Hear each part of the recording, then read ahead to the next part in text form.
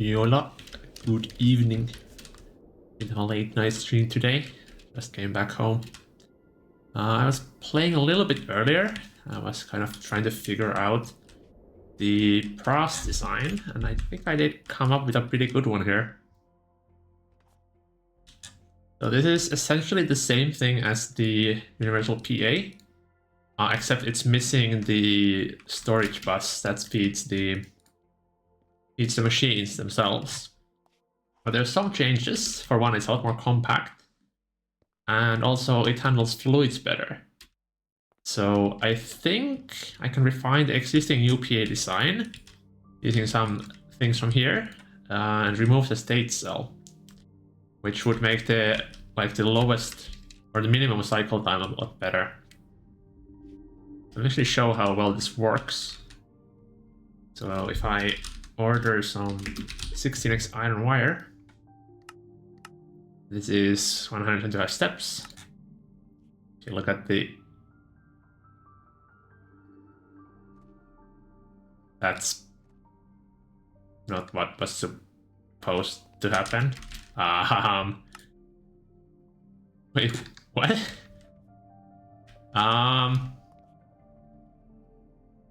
What?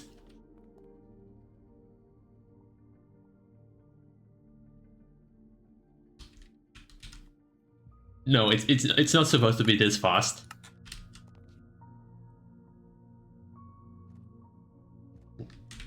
What the heck?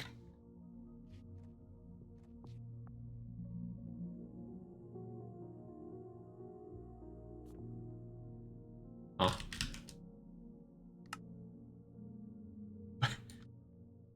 Wait, what? What's going on?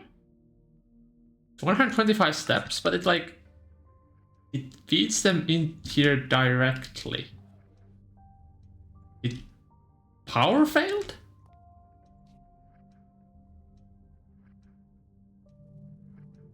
Okay, I'm really confused now. What's going on? Huh?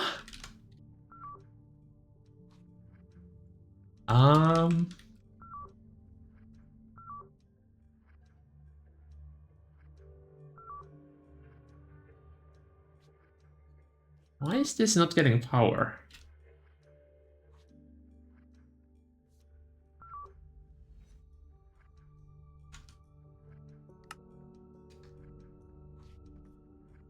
So the laser is the source hatch is fine. It's supposed to be pushing stuff, but somehow it's not going into the target hatch. Huh?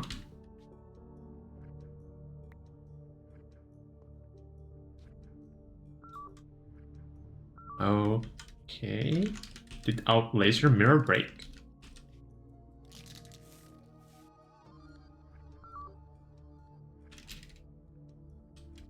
Uh-oh, that's not good though.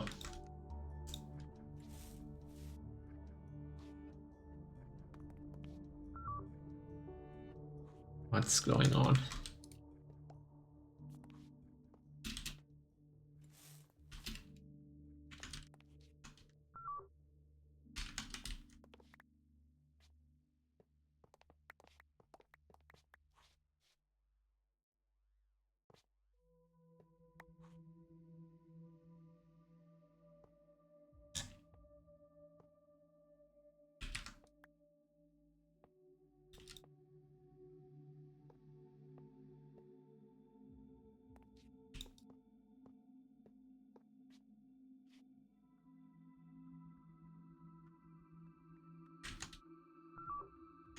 They should be off right now, right? Yeah, it's off.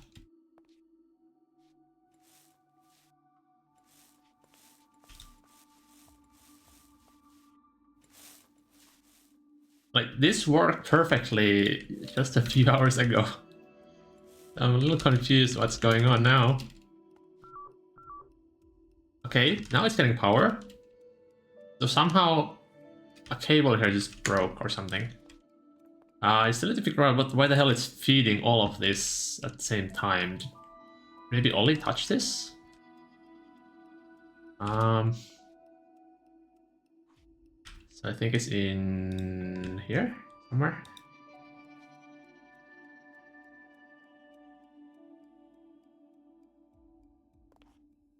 It's missing. Wait, oh, it's missing blocking mode. That actually explains a lot. Okay. I don't know why though, because that was not the case a few hours ago. Weird. Okay, now we can try and see the actual cycle time instead of what the hell that was.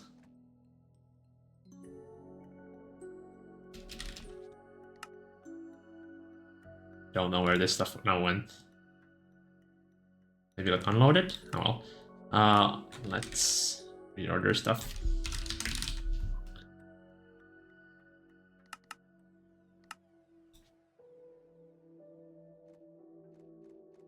There we go. That's the actual cycle time of the thing.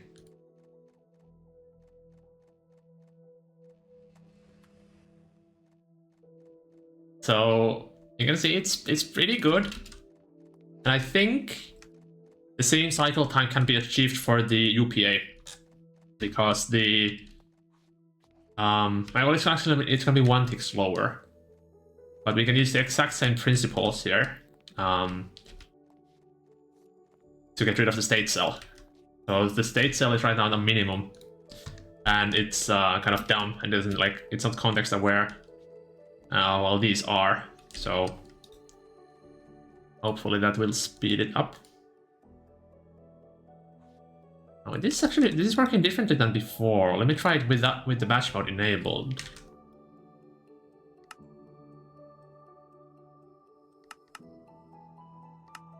This is probably gonna be really slow.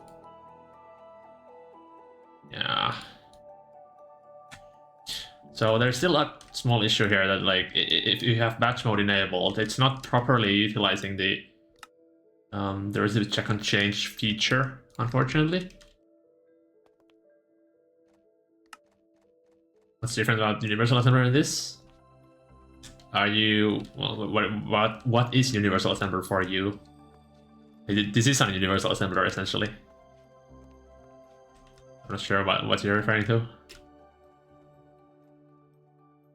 This does have an annoying thing where it kind of double feeds the first pattern because the IO port is idle initially. And I'm not sure how to fix that. The double feeding is an issue though, because it means there might be 2 different machine sets at once, and I would really like to fix that before I put this to UPAs, but I don't really know how. Well, I kinda do. I need to make this item detector cover 5 ticks, or actually 2 ticks, but you cannot do that. The conduit one? It's basically the same thing, like the end result is the same, but this has multiple advantages. For one, it can cycle about 4 times faster per like individual machine. For 2, it's what was I gonna say? It's easier to set up overall because the loader design is much simpler, as you are actually dealing in empty cells, so you don't have to pre-format the cells with cells, not cells but circuits. That's a huge benefit. The loader can push way more patterns compared to the design that's using item conduits, because that's limited by the extraction speed, while this is fully parallelizable with the IO parts. So this scales a lot better. I guess the only downside here is that the individual machine side is a bit more complex, because on the item conduit version you only have the ME chest, and then everything else is it's just like stocking buses. So this needs all of these, but this is so much faster in cycling that it's like 10 times faster if you're doing 1 ticking recipes, which means you don't really have to worry about the pattern size as much. So yeah, they do the same thing essentially, but this is just better but slightly more complex on the machine side, but less complex on the loader side. Okay, let me see if I can like reliably reproduce the double insertion. So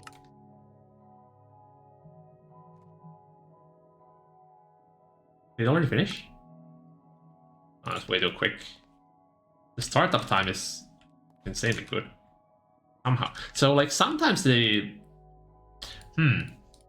I wonder, is it too fast in cycling? Because I think the issue is that the stocking bus does not have a tick where it doesn't have anything in it. So what ends up happening is that like it just does not see a change if it's doing the same pattern over and over and over. I think if I add an activity detector cover, I can test if that is the case. I'll just try that, because if I can make it reliable with, or like use the detector on the stocking bus with the activity detector, that means it's perfect for the UPA, and it might also be worthwhile to use activity detectors for these as well. Oh wait, hold up. I don't even need another hole here, because I'm already using a wireless to grab the fluid signal. But instead here I can just do an OR. Yeah. I hate the decoder in those systems. You still need the decoder, unfortunately, if you're talking about the fluid packet decoder. But with the item conduit based system, you were using I think an export bus on the decoder, which is a huge bottleneck. But here we essentially treat the items and the fluids with the same speed. So this has no slowdown, except, well, it has one tick slowdown on the fluids because it has to be decoded on a tick. But it does not slow down to the packets at all, which I remember was a big problem in bowlers, where like if we had 10,000 patterns with fluids in them, it was like 10,000 fluid packets, and it was exporting them one at a time, like, and very slowly as well. But here it can do one per tick, so it's way better. What was I doing? Right, wireless activity detector.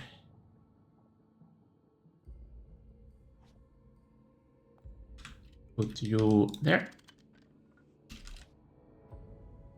9999.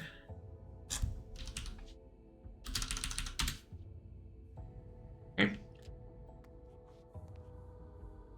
So, in theory, if I now enable batch mode, it should still run very quickly, I think.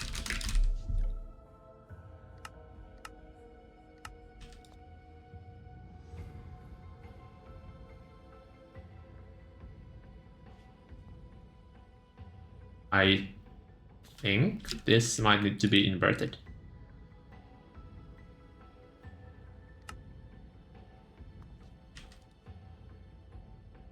This one's running very quickly now, is it? Is it? Okay, it is running, but yeah.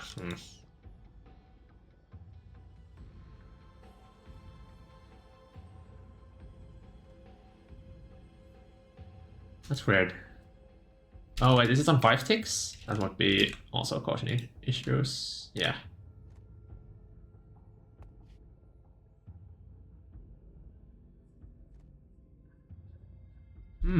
Why is the change not working properly?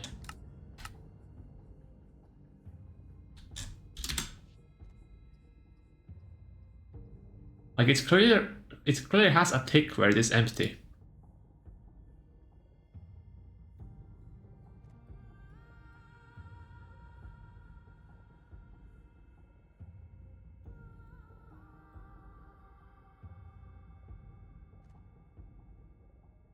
This definitely should be updating it faster. Kinda hate that this doesn't have a texture.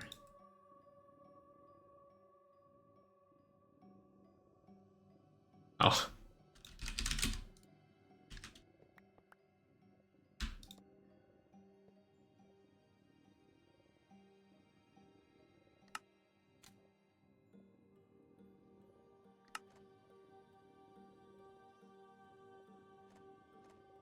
Oh, okay, so now it did actually update it, but it still acted weird. Oh no, I just broke. Did you? Why are you getting power now? Oh, okay, so it did 2 of them quickly.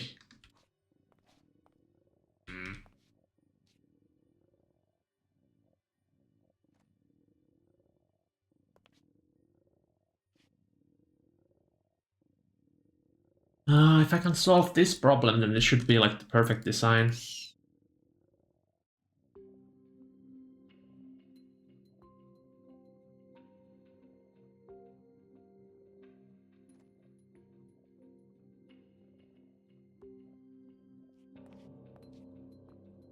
Annoying. Not sure what else to try here.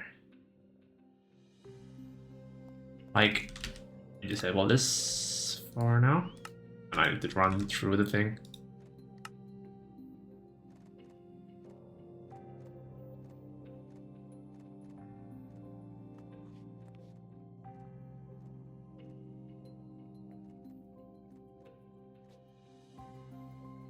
I guess one possibility is having one of the machines not have batch mode enabled, so that does the one taking recipes, and then the 3 cores provide the processing speed for the long recipes. That's a valid option as well here.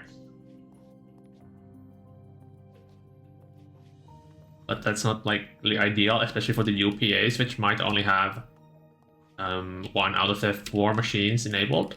So if it doesn't go to the one that's not on batch mode, I guess I can actually influence that with storage priority, so it's not a huge issue. But still, it would be nice to have batch mode on all of them, because that's the beauty of the recipe check and change thing. But for some reason, it's not working properly.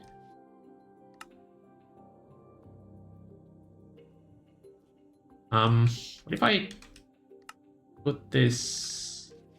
Okay, so first of all, is patch mode on? No. I'm gonna put patch mode on, and now if I order something, it should basically finish instantly.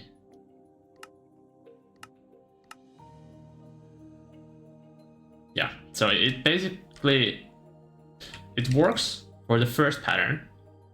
That's fine. But any subsequent patterns just don't work.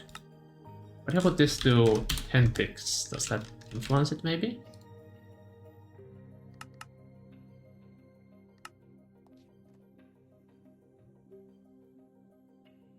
No.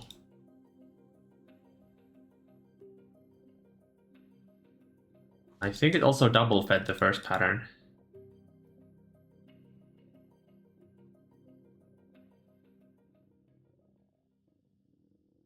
It's being annoying.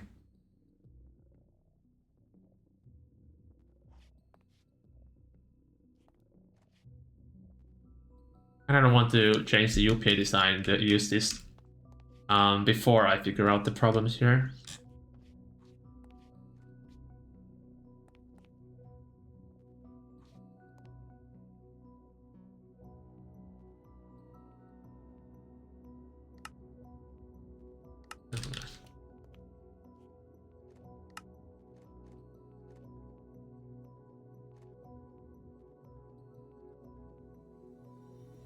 I also don't know if it's an issue with the precise assembler only, or would it work better with an MCR, for example. I'll have to make a test setup for that.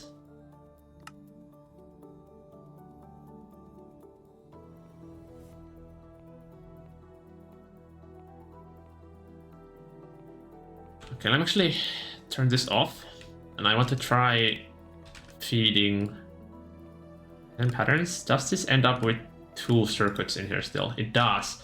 Okay, so it does have the same issue where it double feeds the first pattern, and that's also not great because those 2 patterns can be different, and if they are different, then it might conflict. So there's 2 small issues I need to somehow figure out.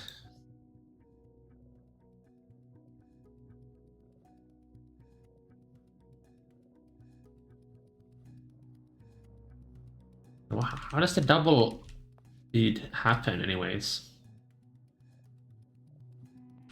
So what happens is a storage cell comes into the hole, and that triggers the redstone.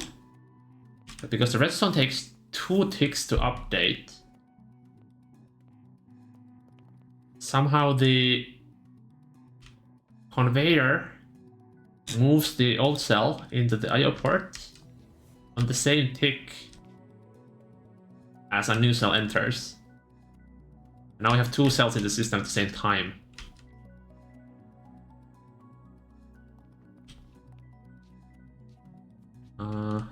Let me go do Discord. Let's see if Cactus counts as well. But, I have no idea how to fix that though. Like, I rather have to slow down the interface that's feeding it, but that's not really reasonable because we can have multiple at the same time. And these all covers are working at 1 per tick, so I don't think that can be made any faster. Oh, bye Cactus. Never mind.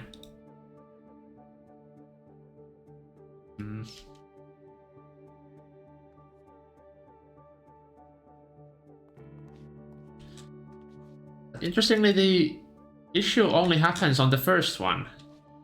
Like now if I enable this quick batch mode, so it's slower. Is it beating anymore? No. Okay. Let me disable it again. It's sort of like 200. And so we reliably get 2 patterns every time we order a new craft. But every subsequent craft is properly like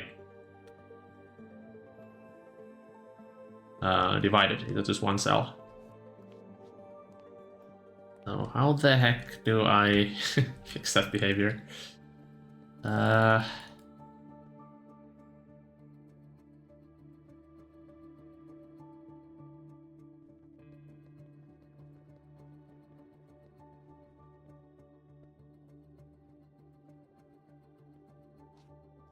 Could possibly add 1 more machine hull.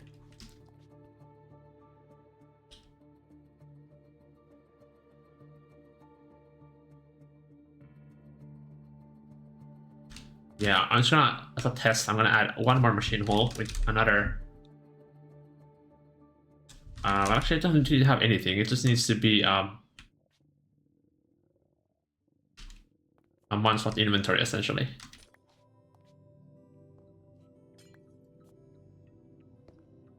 So this wouldn't even actually need a shutter. Instead, can I even access this anymore? Yeah, I can. So we put a shutter here, or not a shutter, but a conveyor. And this only pulls if we don't have redstone.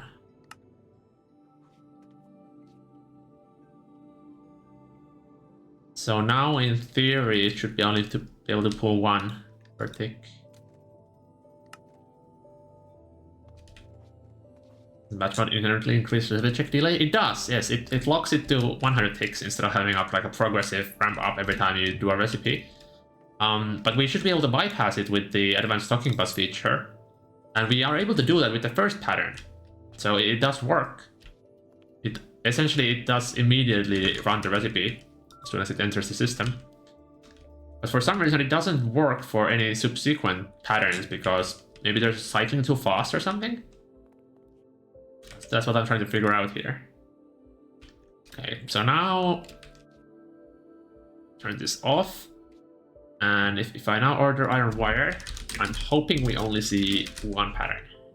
Or 1 circuit, I would say. Yes, okay, so adding this machine hull here actually does do what I wanted to do. That's good. I doubt this does anything for the stocking bus issues. Let me try it. Yeah, so... Oh, wait, this is still on 10 ticks? Oh, it is. Hold on.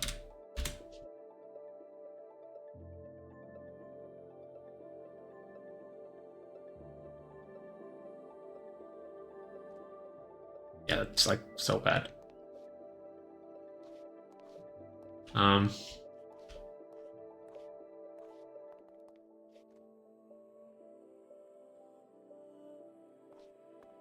How's Greg? Hello, imposter. I'm working on universal automation stuff. What tier are you guys at now? UH3. Okay. Is it? Yeah, that's quite a bit slower than balls, but to be expected. Yeah, we also didn't play for like 2 months. Yeah.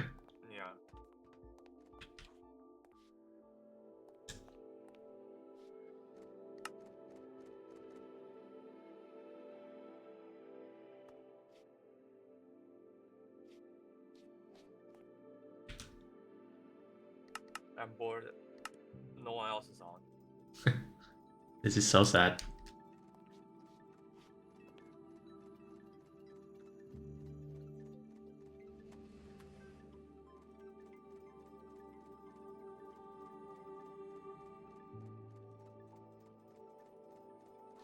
And I have almost the perfect design for the universal setup, but it's just barely not like without issues. It is one small tiny thing I need to fix still. I can't figure out how to do that.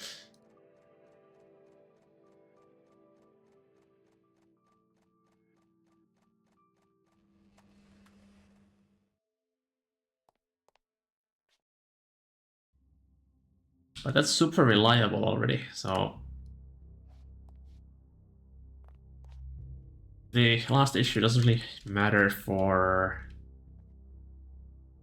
like actual performance. It's mostly a measure to save TPS, so we can have patch mode enabled on all the machines. Also, you are live on stream if you were not aware. I figured already. Yeah, good. Just rambling to fucking the Yep. Yes. That's how it goes.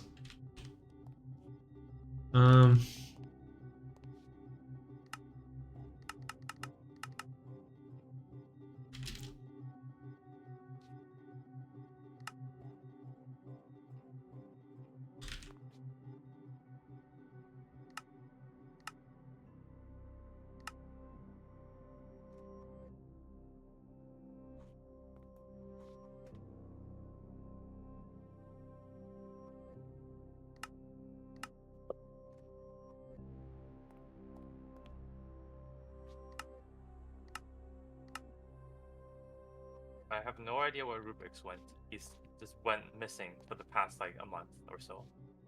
Huh. I still need him for the speedrun achievement, but he just completely disappeared. Unfortunate. Wait, so we have the speedrun achievement, but you don't. Unfortunate. Yeah, because I can't get anyone to join me. I don't want to do a solo. This is so sad. I have no idea where the fuck Rubik's went. Apparently too busy doing shit. Understandable. Mm. And Finn has like playing like 20 different runs at once, and I have no clue what the fuck he's doing. He has like 3 factorial runs plus another 5 modular runs going at once. It's like, what the fuck? Was they also gonna do like absolute ball torture New Horizons run with like no autocrafting, no passiving? You know, did you hear about this? Yeah, he's doing something like that. Yeah, just like pure NH factorial style. No, Something but like passiving stuff is also illegal. You have to handcraft everything. Wait, what? Yeah. Why? Also, you are only allowed 1 machine of each tier. So you can have like 1 EBF that's running at HV, then 1 EBF is running at EV, and so on. That sounds impossible to finish at a reasonable time. Yeah. Doesn't sound like a good time. Unless a PA counts as 1 machine. EAs are removed. Oh, okay. Rip him. Yeah, no, that's not happening then. Yep, rip PA. You had a good run. They will be missed. Also, I don't know if you've been keeping up, but we're doing universal PAs for Bug. Are you swapping out the machines in the PA? Yes. What? What? I guess I can show you. Yeah, I guess I can dual stream. Okay, that's cursed. I'm interested. Yeah, so this is the loader design here. Are you watching already? Yeah, you are. Yeah, yeah. Yeah, so you can see like we have one row for each machine type here. And then we have the loader Okay. setup. So this is just like one non-consumable per pillar essentially. And first it loads the recipe contents into the cell. Then it loads the non-consumable into the cell. And then it loads the machine into the cell. Well, how do you put the machines into the PA though? I didn't know you can IO out them. That was changed. So what we have here is a transvector that's connected to the PA controller. And then we have a storage bus that's just like filtered all the machines. And then they just inserted in there with high priority. This sounds like a massive pain in the ass to set up. Yeah, well, it is, but let me show you how it works. These are temporary, by the way, because we don't have the advanced docking hatches yet, so we have to use our input hatch, and I wanted to quad share it, so it has to be in the middle. But yeah, let me order. Cool, but I don't really see this being better than just having dedicated PAs. Okay, how fast do you think this is gonna be? This is a one ticking recipe.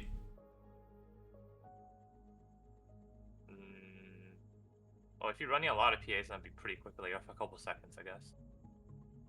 Yeah, so the pattern here, the step size is intentionally kept small because the iron wire is like a testing recipe. So it's gonna do 6,250 steps or patterns. Essentially cycle the machines in and out 6,000 times. So, see how it looks.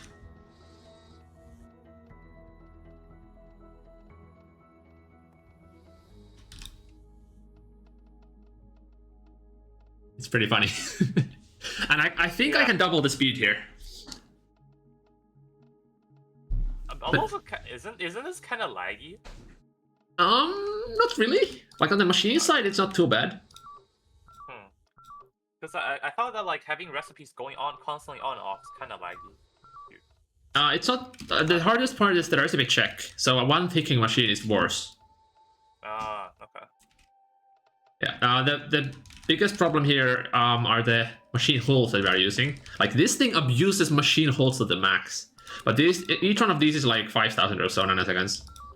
Wait, machine hold? I didn't know they can store stuff. Yes, they have one inventory slot, one fluid tank, and they can take covers. So they are absolutely perfect for what we're doing here.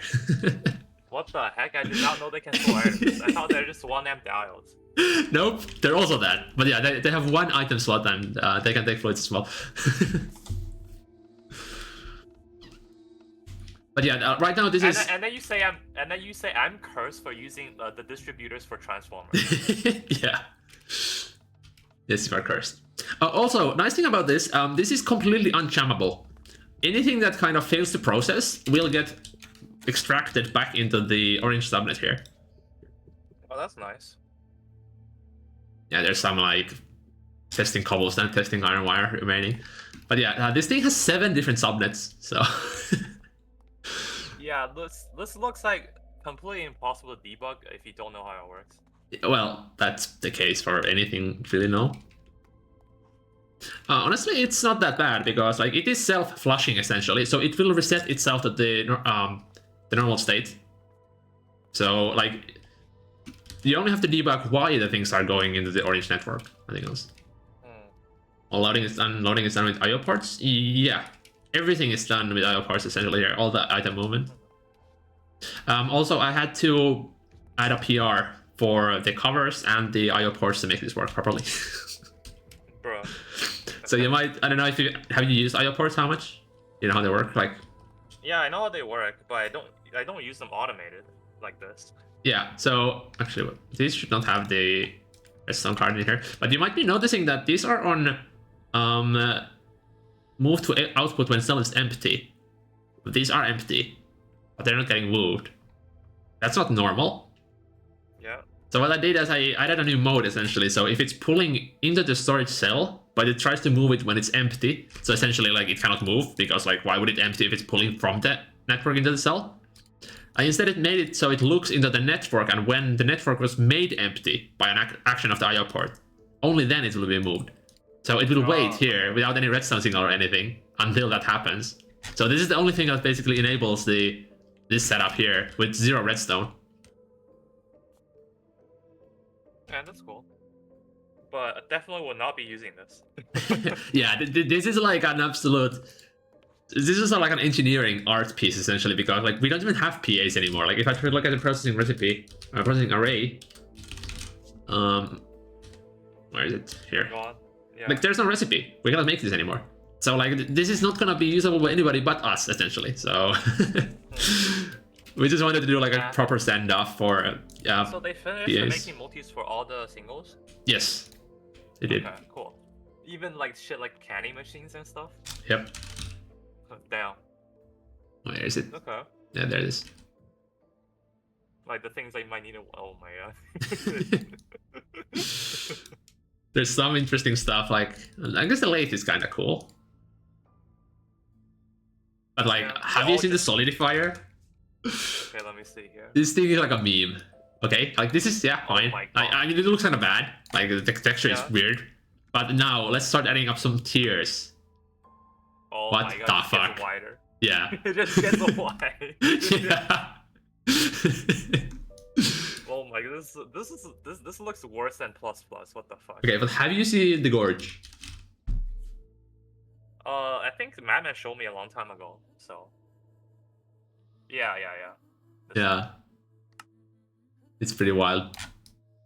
I think it has an animation, right? It does, yeah. It everything spin, and it also has a neutron star in the middle, and there's like a beam that goes in there. Pretty crazy. Also, isn't there antimatter power now? For whatever reason, coded by yours truly. But why is it doesn't make any physical sense though. Antimatter should not be energy positive. It is because it's made out of proto-matter, that's why. Of course, yes. Yep. Yeah, but I actually designed the antimatter from like the numbers and the structures to how it works, so it's my baby essentially. Okay. But yeah, it has been received pretty well. Like it solved the main issue we had with the end game, which was the Eye of Harmony spam, where we had to make like hundreds of them just for power. So now you can get by with just like 2 or 3 Eye of Harmonies for making materials, and you make all the power using the antimatter stuff. So it helps a lot in the end game.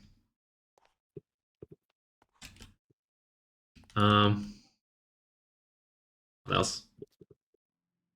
Right, I guess I'll go back to the Frost setup.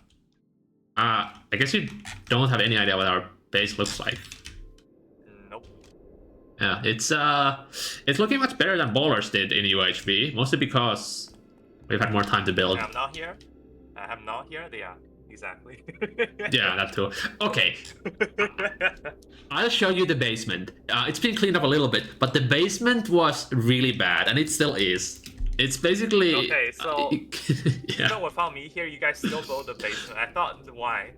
Because I didn't play for 2 months, and we had some people that did play. So we went from like LUV to UHV without me playing, which meant absolute chaos in the basements. Okay. Maybe you should have just kept me in the run anyways, because if this is gonna happen...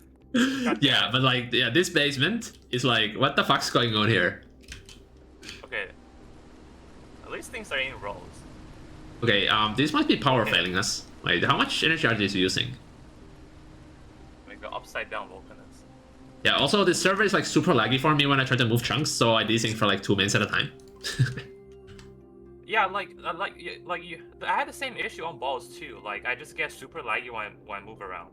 Yeah, I think it's because of the slopes. The slopes just have so much data that the server has to send to you every time you load the chunks. It's because fucking you're building. God damn it.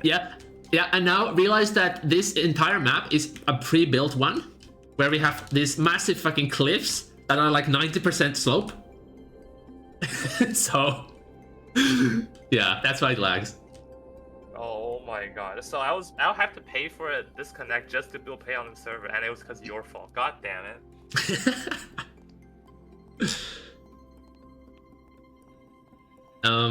But yeah, this is our power generation for some reason. I don't know why. And it looks like it's not running, which is bad. That means we don't have NAC fuel, and we're gonna power fail within the next 24 hours. Oh shit. Hey, please let me open this hatch so I can actually do things here. Let me reduce my render distance. I guess I can show you the minimap in the meanwhile. Wait, don't I have a minimap? Floating islands. It looks like Fogora. Kinda. I have the web map. Ignore the terrain. That's yeah, that should be there. But yeah, essentially we started on the middle cliff here, and we were there until IV, I think, and then we moved to the new tower here.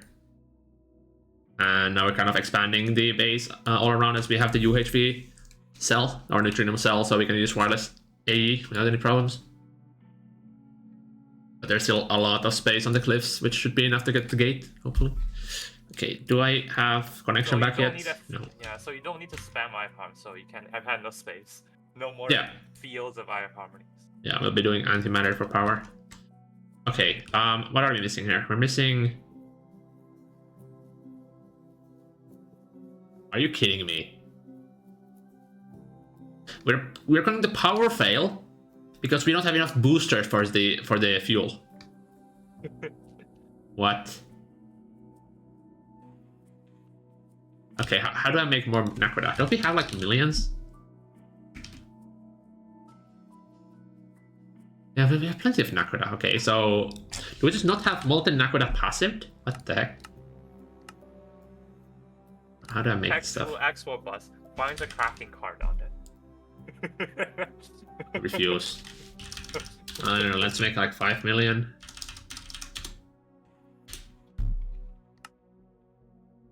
Yeah, level maintainers are banned. Okay, there's no crafting card on it. Yeah. Oh, there is Nakoda, like base liquid fuel. No, crafting card's illegal. I would have to passive the molten Nakoda. Honestly, I don't know why didn't we passive the separation catalyst? Okay, but there we go. Now we're getting power. Well, 4 times more. Man, molten Nakoda sucks. What the heck? Are we getting... Why are we losing 2.7 billion EU? Wait, did somebody upgrade our mega EPF? Oh no. Oh no, it's a 65k UHV going there? No, don't tell me they put our main trunk line into the EBF. Please don't tell me that's the case. No, it is going up. Oh god. What? There should be a hole here somewhere, yeah. There's no way this is 65k UHV. Can I get in? Please? Do you not have a staff of traveling? No. I don't. It is actually so sad. I cannot get in there because of the lag. There's an elevator here, but I cannot use it at the lag. Oh, I can. Okay, never mind.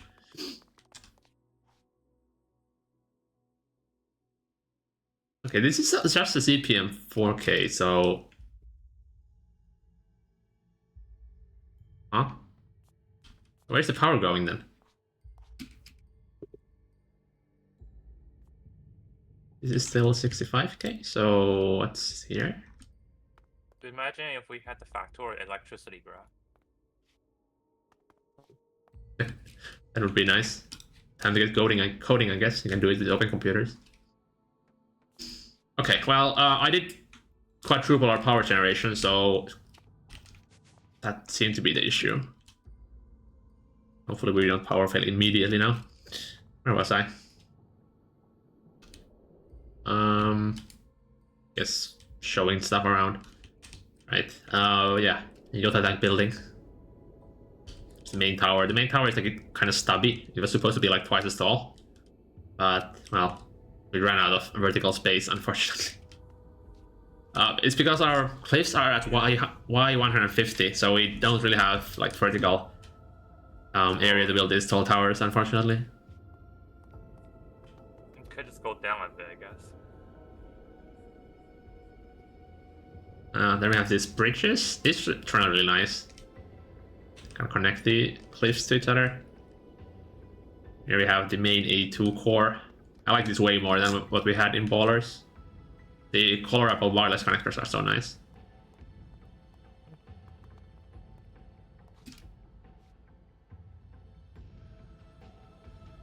What else do we have? Not much really. I guess we made up space for 2,000 calls later on.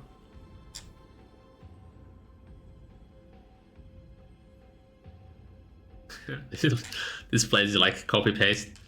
We made one tower and just copied it 8 times. Okay. But this look pretty nice overall. Each one of these fits 256 calls in them.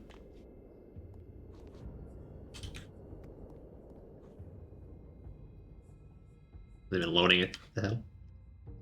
Lag-ish. Okay, it unloaded my chunks. Cool. Huh? What? Okay. Sarah was like, "Oh, you had the world already loaded? Never mind, I'm gonna take it away from you."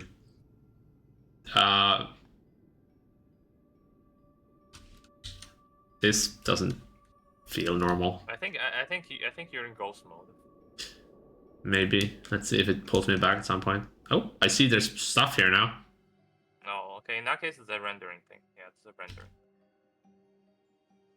There we go. That's maybe catching up.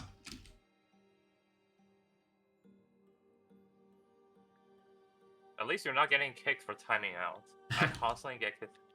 Get kicked for timing out if I don't join without the VPN. So there's one interesting quirk about how we're laying out these calls.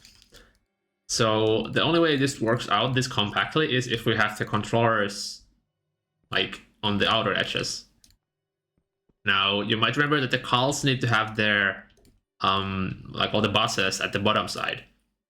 So they need to go here in the middle with no access at all.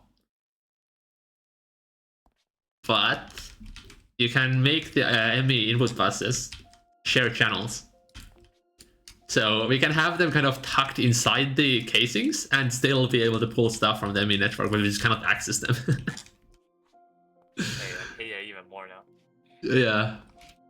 That'll be really fun to configure. I think, well, this is pretty Ring of Lokiable because it's like, I think 16 layers for each. So we can do 64 calls at a time. And we can just configure it all from one like master copy. So hopefully it should be fine. But yeah, this times 8 times 4 for each like side. That'll be fun to configure.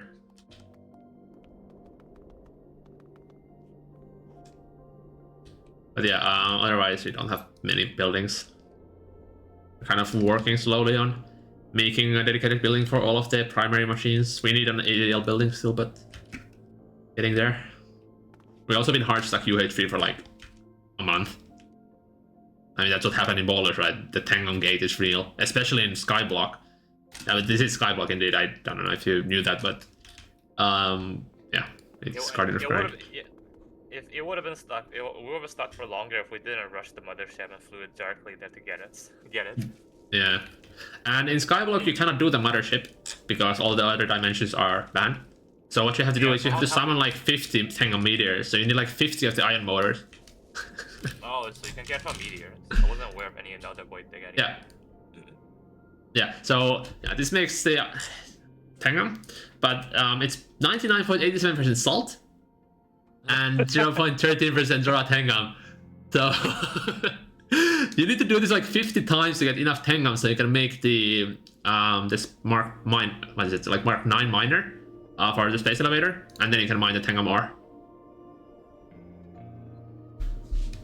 But yeah, this will be fun. Can we make this yet? Like, we could make these, I think. The issue is our infra is still really trash. That's why we're kind of making the UPA. It should allow us to scale our infra way harder than usual. Because the interesting thing about the UPA is you can autocraft more crafting capacity or crafting speed, and you just have to place it down.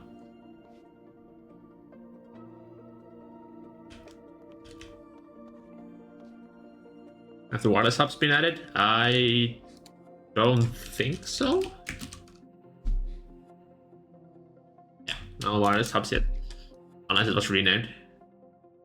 What's the PR merged? That's the thing. A2. Let's see, pull requests. PR closed.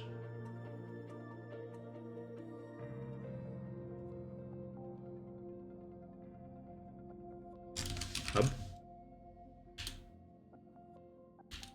Hmm.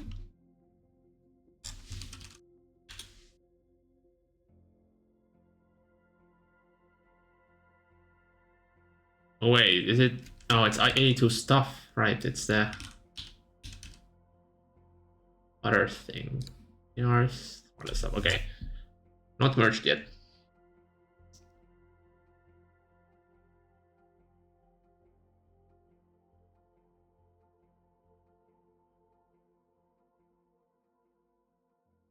Okay, what is this?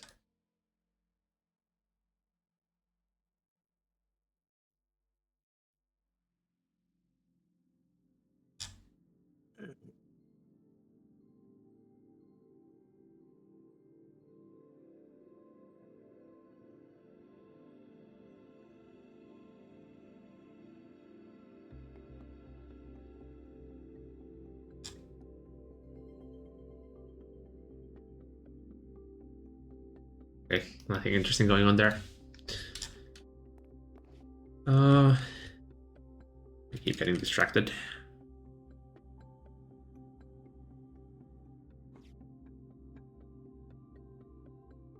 Right, the frost thing still.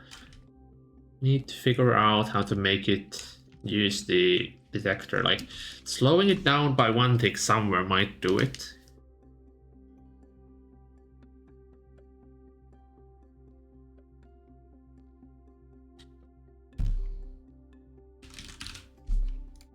I think I can actually just slow it down by clicking this button. Yeah. Alright, let's see if this just does anything.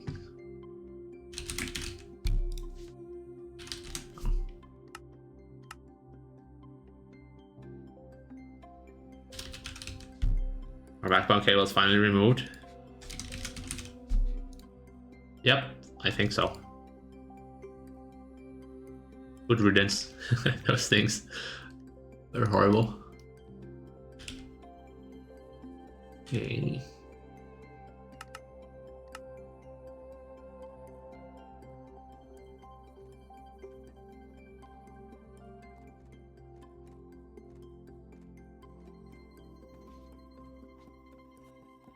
Okay, so this should allow us to directly influence how fast the cells are cycling.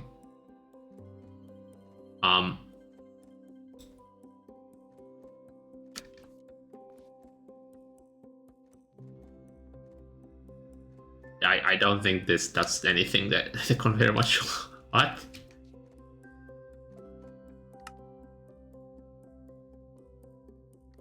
Okay, we do have to switch it to an actual lower grade conveyor. That's a bit odd.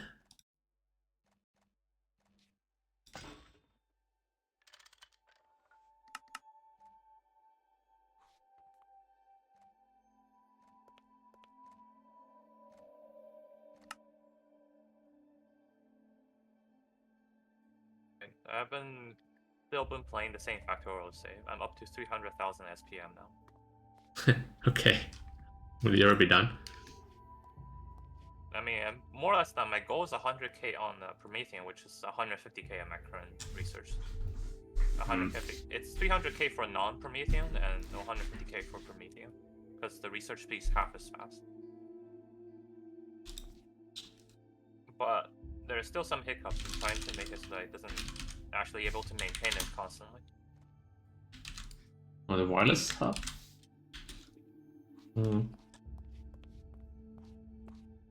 Also, I'm also probably gonna try to get a stack of every legendary item in a game, if possible.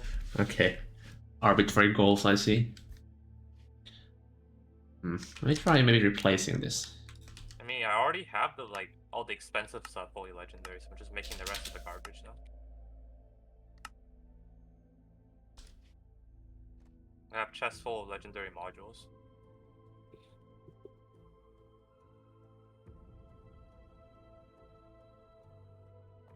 And I have a new fleet of inner system haulers that goes up to 800 speed, made entirely of legendary parts.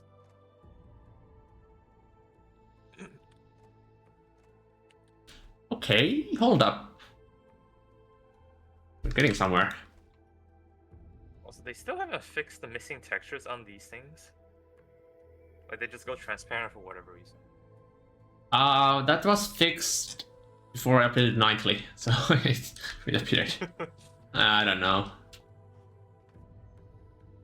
Man, so annoying. Like, this works, but it also kind of doesn't work. What the hell? It works 100% of the time sometimes. Exactly.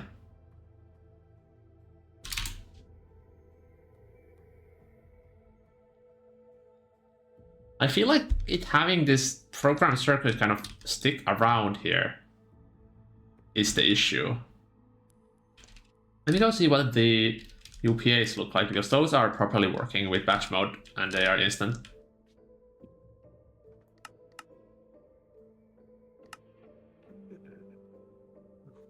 I think at least these have batch mode enabled, right? Yeah, they do. So these are working perfectly with the notification, at least. Nothing weird with this, so let me order some more iron wire. Iron wire is actually such a good thing to test with, because you can modify it in so many ways.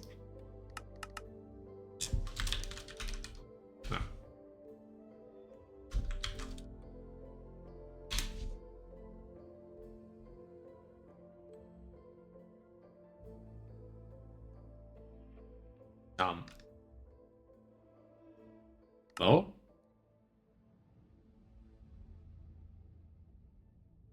Hello. The UPA, bro.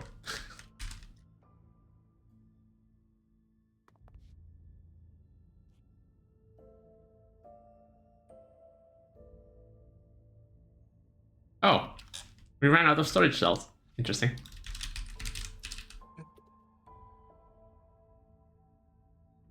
This is so sad. Oh, and now it might try to craft things that it cannot.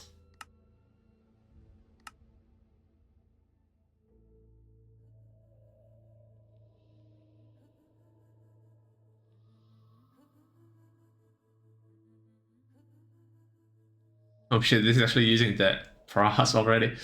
That's like mega slow right now, I think.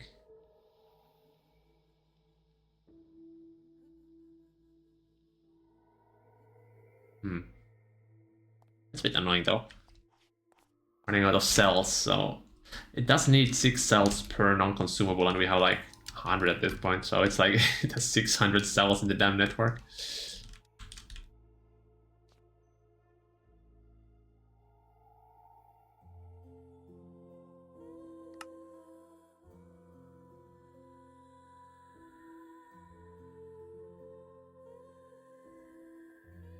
I feel like the Pras might have died. Does it like forget it off, maybe? Yeah, I did. Ah, no, it's just batch mode enabled. Okay. Oh, right. This is the issue.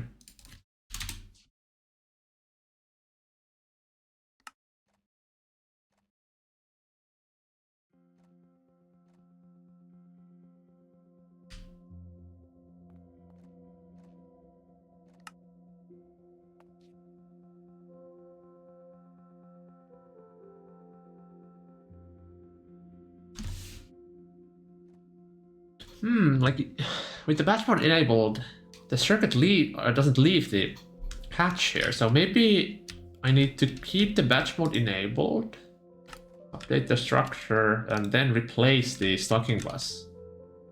That doesn't sound correct.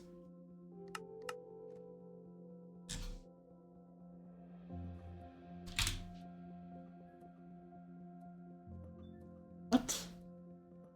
Why does it work differently with the batch mode? Ah.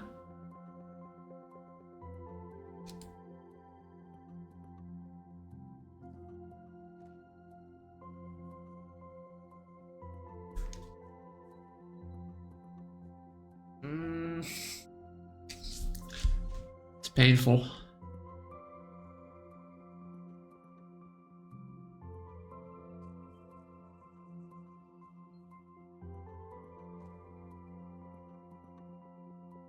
Okay, just for testing's sake, I'm gonna add like an emerald lens or something in here.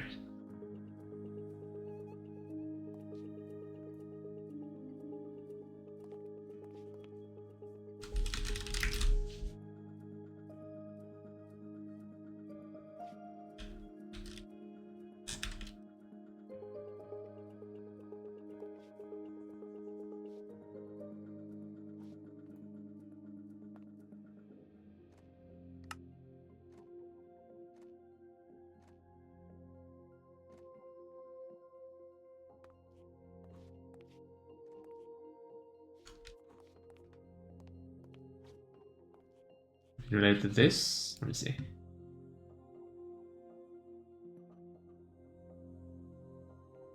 I'm pretty sure this is mine.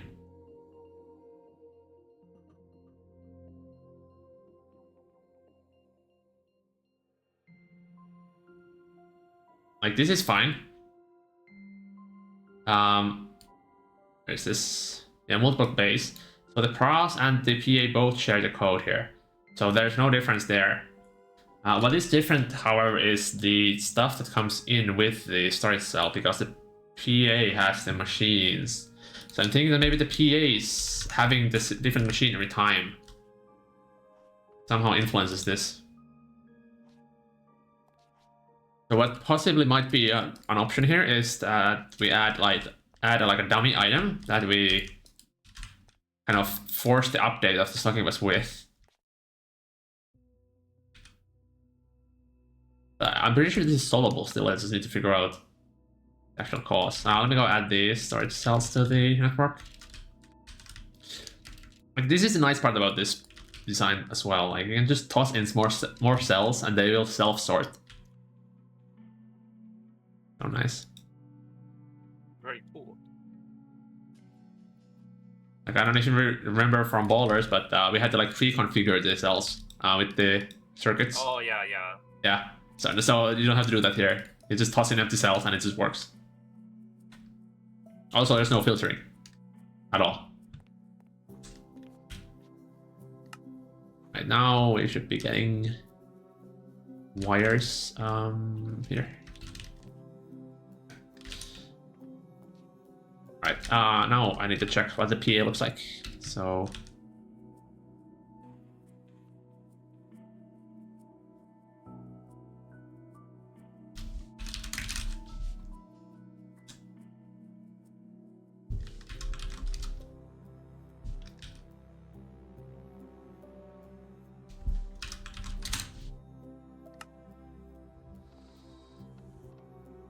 I don't know, it still has the same thing where it has the circuit kind of... Actually, no, it doesn't. The circuit doesn't... It immediately leaves the system as the kind of fake circuit does.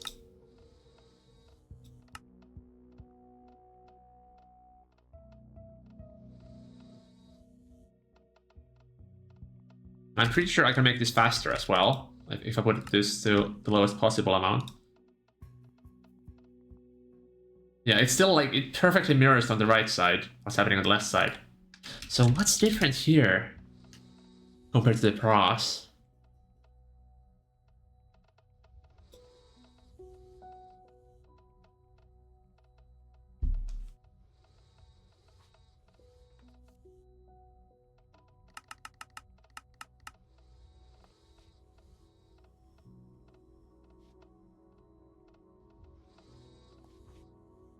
Like, this shouldn't be any block update or anything. Oh, wait, but here it does actually leave the cell.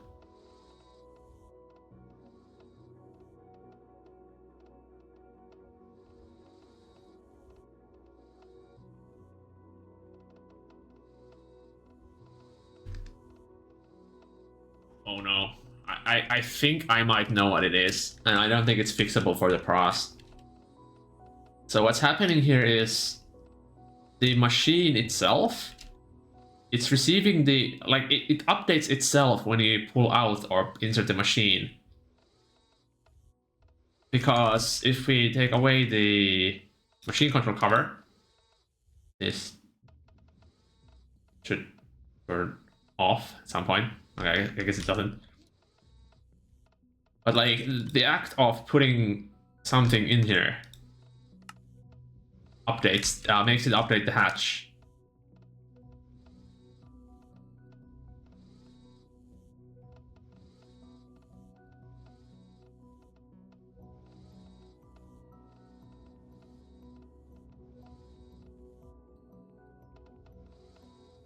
Hmm.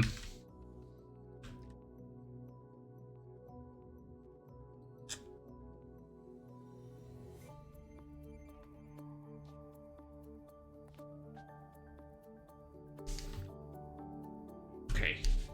What if we have a wireless? Wait.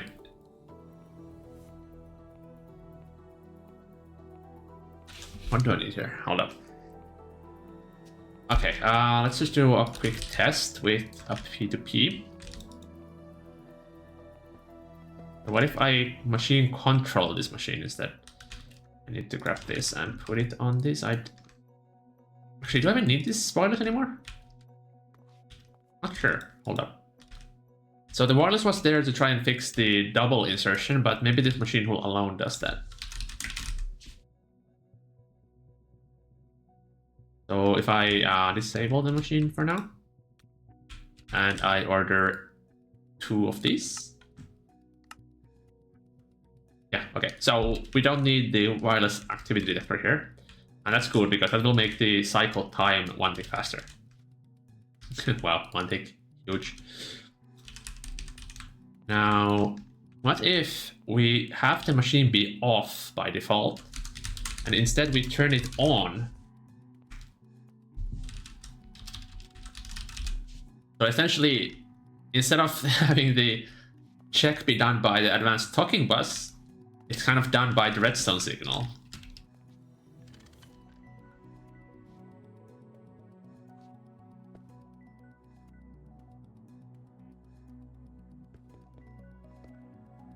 I think we have enough channels here. 1, 2, 3, 4, 5, 6, 7, 8. Yeah, I think I need to get rid of the terminal or just move it to the other side here. Okay. So batch mode is on, machine is forced off. Good. And now if I wait, can the machine be on now?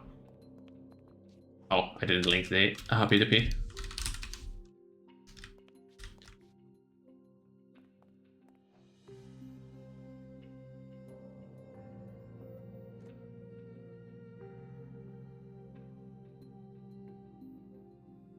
Huh?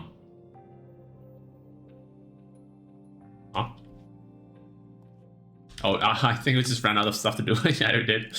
That explains why it wasn't doing anything. Okay, let's try with 1,000 of these.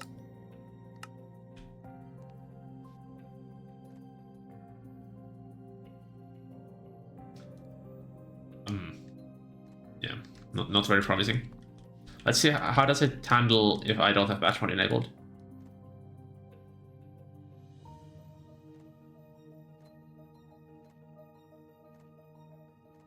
It's acting a bit sus.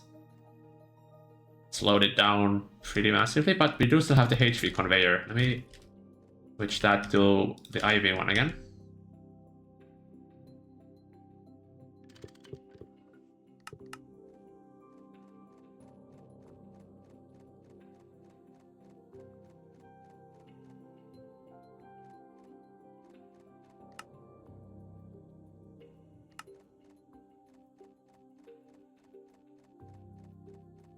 This feels faster than using just like, okay, if I disable this stalking behavior here now.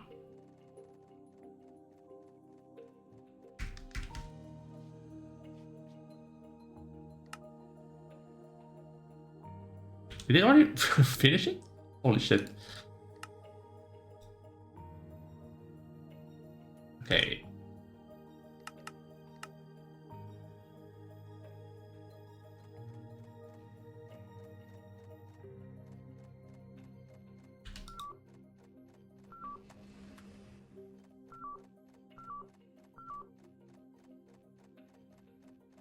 Like, this is really good.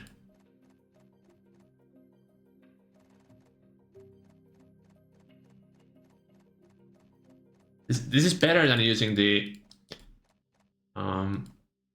stocking or like the default thing, like not having the machine detector. But why does having batch mode enabled break it then?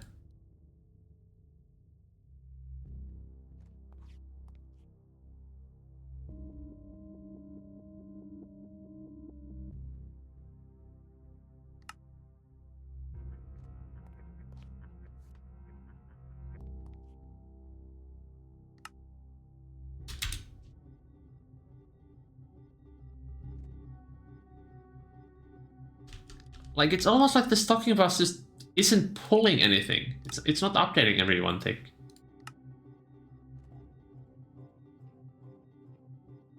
But why?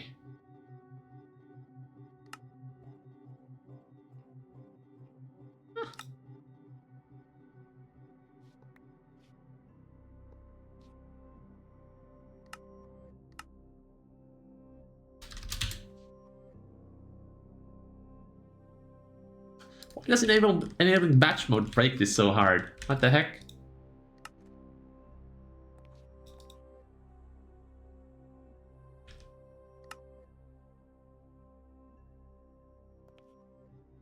Like, why is it seeing these coast items? They're not in the network. What the heck? It's like having the advanced stocking bus on the process breaks it.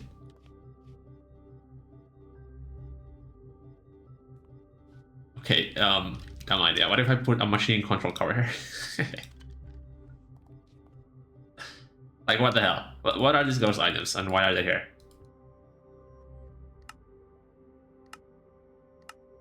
Huh?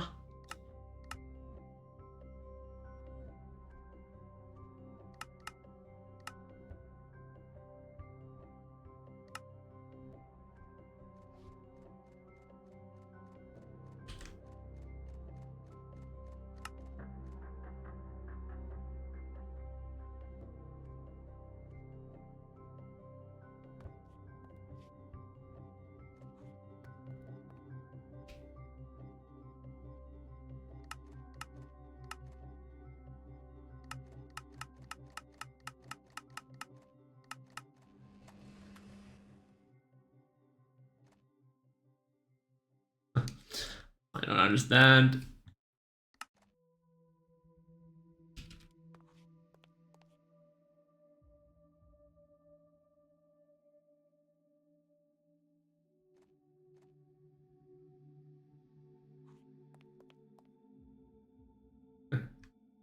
For sure, has been checked by swapping to precise mode and back everything.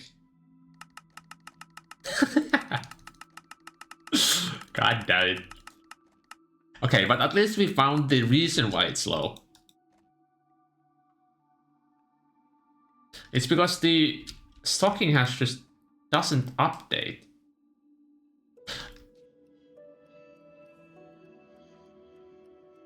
Wait, hold on.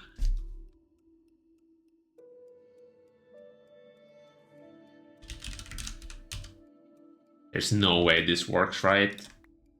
There's no way.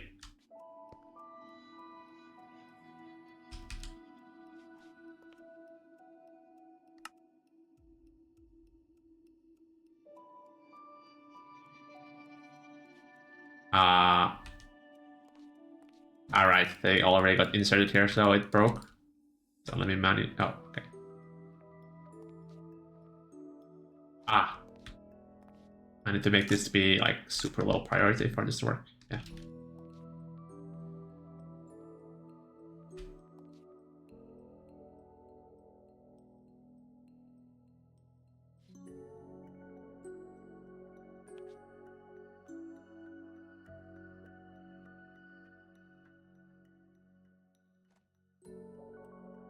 Okay, and why is it not extracting stuff?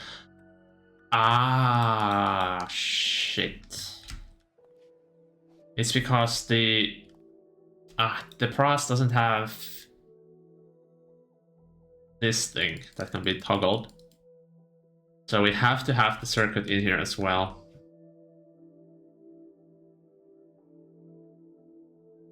Alright, what I can try here temporarily is I can add an item detector cover on this hatch as well. I feel like we're just regressing at this point. This to 0.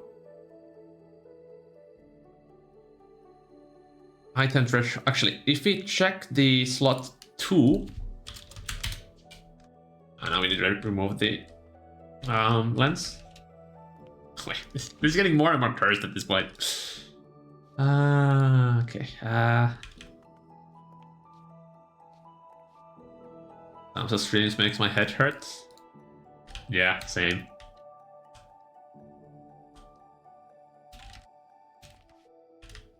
Okay, so I need to extend this redstone a little bit. Need a helpful little block.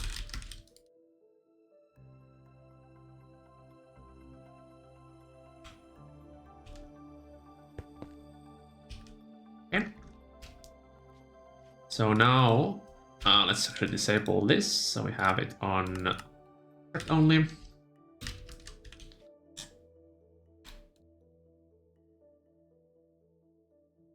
It shouldn't. Oh, right. Need to empty this somehow. How do I empty this?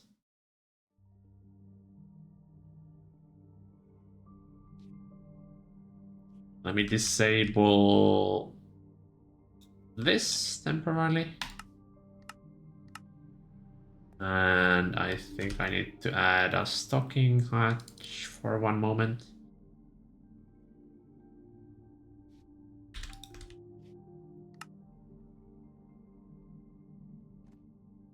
There we go. That's empty now.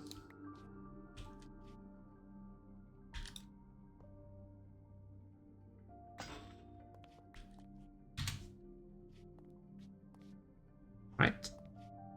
Let's see how this bad boy works without stocking. So this is like EV tier techno. And if this works better than the stocking, I'm gonna be so angry.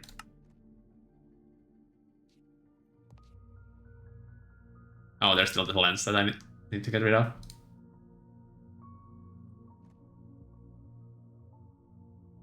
Okay, well, it's not doing it as fast as I was expecting it to. So the lenses, goddammit. So okay, but right now it has no stocking bus. Why do you have disable batch mode?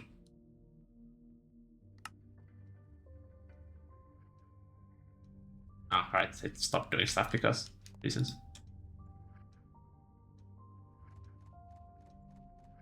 This is running without stocking buses. You could do this in EV. Holy crap.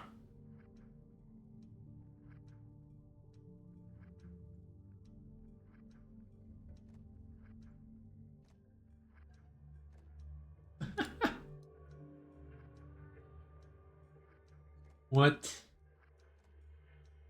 How many lenses did I load here? What the heck? Okay, I don't like how it just loaded like 10 different ones. Did I forget to put this to one tick? Can I even click the thing?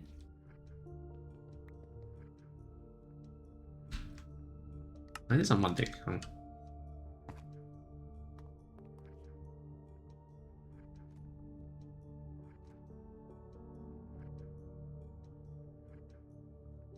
Okay, we finally ran out.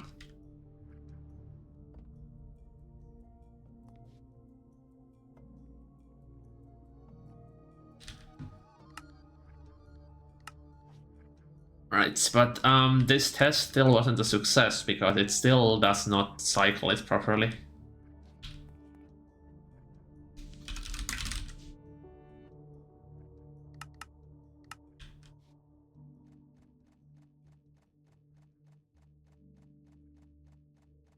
Also, it seems to be double loading the cells sometimes. That's not good.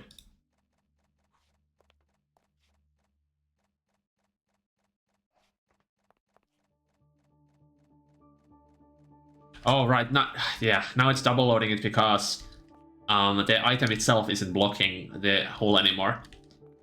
So that's the benefit of the stocking bus. It's like a double failsafe on double loading it.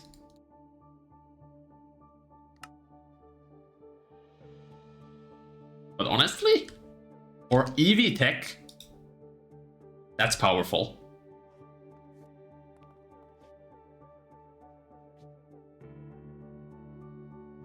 Okay, let me try the brick recipes. I have done a test one here. But this uses fluids as well.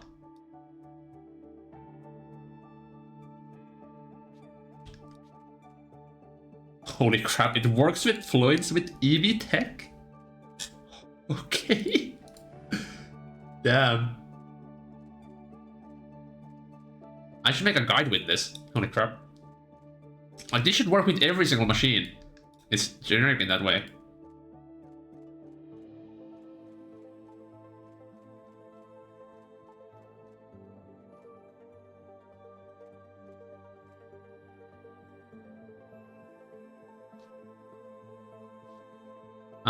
Still, the batch mode issue remains. So I think I'm gonna move back to the stocking bus, just so I can make the double feeding issue go away. And get rid of this redstone here. I'll have to figure out something else for that.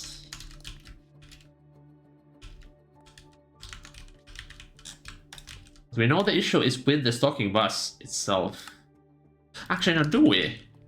We don't, because the input bus itself was updating fine. So that's actually not the issue. Annoying.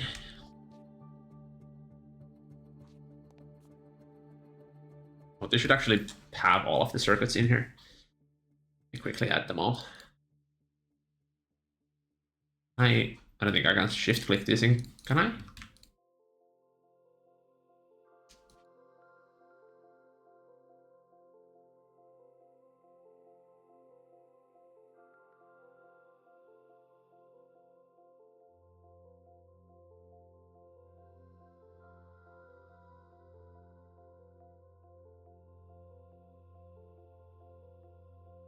I ran out of slots. God damn it. Storage card, capacity cards then. I guess I could find it here as well.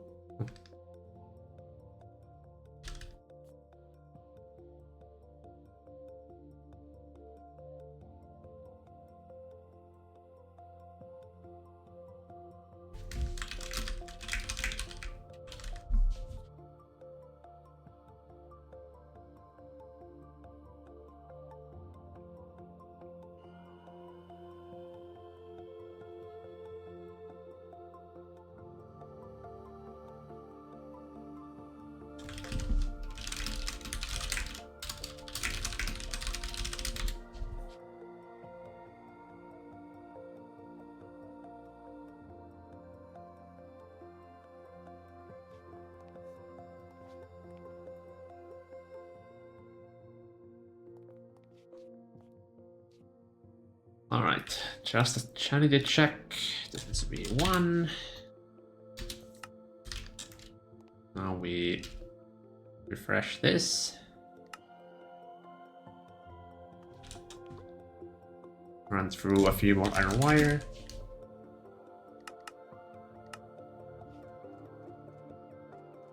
Yeah, that's working fine.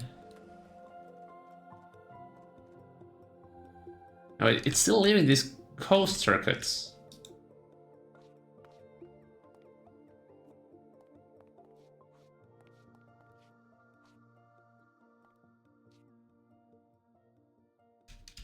Now, I think the coast circuit is the issue. Because like if there's a coast circuit and now it updates with the actual circuit, it doesn't realize it as an update. Like, weirdly enough. What's here? What the hell?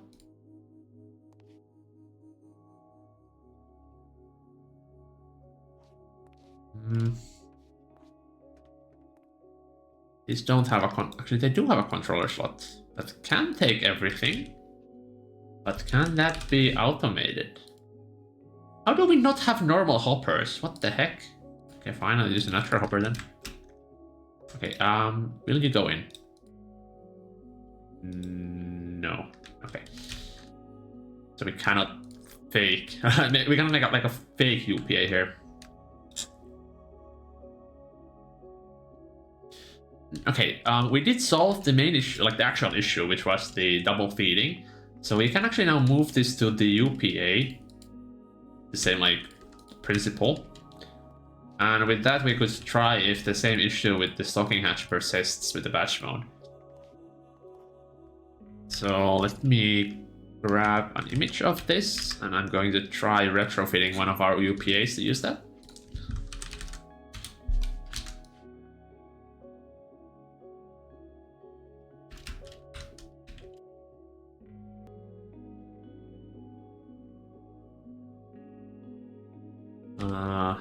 Probably this one. It is a fairly big redesign because it's like the entire right side that needs to be redone. But we can get rid of the state cell. I think I can kind of maybe do it like all out of the way here. A little bit.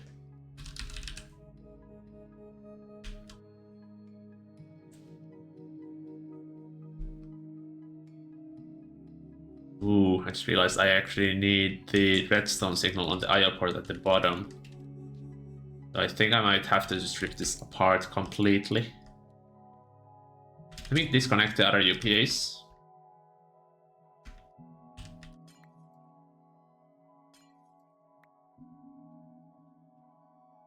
Okay. I do also have the prototype in the basement, which I could use for this. Maybe that's a better idea, just so I can kind of tinker around without breaking our actual autocrafting.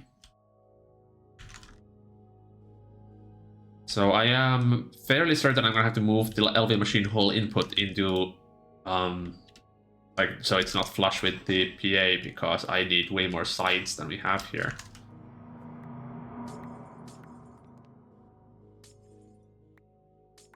Need to keep the PA specific stuff intact. That's not the IO port stuff though, that's fine to get rid of. Now the activity detector is important, so I'll try to keep that in its place. Although I might have to move it just because I need to have the IO ports have redstone.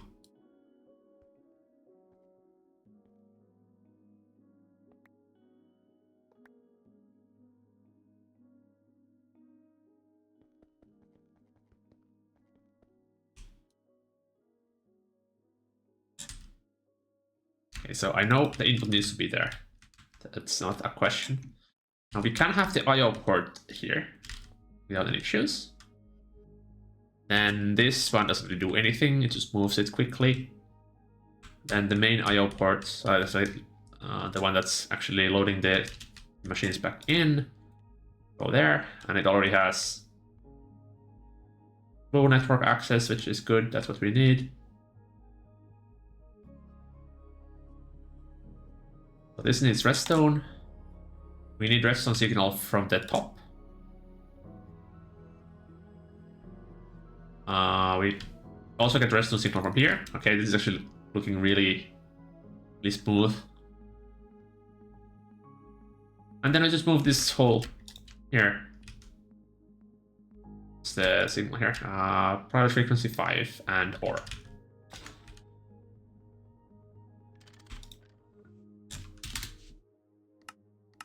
Okay. Okay, this is actually looking like a fairly easy redesign. It also makes it easier to follow almost. Oh wait, I forgot I need one extra hole.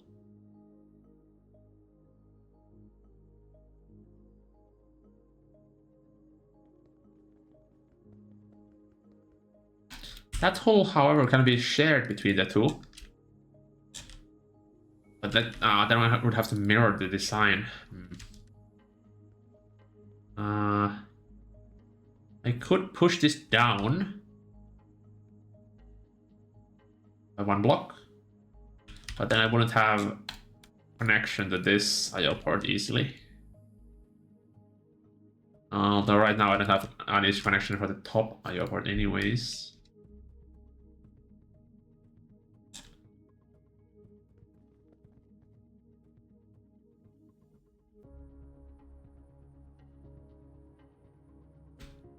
Guess it's kind of fine to have the hole here as well.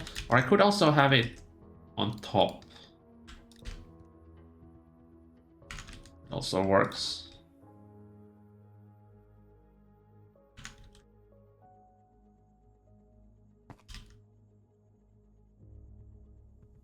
I kinda don't like the 3 long wire. I would ideally have only 1 wire.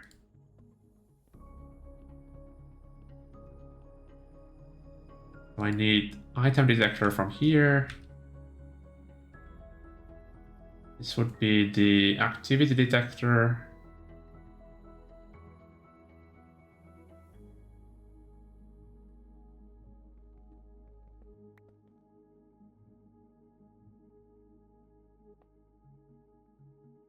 Okay, so yeah, okay, let me grab the copper copy tool.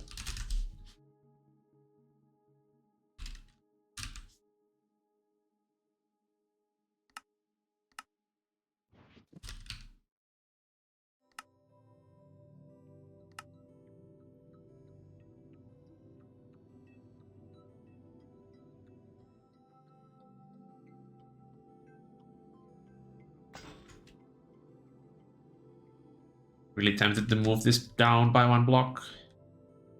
Or even maybe 2 blocks? 2 might work. Actually, I can just use wall for that, right? I don't need the lower one now. I can, however, replace the wireless thing before I forget. Not matched cover. What do you mean? Oh, yeah, well, it is the wrong cover. This one.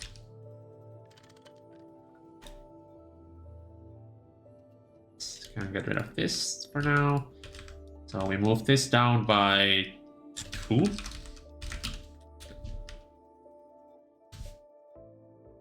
And now we have a very nice entrance here. We have a connection on the IO port here. And we can easily get the last connection. Yes, nice. Functional blocks is rotated. True. I guess we cannot get gate anymore, unfortunate. Okay, now we need a lot of conveyors. So conveyor goes here and here. And there. Oh. Right. This needs redstone signal.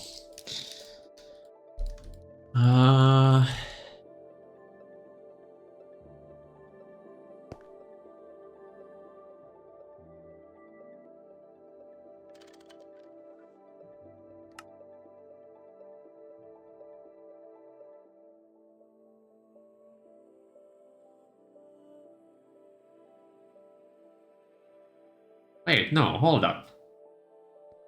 I forgot, again, we can reuse this same redstone receiver for the fluid as well. So we don't need 3, we only need 2. I forgot that's how I did it in the processor as well. So yeah, that actually solves this issue then.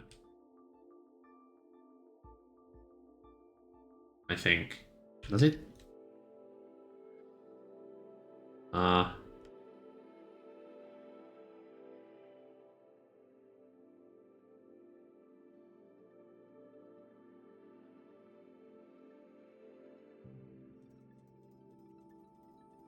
And this is just like a spatial puzzle I'm trying to solve here. Why is this receiving a redstone? Oh. I don't think it's supposed to.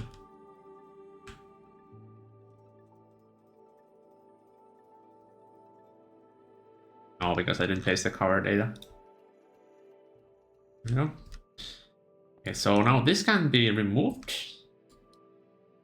And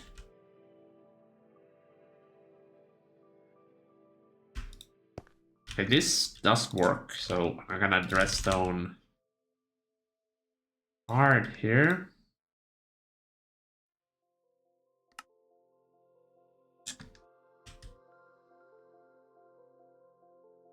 Okay, so now the last issue is how do we get the cell out of this?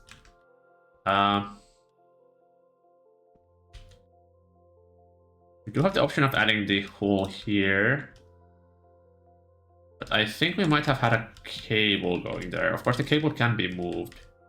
Actually, no, the cable is not there. Okay, so that does work. Nice.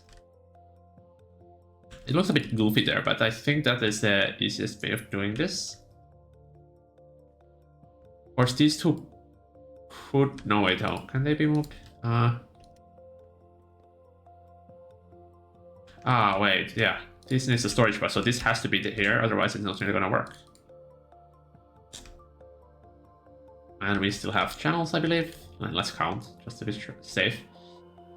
1, 2, 3, 4, 5, 6, 7. Yep. It's fine.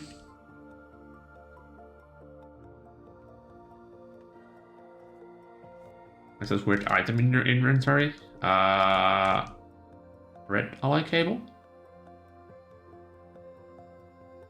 Copper.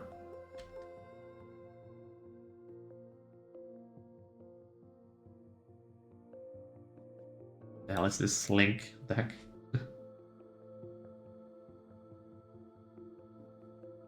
Natural hopper? Yeah.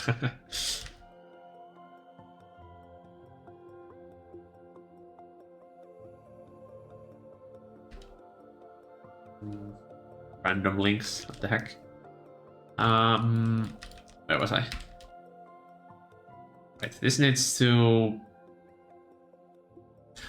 Ooh, okay. Huh.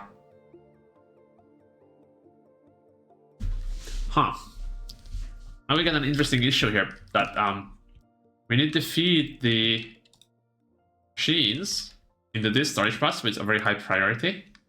But we also need to feed everything but the machines here with a very high priority, but not the non-consumables. So we don't have enough space for configuring all the machines and all the non-consumables. I think as long as this priority is higher than this, it should be fine. But that this might not have enough space for every single lens and circuit. Does a fuzzy card work?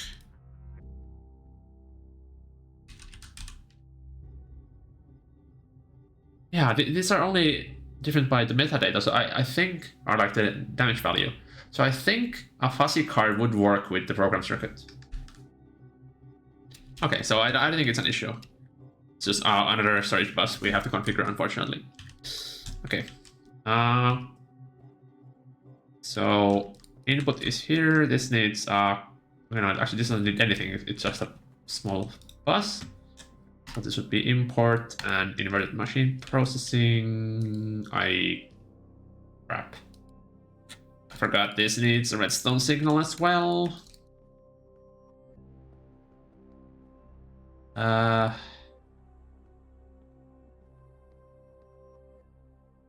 might be forced to expand it at this side. Are what's available for this world? Yes, and although I was only streaming on the weekends for the past 4 months or so. So there's like very intermittent mods. But YouTube has them. I think there should be a link in the description somewhere.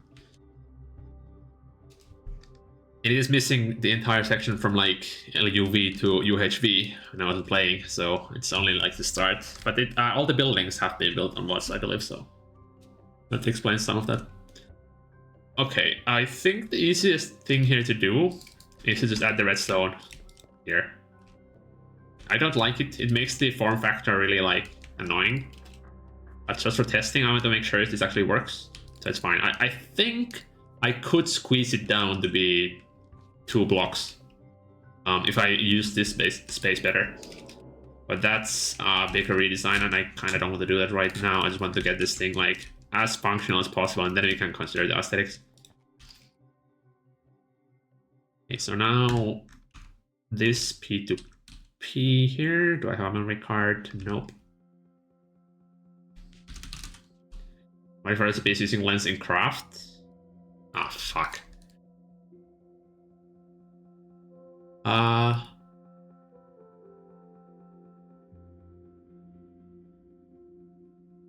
no, that's not an issue. Because the machine still sees the lens, right? Like, the only reason we don't... Okay, actually, is it an issue? Hold up. So if the lens goes into the hole... Wait, no, yeah, it's not an issue.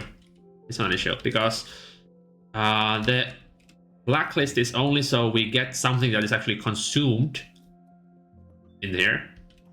And the lens is consumed, but there's also something else that is consumed. So it's not an issue. Essentially, if a circuit went in there and it's not consumed, then it would infinitely block. But even if a lens went in there, that is then consumed, then that would work fine. So yeah. Should not be an issue. Unfortunately, I cannot test this because I broke down the testing platform. Now, I also added one more channel here, so I should just have a smart cable here, right?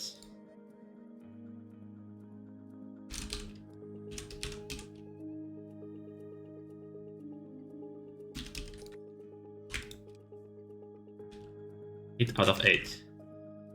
Now, what if I get rid of 1? Is it 7 then?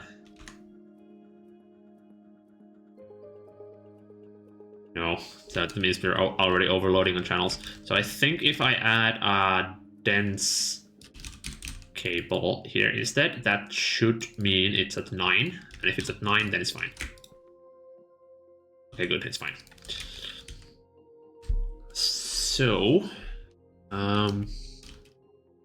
this is everything. We block with items, we block with activity, we block with fluids with this one. We redstone control the output IO port. We output, not very pretty though, but it works.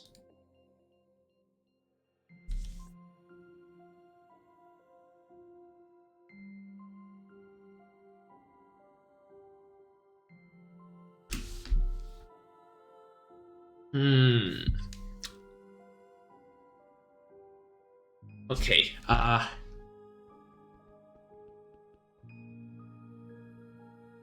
need to try something really cursed. What if we rely only on the input size of this hole, and we don't machine control the conveyor here at all? It's always on. This is always on. So now we don't even need the machine controller at all. Will this work reliably?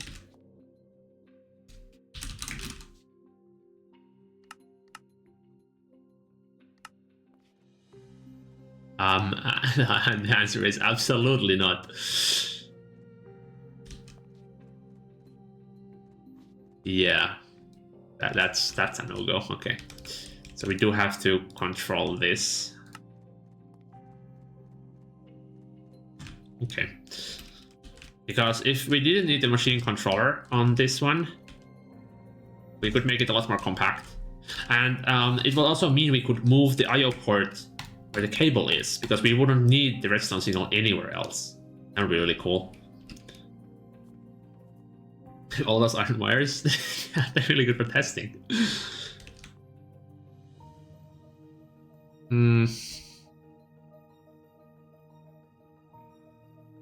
Okay, I guess that's fine. So that should be the setup. It's not pretty, but it should allow us to test if the pros is the problem, or is it just in the design. Now let me grab a quick image of this again. Let's retrofit this existing PA we have.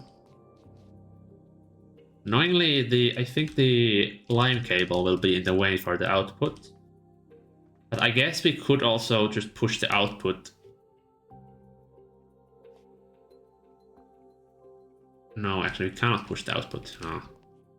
Well, let's worry about that later. So these actually do stay in place, so does the P2P. So this is a fairly easy retrofit, thankfully. This leaves the place, so does this one and this. I need to get rid of the holes and covers here.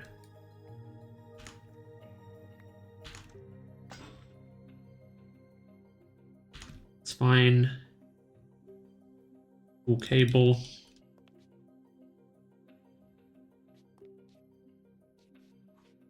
Hey, this needs to move.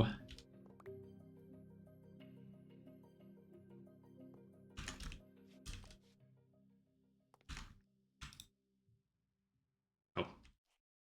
I should copy this. Grab that out. And that goes this side instead. Good. Red alloy. This needs a redstone card.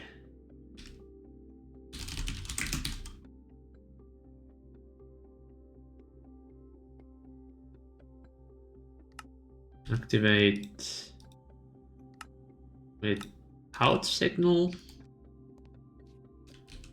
Then replace the holes. Oh, wait, this needs to be moved to be a full cable. And I think the blue cable goes here for the tunnel. Go. This needs to be moved.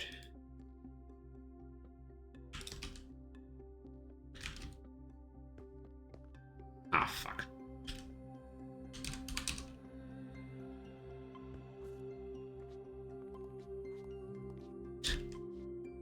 Okay. Don't really like the arrangement. I think the lime and light blue cables might need to be swapped. Just for some more compactness. It's fine. Let's just test this first. This interface needs to be moved, so this would go underneath. It would be here. Yeah, that's fine. Conveyor. Conveyor. Oh no. Import.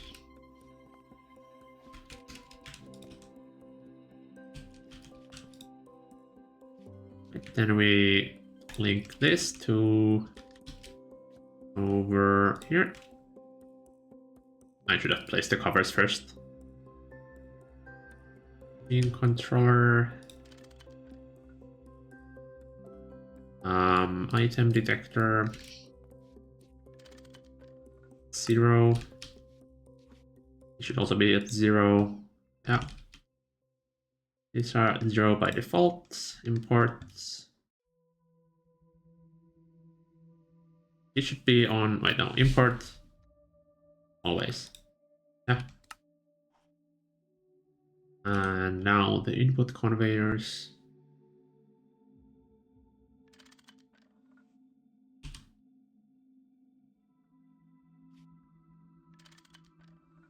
So that's on export always. This will be on import. Import when disabled.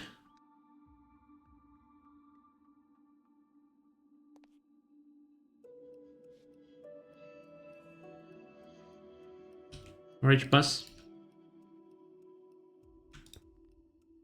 And this needs to be like priority 500 or something. And this ideally would not have non-consumables. I want to try what happens if I do have or have 0 filtering. Because like in theory we always load the circuit after the pattern itself. So if the IO ports load it or unload the cell in the same order as it was loaded, that should mean the non-consumable should never appear in this one. Except if we are doing fluid-only recipes. In which case the mold would actually get stuck in here. Oh shit. So that means this thing needs to filter all molds, all circuits, and all lenses. But I think the fuzzy card might actually save us here. Let's just do a quick test if that is actually the case before we proceed further.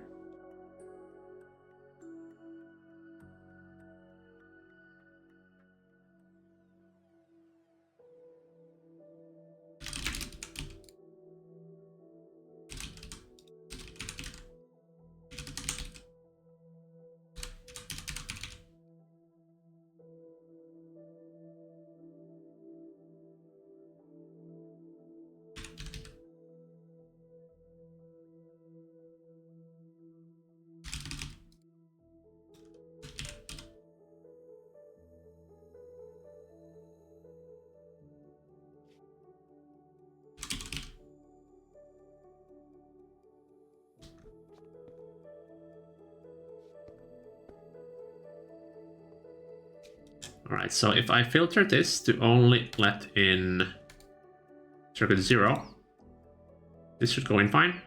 That's not where I was supposed to put that. Yep. But this should not go in. Yep, and now if we add a fuzzy card, it's fucked. No.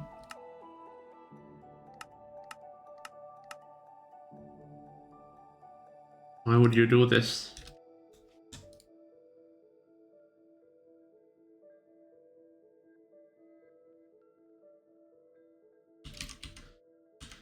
Okay, I assume it's the same thing for the molds, unfortunately.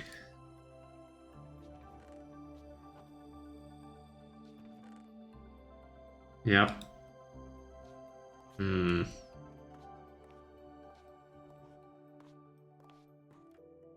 I found UPA. True. I don't know if modifying how fuzzy cards work is a good idea. Those are used quite often in automation, so breaking how they function would be quite bad. Okay, so essentially we somehow need to filter out all the circuits, all the molds, all the lenses, and some trophies maybe. And we only have... What is this, like 7 times 9? Less than 60 slots, 63 slots. I don't think that's going to fit. It's like 25 molds alone. Oh no. And don't forget the extruder shapes. Yeah. Shade.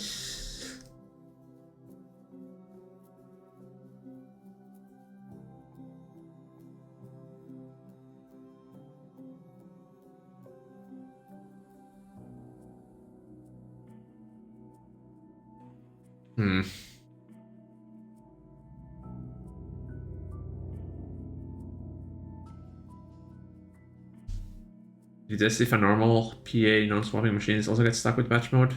No, I did not. I'm trying to think, like, how could I bypass the issue here? I could add like a failsafe, a level emitter, so that if the level emitter is enabled, so there's under 2 items in the network, but the item detector is still enabled, then it would extract. And that should be essentially the state where the system... Okay, it gets really complicated now because the level emitter has a delay. So it would mean we would have to add like a state where if the delay is still active, then we don't care about the level emitter, but after the delay is gone and the level emitter is on while the storage bus item cover is on, then we extract. And now we're getting into like icy chip territory to get this logic done in a compact manner. God damn it. This worked so nice for the pros.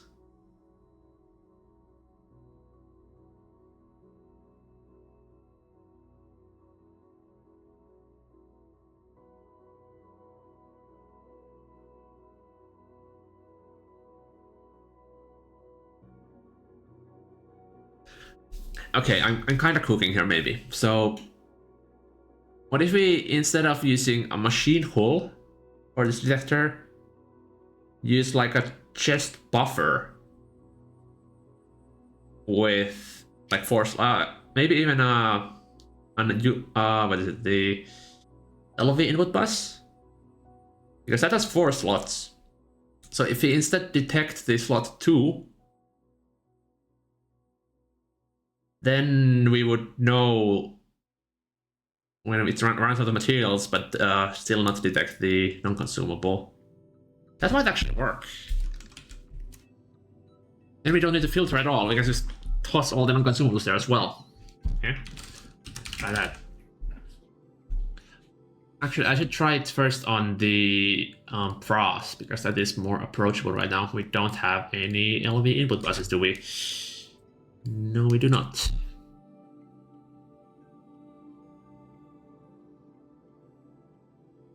It's so sad. Okay, I guess I'm gonna have to pattern it.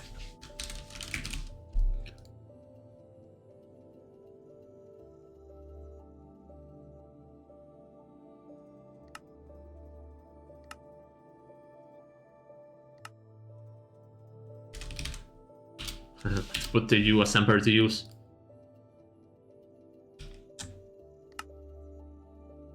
I think I left it in a working state, right? That's a super bus. Input bus. Yeah, looks like it worked. Okay, good.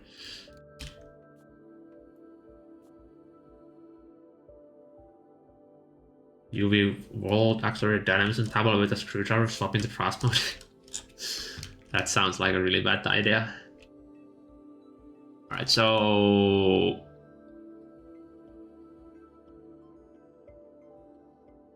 oh. But now we run into the issue that now we can extract multiple yeah, we would need to add another item detector. Because yeah, and probably the shutter as well. Ah, shit. That's not great.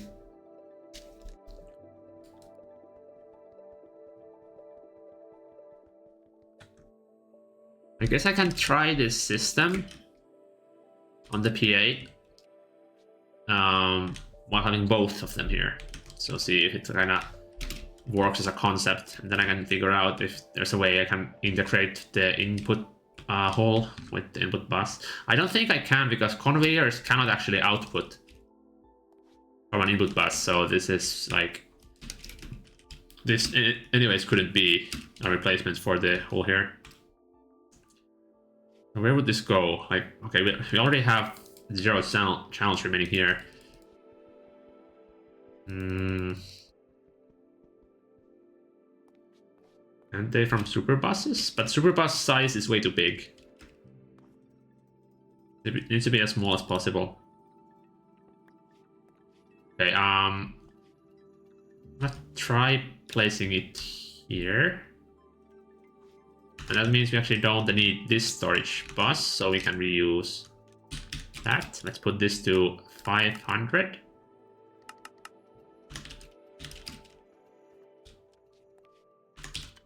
And we need the red alloy cable, which I don't think we can place here now because it's kind of annoying. I think if I place this section with like a cursed temporary interface, it breaks because it's yeah. God damn it. Okay. We're going full crazy at this point. I just want to test if this works. Because if the thing works, then we can refine it. Then detector cover.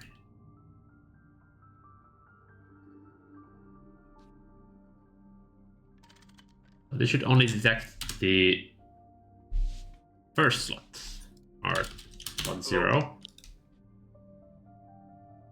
Hi. You're muted. I know. I found I saw this. I think you might like this game. I don't think it's coming. It's not coming out yet, but yeah. Feels kind of like 3D shapes, sort of.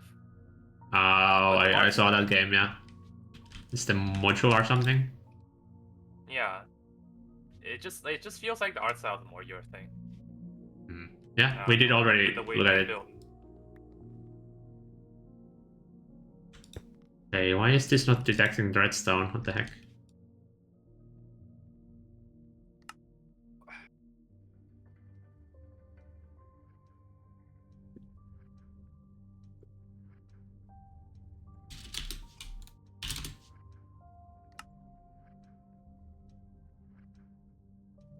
Hmm.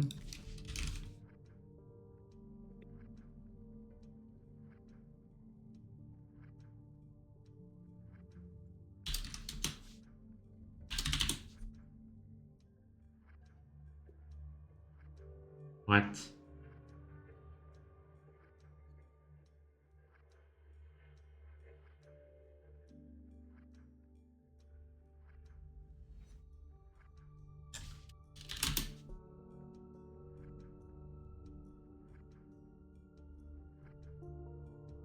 I think it does work. Oh, wait, I can just check the power, right? Oh, power 1. Hmm.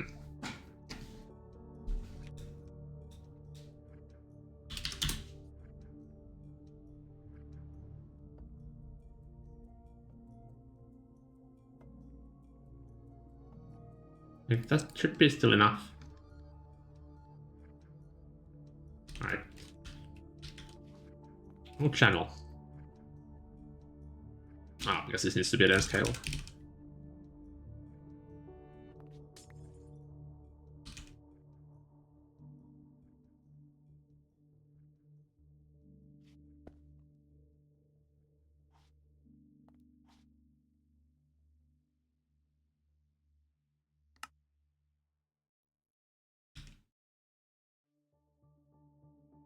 Is it not getting a channel?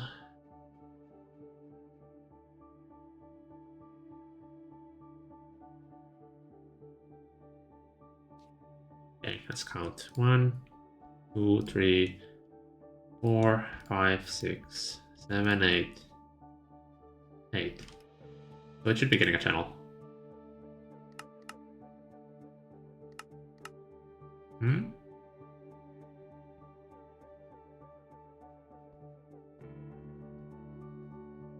And it's 8. Whee!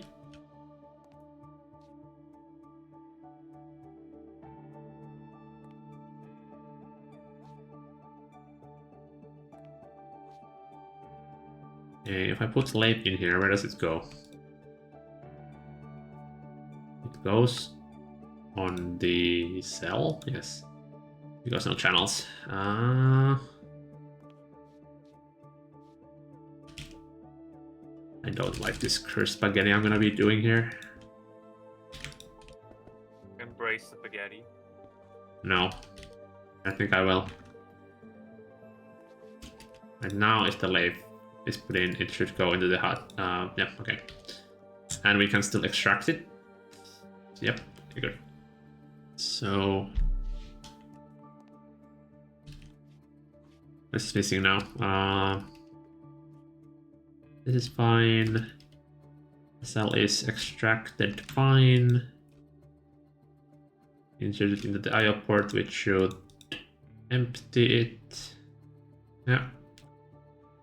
And then it should be immediately moved over here, which should be redstone disabled.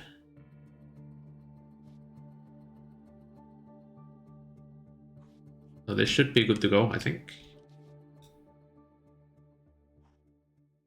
Let's see, I'm gonna try ordering a few iron wires, see what happens.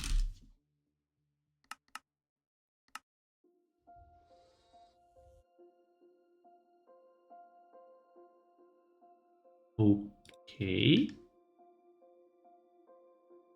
Um.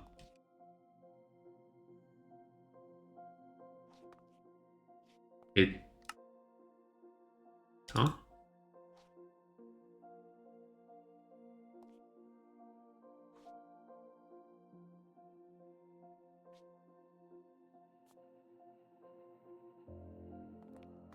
Are we out of... don't tell me we're out of the... No? Wait, what? Where are these going?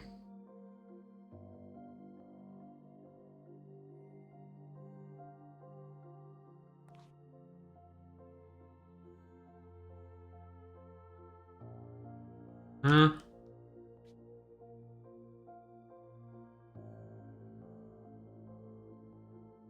What? I just lost like 10 of the cells. Where the hell did they go?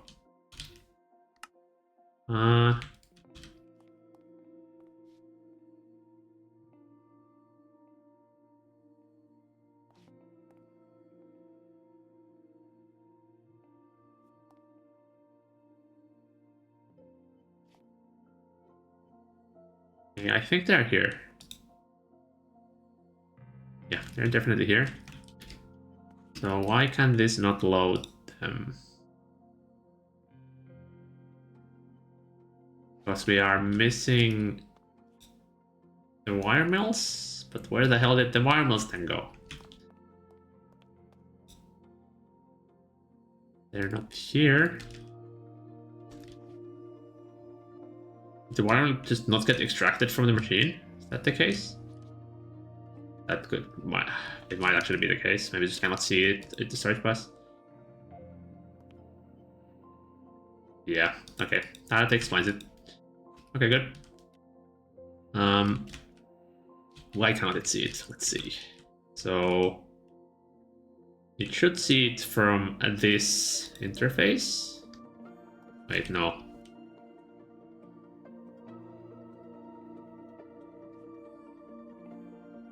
Oh.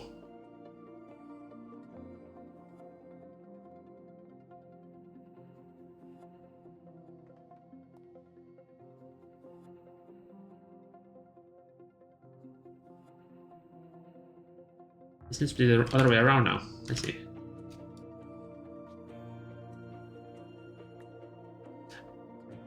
Ah, right. Okay, but the I/O port at the bottom, that needs to be a pink cable. Okay, because otherwise it can eat itself, which is why we ended up having these two subnets in the first place. I think just swapping this to be pink should fix the issue.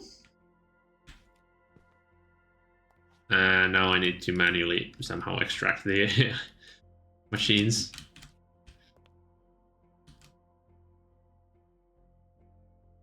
Universal space bump, where it swaps fluid to a different one and stops on some exact amount. I think you can do that with open computers, right? I might look into it. It's not that huge priority though.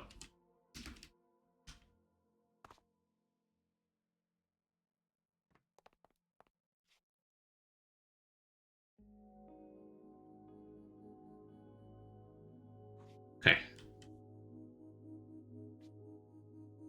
The nice thing here is we don't have a state cell anymore.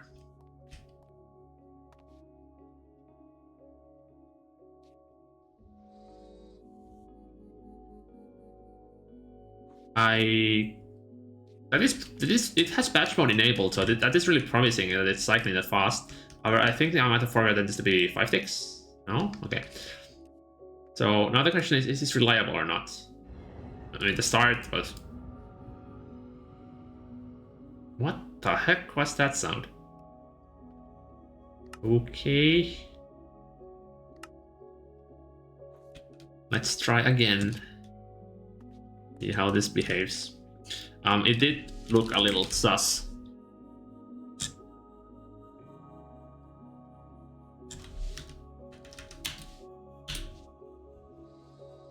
Yeah, that is it. Yeah, it's definitely pulling it too fast.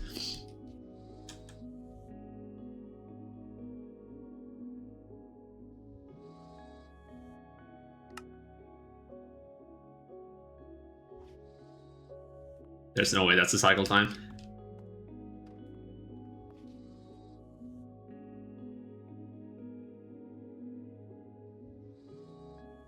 Or is it? There's no way, right?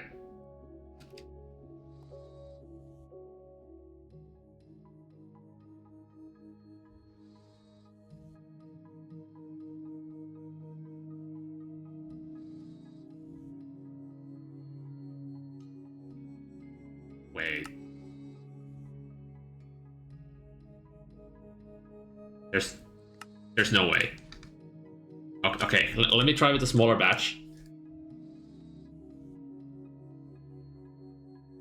Because if this is the actual cycle time, I don't think it is. I think it's this IO port that's pulling too eagerly.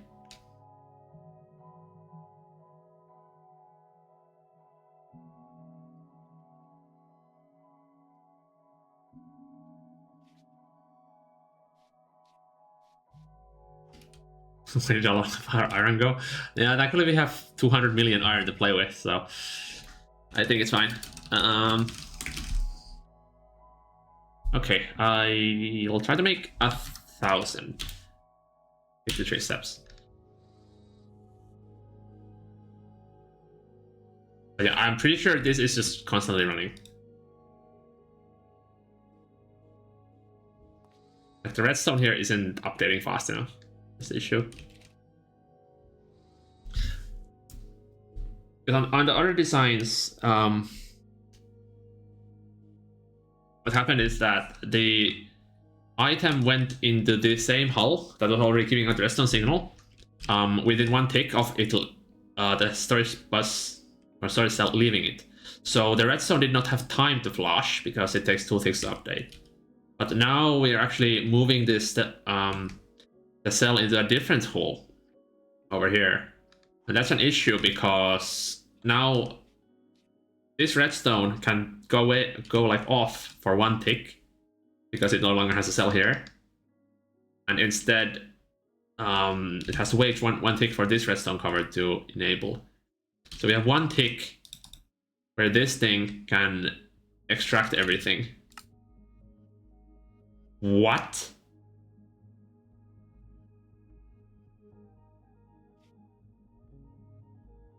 Hold up. Is it actually running?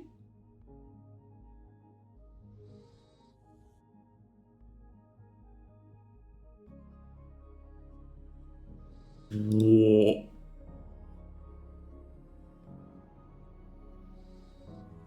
This can't be real. What?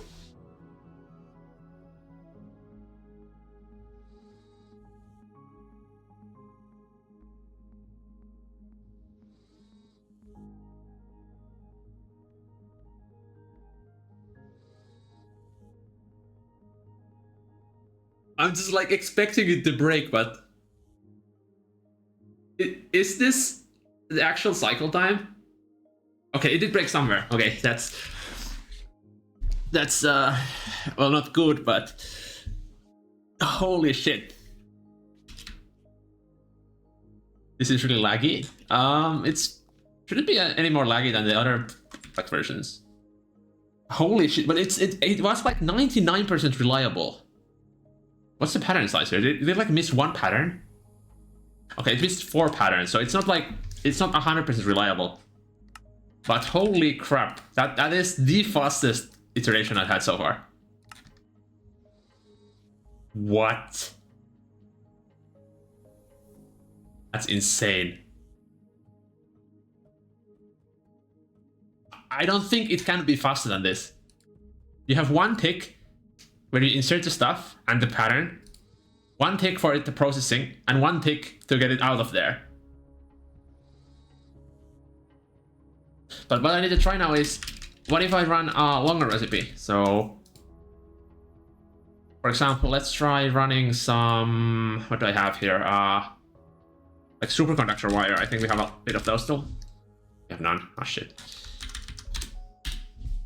What?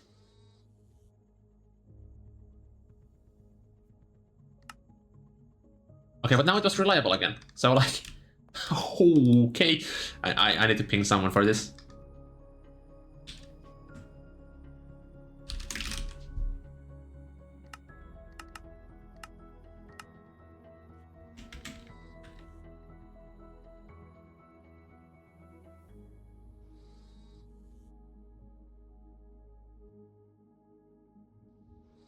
Oh, well. That's the sound.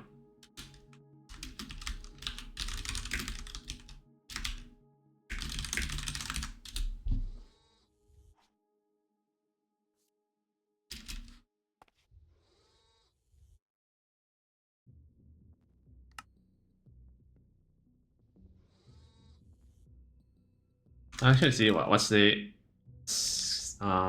timing here.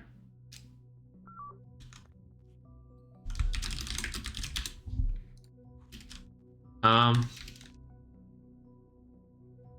do I make it slower?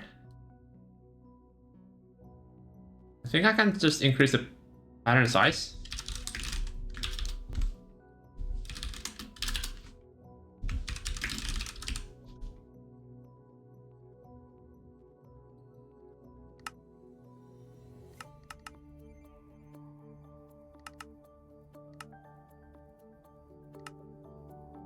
So this should take at least a few ticks.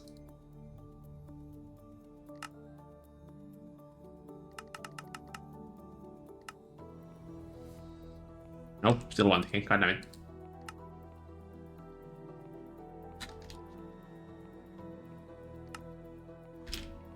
What's the output size here? Okay, now it missed an entire pattern somehow.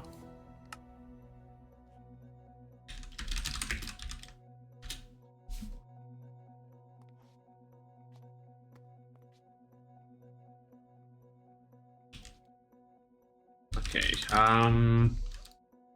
is this a slow one to bar mill? Yeah, I think it is. This shouldn't. 1, 2, 3 tiers, so 2.5, 1.25. Yeah, this should be at least 12 ticks. So let's do some superconductor based UV wire. See how this handles. 8 steps, that's too little.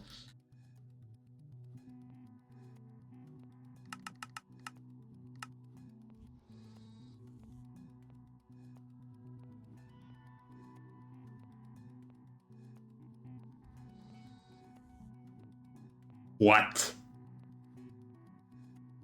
It works for long recipes as well?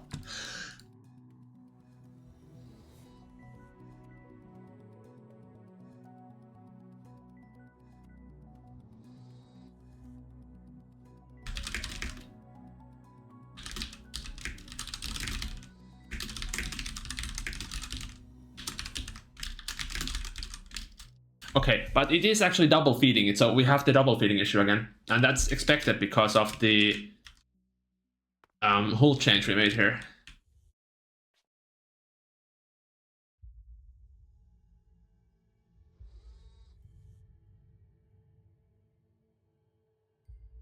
Would failed patterns repeat related to TBS lag? I don't think so. Oh, but yeah, it's the inconsistency is my ping.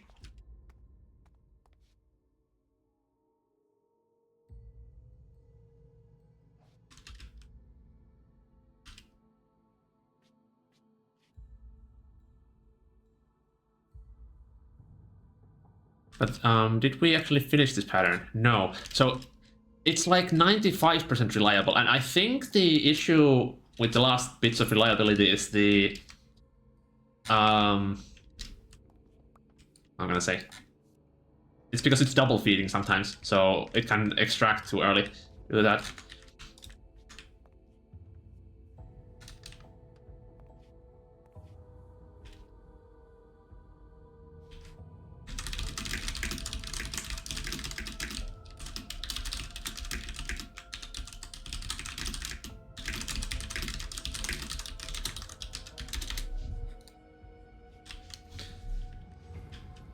Okay, now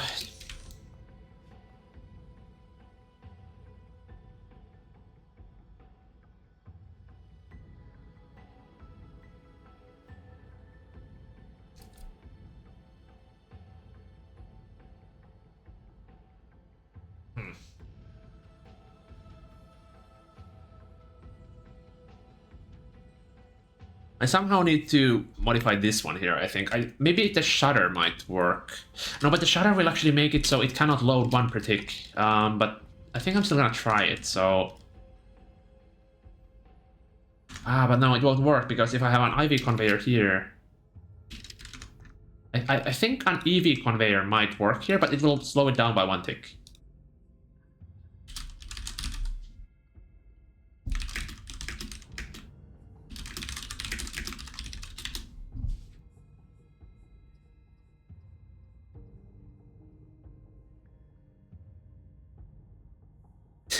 Genius idea to make an artificial island in the middle of the Atlantic.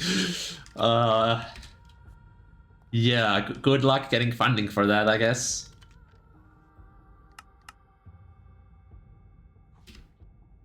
Okay, I think we can try this again with the iron wire. Let's make the pattern smaller though.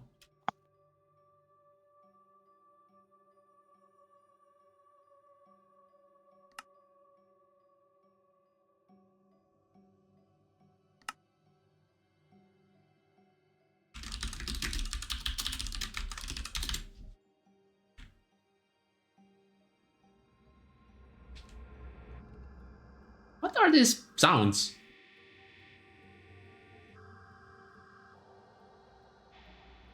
What? I've never heard this before. Huh?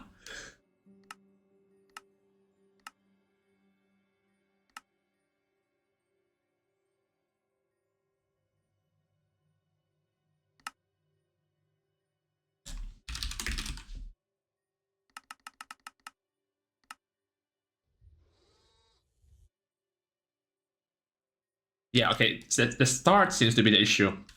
Like, after it gets going, it's fully reliable. But I think the IO port idle time is the problem here. But this is absolutely perfect.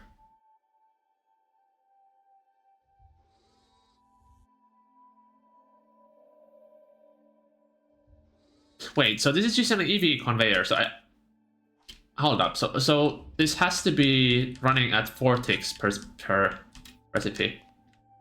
Let's see. Follow this. So how much did I order? I guess it'll tell me.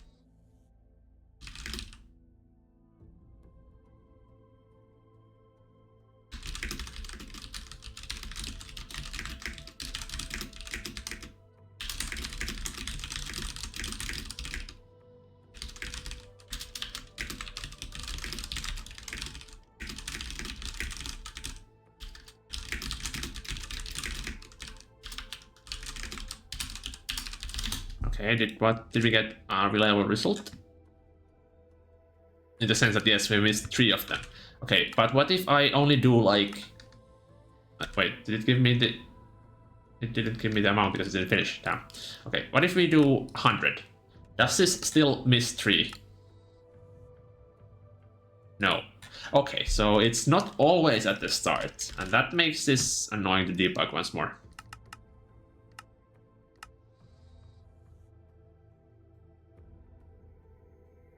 That is so fast, holy crap.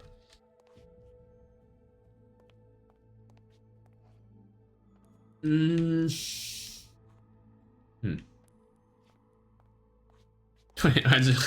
missing a piece from the corner. What the heck?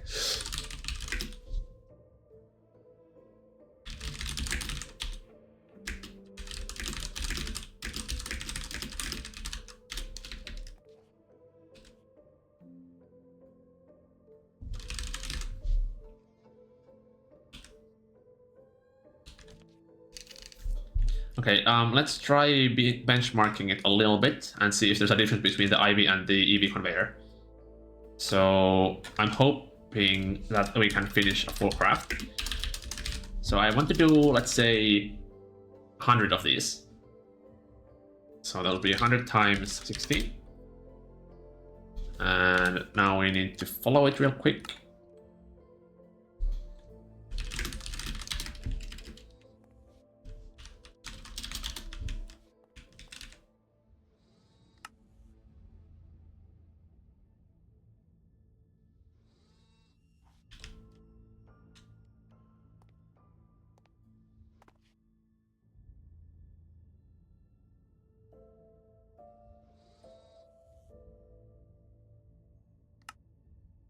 Ah, damn it.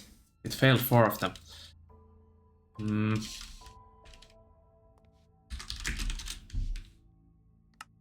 Okay, let's try with the smaller one. Maybe, I don't know, it's 20?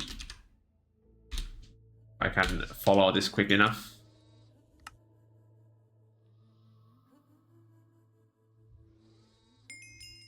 Okay, 5 seconds. So 20 times 5, this gives us 100 seconds divided by 20. So yes, this is 5 tick cycle time. So if we switch that to an IV conveyor, can we get it down to 4 seconds? Like, I should probably do a few more runs because we have pretty big like resolution over here. Yeah, let me try the IV conveyor.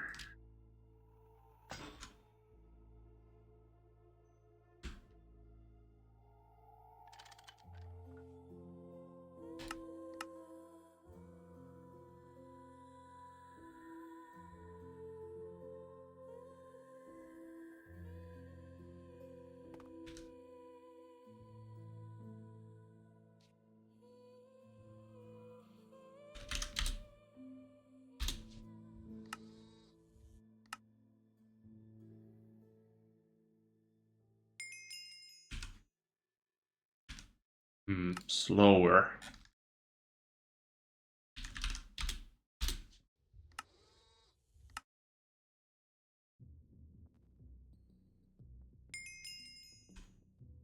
That's reliable. Okay, let's try maybe 960. So it should be, if this is under 15, then it is faster, possibly. It feels faster, but that might just be placebo.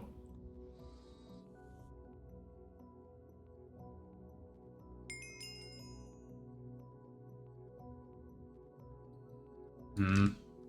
16 seconds, 960. Okay, let's try with the EV conveyor. It would be a bit odd if the EV conveyor is faster, but it would make sense because it might be like kind of synchronizing with the redstone ticks better. So I can see that being a possibility here.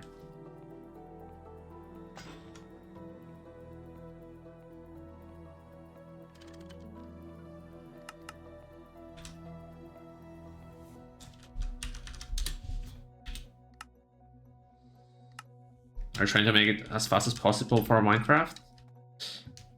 Well, I'm trying to optimize it to be as fast as like it can be in the realm of take times. So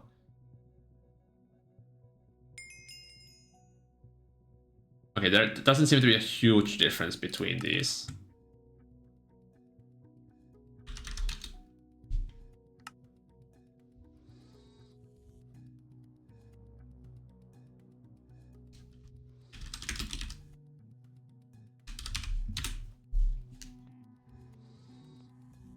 I kind of like the EV conveyor more because it's more steady. So I think I'm gonna keep the EV one here. I forgot to time that. Oops. I wish you could follow it like from the start.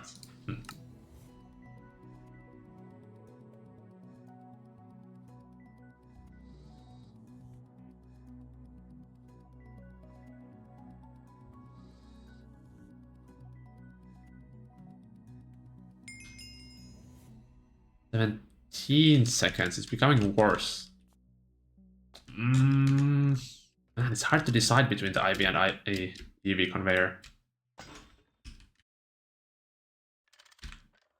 Using IV means you don't need to carry 2 different conveyors, so like for ease of crafting this thing or making the setup, IV would be better.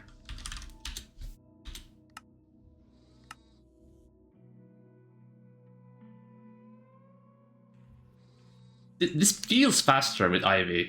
I don't know why. I don't know. I'm flip flopping here. It's not great. 15. Okay. Yeah. IV seems to be slightly better. Okay.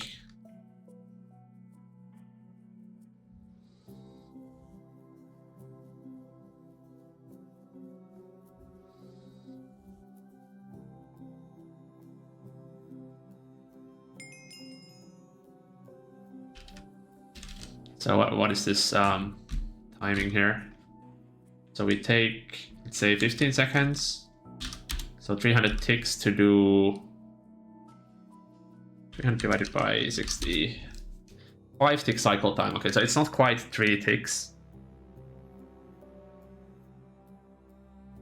But 5 tick cycle time is something I'm willing to take. Especially because the startup is instant. But, okay. We have made the UPA better by experimenting with the pros.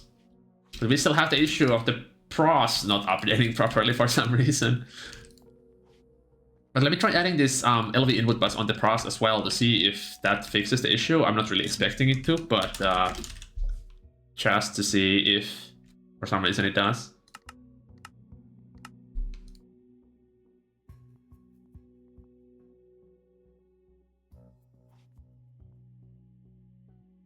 It's 15 versus 16 be a rounding error? Yeah, it can. That's why I increased the amount a little bit. Right, so where will we add the LV bus here? We can get rid of this storage bus. I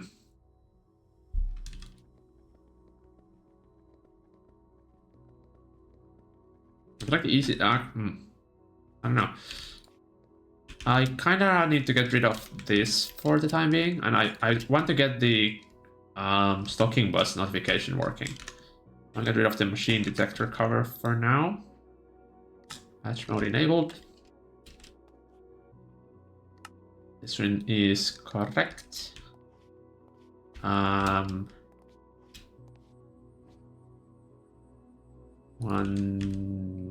5, 6, 7. Okay, I can put it. Put the LV bus here temporarily just for testing.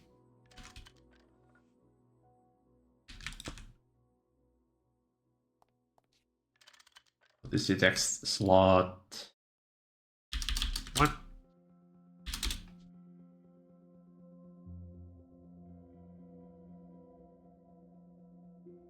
There we go. And we disable this for the time being. Put it to extract only. Actually, the extract only might also be an issue. Because it can see the storage cell here. I'm gonna try it out first. And I'll remove that temporarily if that is the case. Or if this doesn't help. So this needs to be maximum priority compared to anything else. Right, and we're back to doing iron wire. Yippee. It's 1000. Patch mode is enabled. It goes in here.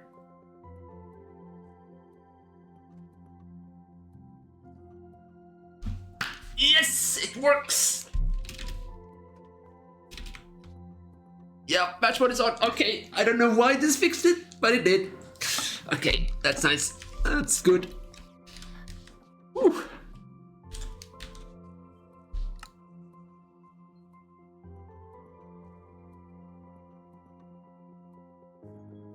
Except, is it actually doing anything now? Wait, I think it's just extracting it. Okay, never mind. It didn't do anything. It just extracted all. Now that I have 16K wire in pink network, not pink, the orange. Whether does active new balance in machine UI? I think this is from texture pack I use for the font to be readable, so it's not in the main pack. Okay, I'm ready to be disappointed again.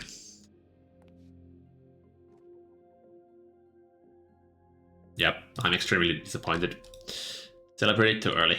No shit.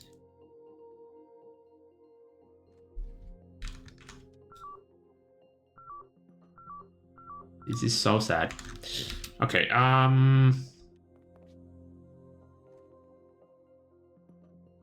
this doesn't have the host circuit anymore though. So that's a like positive change. Now, why is this not updating properly then? Like this still works, it's fine. No issues there. But for some stupid reason, this goddamn stocking bus does not want to update it.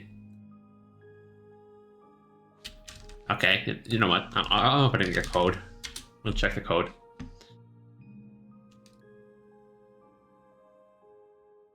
MTE multi-block base. This is the code that handles the update. We have smart input hatch. Don't need this, or this, or this. We have the precise assembler. That extends the extended power multi-block, which extends the enhanced multi-block, which extends the tooltip multi-block, which extends the multi-block base. So we're back to this code. Do we override this anywhere? Nope.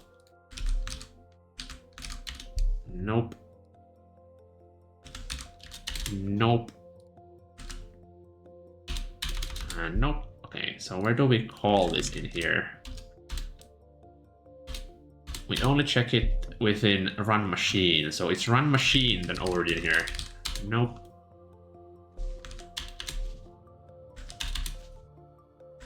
Okay, so it's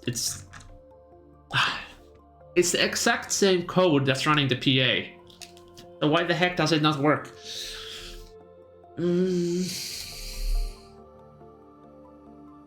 Oh, actually, there might be a small difference.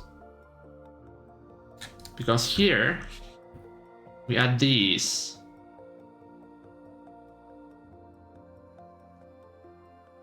There's no difference here between an ME hatch and a normal input hatch. So this is the thing we care about. Add.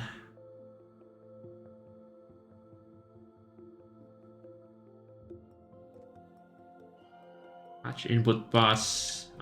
Here we have the.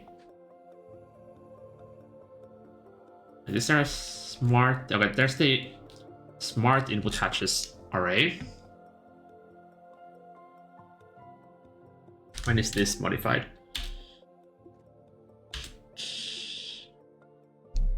Add to machine. Okay, this actually might explain it.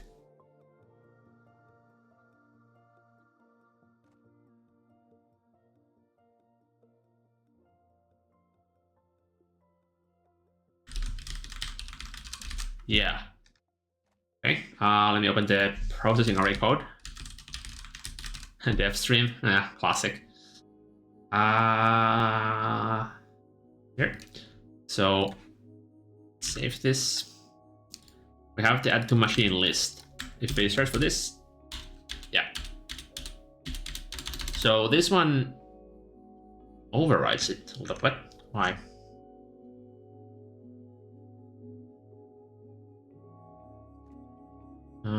Where is this used?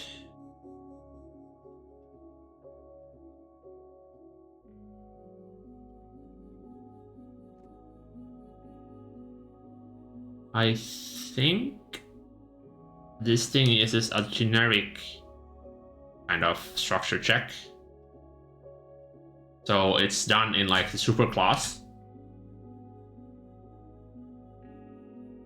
Yeah, which makes sense actually. Yeah, so it uses the structure check of this maybe. So here we have the add the PA as list.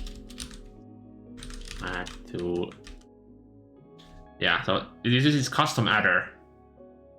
While here we have, this is essentially the custom adder of even another extent. Delta entity maybe. Add to machine, no, not here. Okay.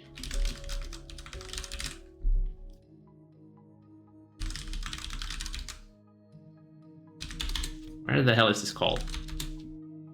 Okay, let's search for it. Is it PA? We have both PA and processing array open here. I'm gonna comparing their code.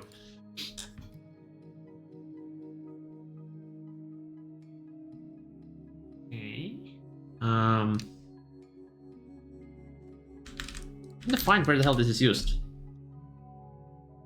Manual trough. Okay, that's the wrong thing. Machine list. It doesn't actually call this anywhere, which is weird. There's no structure check. Like this one here has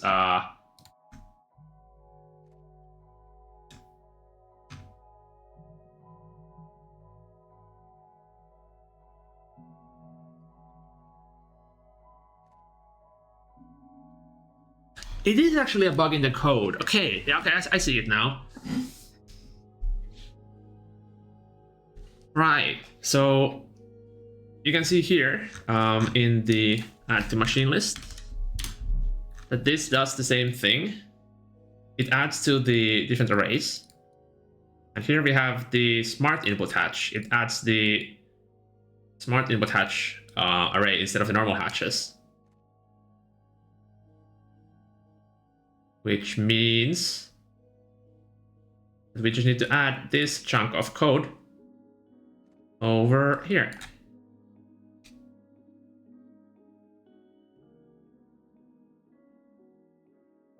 Let me actually pull first.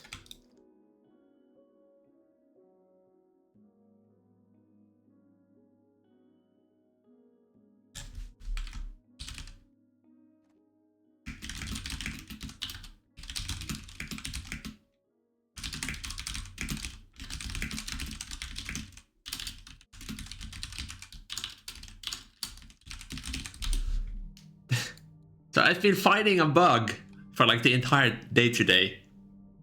I mean, I guess that's how you find the bugs, but like, god damn it. Thankfully, it's an actual bug, so it should be a quick and easy addition to the pack. It does mean I have to update it myself. Like, not update, but I have to use a custom version for the time being. But let me get, what's this out here? Get, I'm the wrong tree.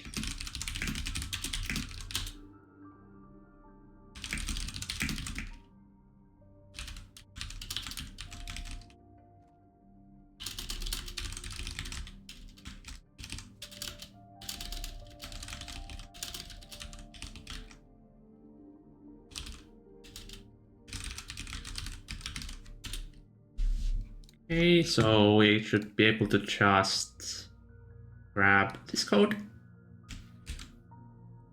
put it here, and I need to import this.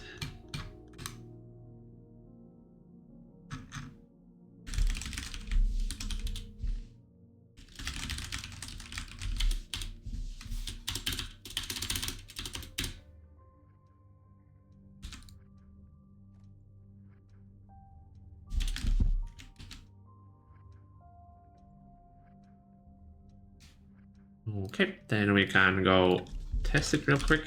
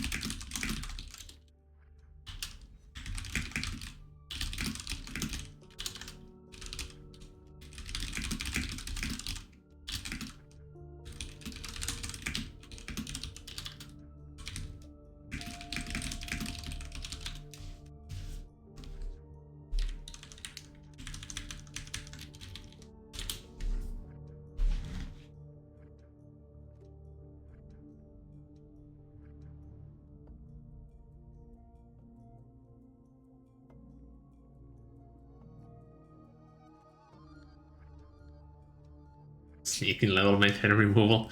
No, that'll be its own thing. Don't worry.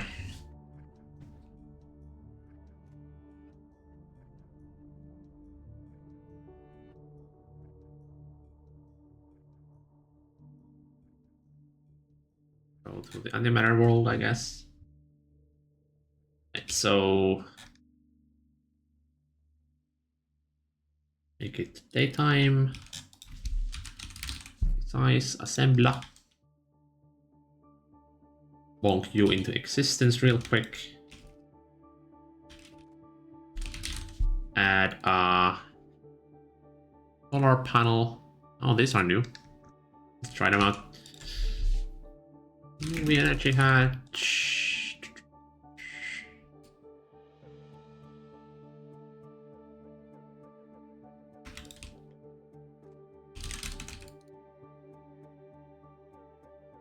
We have power, very nice. Okay, then we need maintenance.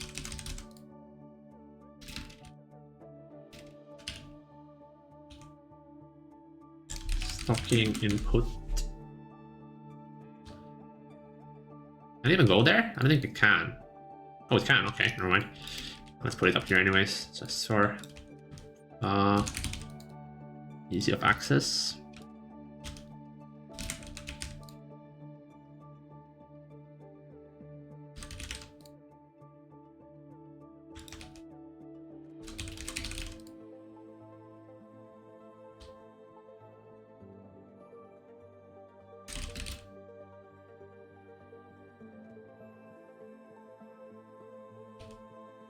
Okay, what should we assemble? Let's do iron wire as usual. That sounds good. So let's grab a circuit number 2. Where? In here? Okay, 4 can do. 4, put it in here. Okay, so now if we put this to auto pull, refresh in 1 tick, so this should not run immediately, but it should still run after I enable the machine. What am I missing? Complete structure. What am I missing? I'm missing the output bus.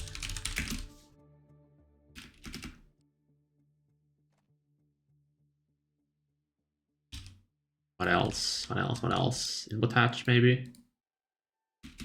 This should not be in precise mode.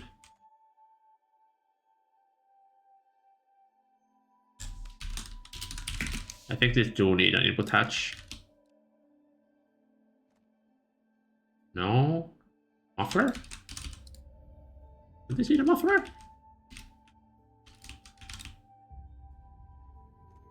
Oh, it does. Okay. It's running pretty slowly, but it's fine.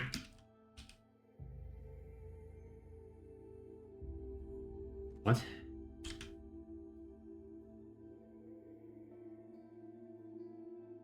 What are you processing?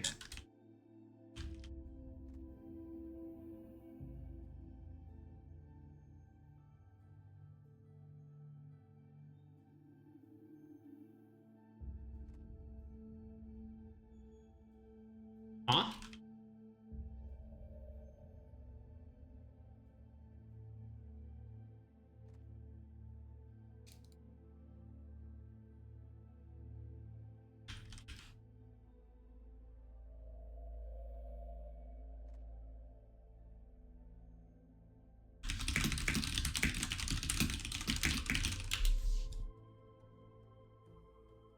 What the heck? What is this processing? Huh?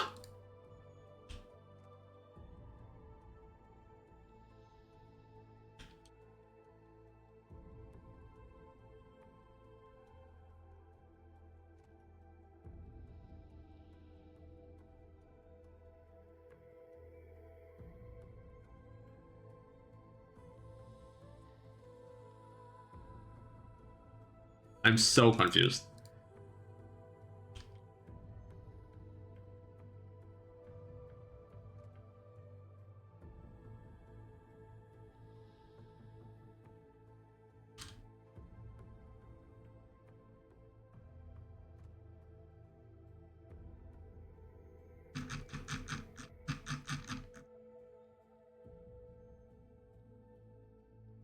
Okay. I see. It was processing this stuff. What? All right. does the circuit 2 have a similar issue?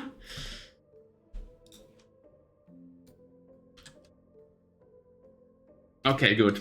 We can actually use number 2.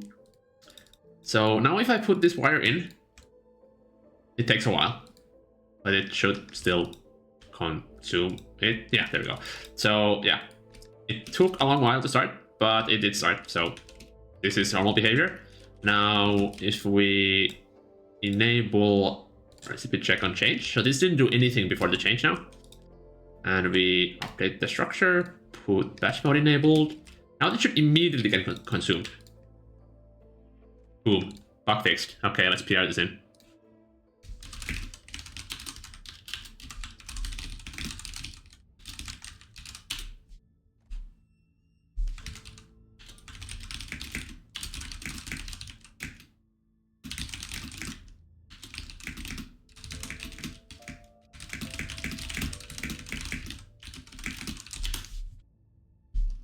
Okay, let's commit, not git add.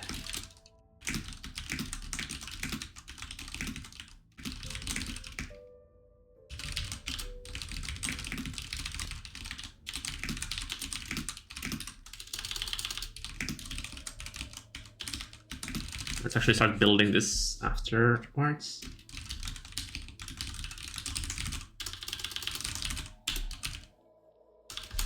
Okay. And we go open up PR.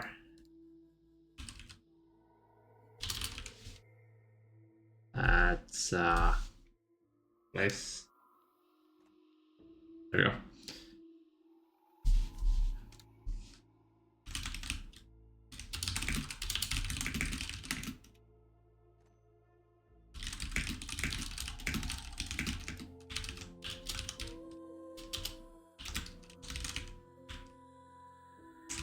What's the name for the interface?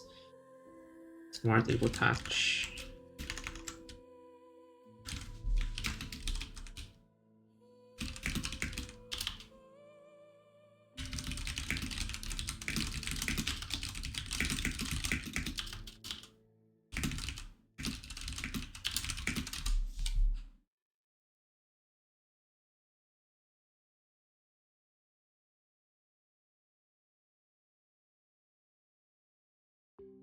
Right, looks good.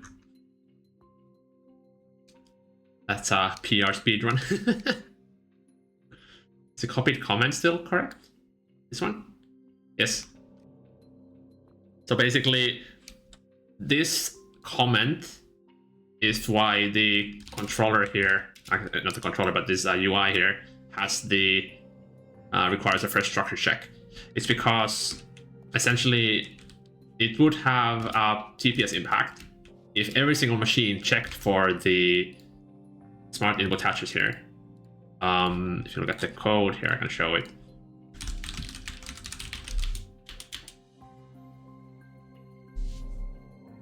So here, essentially, this code would run for every single machine every time it did a check, a recipe check, even if it wasn't using the functionality at all.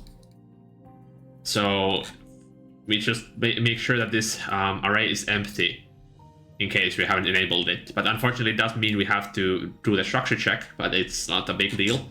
And I think it saves enough TPS to be worth it, so.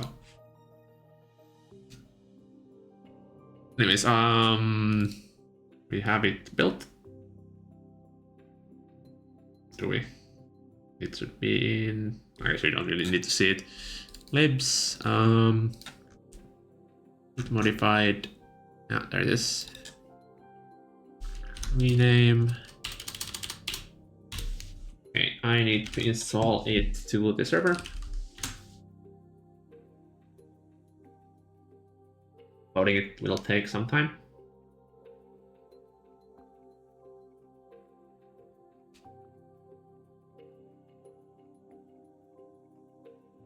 In the meanwhile,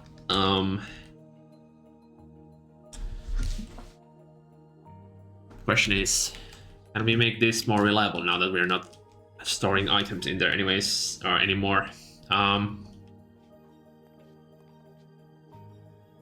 I I guess for the pros, I'm gonna try it without the input bus and see if we now get the same behavior that we're supposed to get with the PA.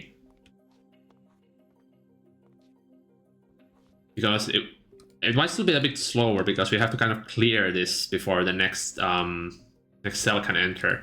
But the LV input bus was only because we cannot have enough filters. So just using the LV machine hole here is enough. And like filtering it out. Although not requiring the filter is actually a pretty nice like benefit, I suppose. So maybe I should still integrate the input bus into the design somehow. Just annoying because this needs to kind of...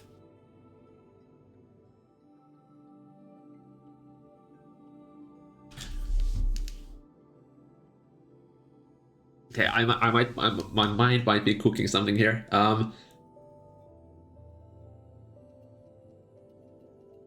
So what if this input... Oh, but no, but the conveyors cannot extract from it, can they? I need to check that actually before I try cooking up anything too wild. Put that there, just next to it. Okay, can you extract? No, that's what I was expecting. Okay, so no cook to be done. That's fine.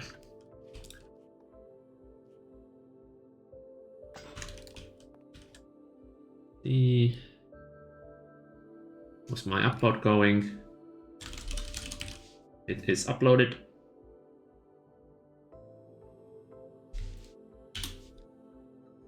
Let me move it to my instance as well.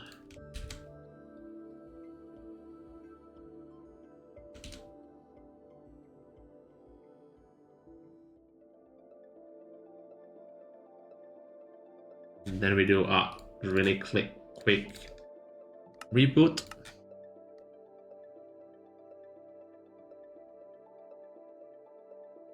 I'll take a bathroom break while I'm waiting for that.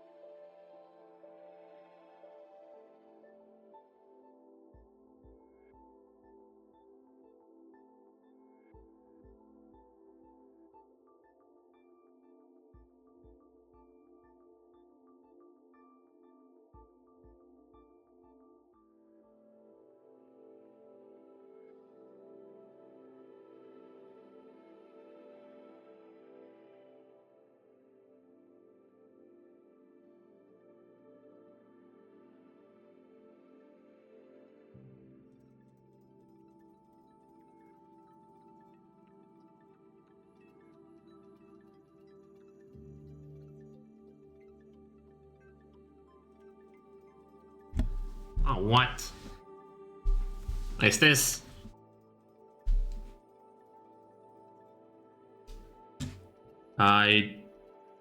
Oh. Haha, yeah, that'll explain it. Oops.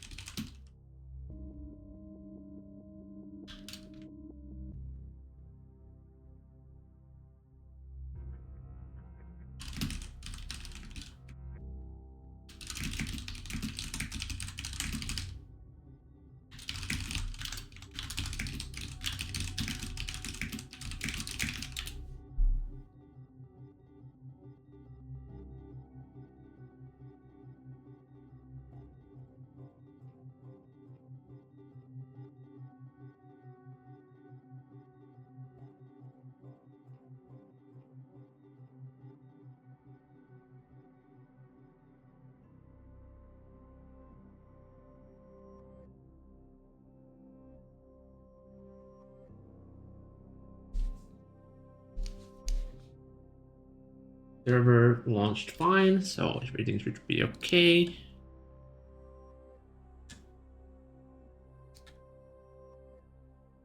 Need to close down some windows. Don't need this anymore.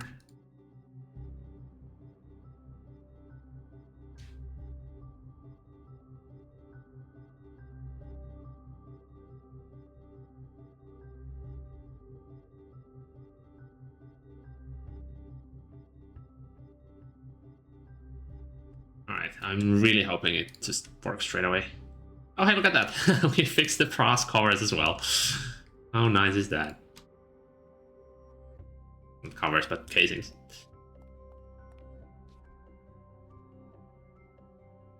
I actually want to check. Was there like a specific PR that fixed that?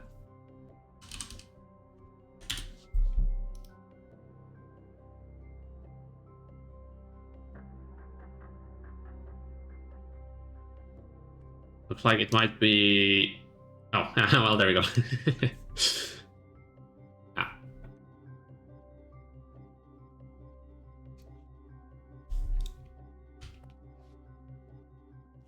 Okay, so this thing is completely unnecessary now, I believe. Get rid of that. Alright, moment of truth. Let's...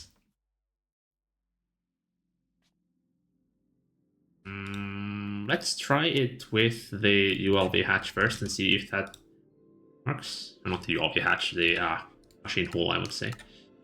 Bi-directional, high priority. This thing should only be on in extract only. Right, we have this thing fine. This thing should have batch mode enabled. This. Okay, let's just recipe check or a structure check. Okay, are we going to get same behavior as the PAs? Or even faster, possibly? Because actually, we don't have an activity detector covered here, so it might be even faster. Iron wire. Okay.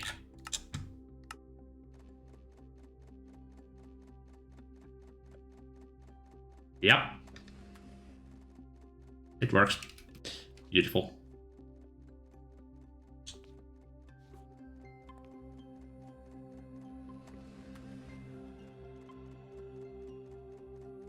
Okay, but now we don't have anything in there anymore. So we might be able to use a shutter. Okay, let's actually get rid of this input bus. We don't need that. I'm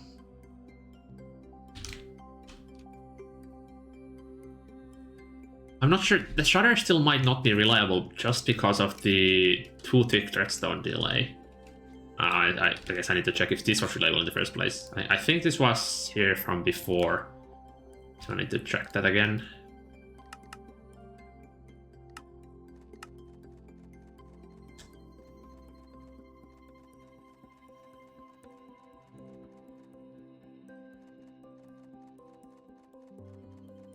Is this an IV conveyor or an EV? EV, okay.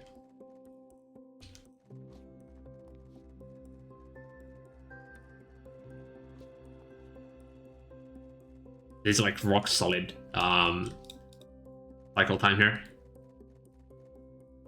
It's like it's perfect almost.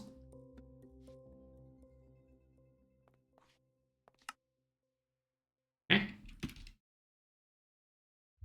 Now can we make it faster? I think this LV bus does make it faster. Why did I get rid of it? God damn it. Me dum-dum.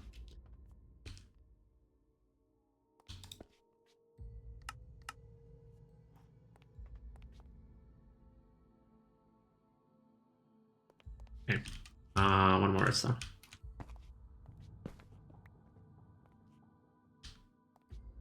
Oh, this should be on extract only. This should, yeah, it has the storage bus. Okay. It is faster or not. Let's see.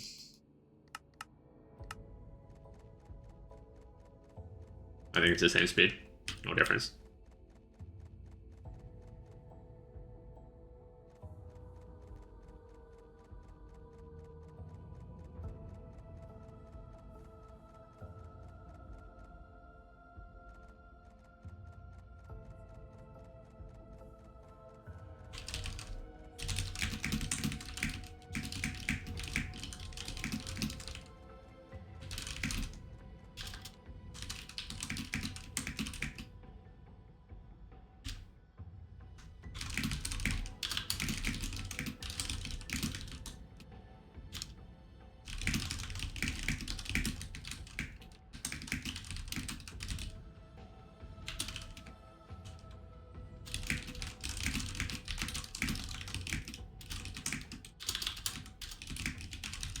crap. Okay, I need to upload the custom chart to Cactus Cool.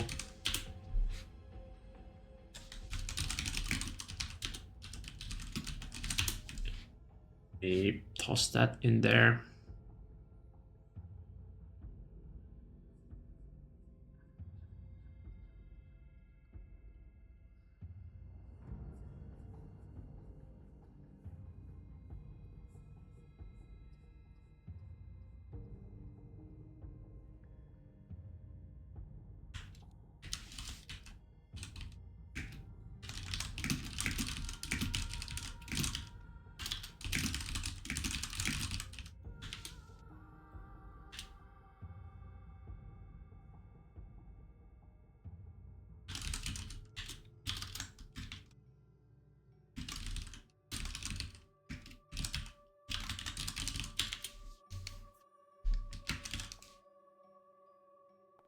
I don't think this is needed.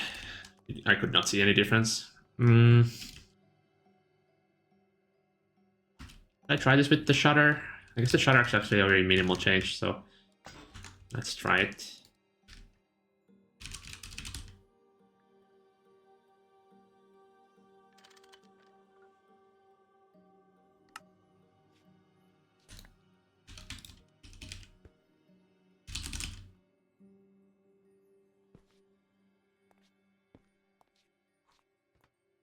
All right. Order some more iron wire.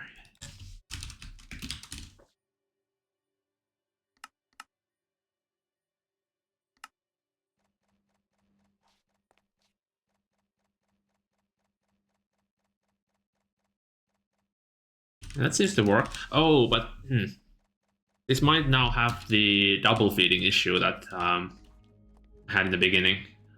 If that is the case, I will have to have the extra machine hull.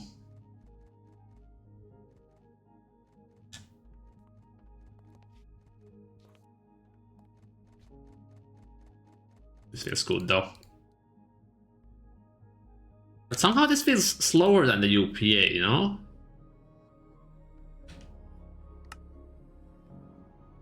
Alright, let me disable the machine and then order 10 of these. So do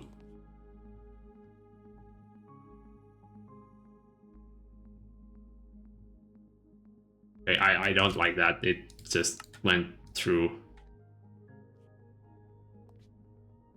Oh, that's why. Of course it did.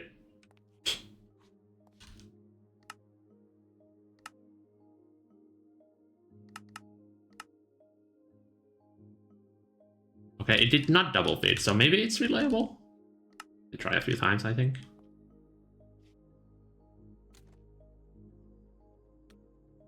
Oh, well, of course it didn't double feed when I didn't order enough.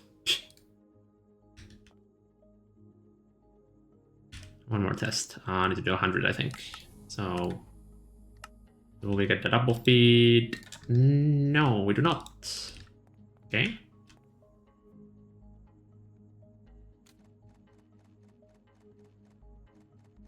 Sounds pretty funny. Alright.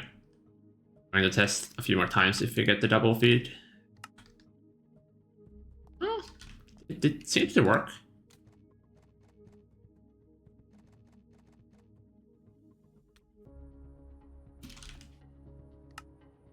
Yeah.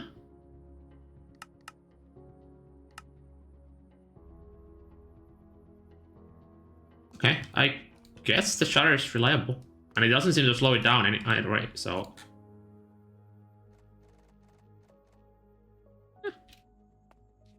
We're back to the almost original design. Or the pros at least. The UPA will need some changes, but...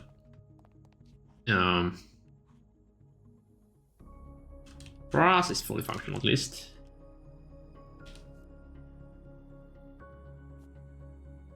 And the nice thing here is that we actually don't have anything on the controller itself, so even if we have a quad, it doesn't matter for the control.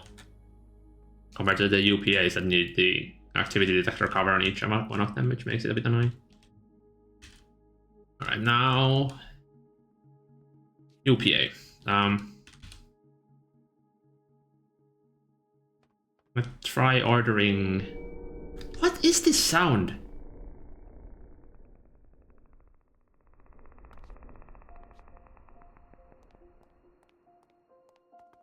Kind of creepy. What the heck? What's making that? Huh? Are you hearing voices? Yeah, I am. And I don't like it. I don't want to hear the voices. The UPAs, they're so cursed that they're speaking to me. Okay, let me order some 100k of this stuff. Yeah, but getting rid of the state cell is very nice because now it's no longer clicking.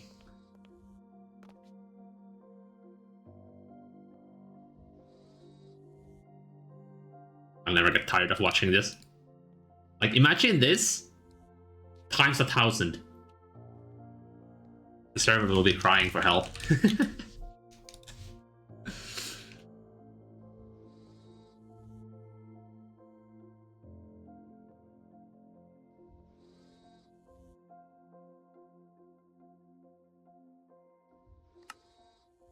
This takes a while. I ordered way too much. Actually, I think if I make the pattern size bigger, then I can try it easier.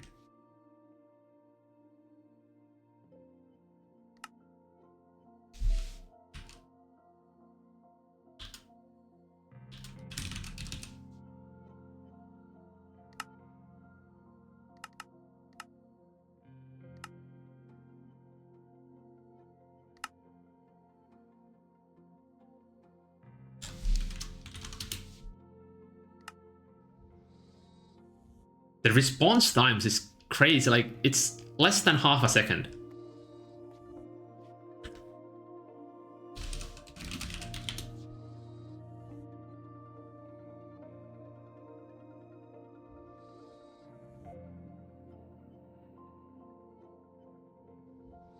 I'm seeing a lot of red here. I don't know if that's a good thing or not. Yikes. Yeah. The red is definitely not a good thing when it's voided 98k of the wires. Okay, so we have an issue here now.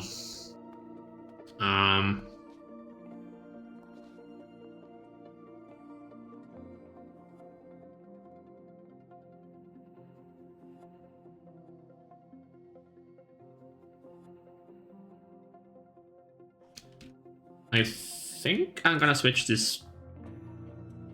Wait, no, I cannot switch this back to the shutter because this does not have anything in here.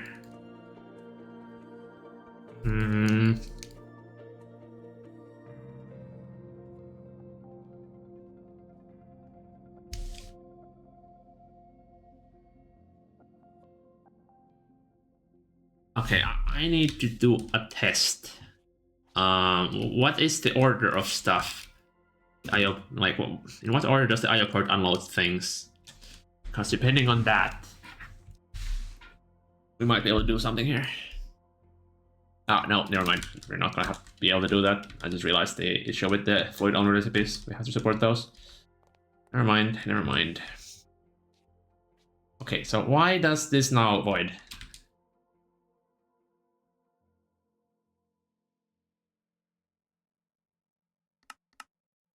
Steps 1. It's voided. Yeah. Okay. So by updating the jar, we somehow made the UPA be unreliable. But why? Let me see what the redstone does when I order. Let's actually put it to 16. Just so we're not voiding ridiculous amounts of iron all the time.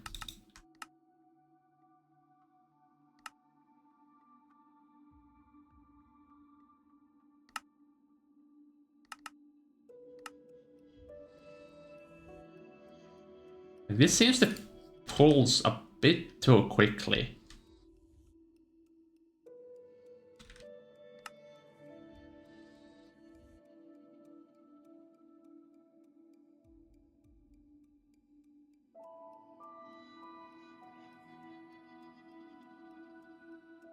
shell are you using? I think it's 21.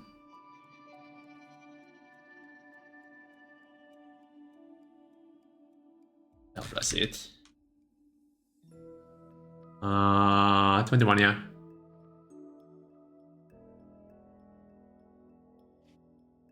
Oh, nanoseconds if you scan controller while it's doing stuff. It was like 20 to 50k, so not too bad.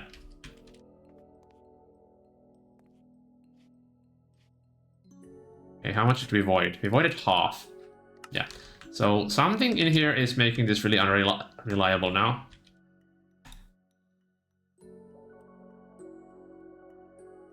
What if we make this 5 ticks? What happens then?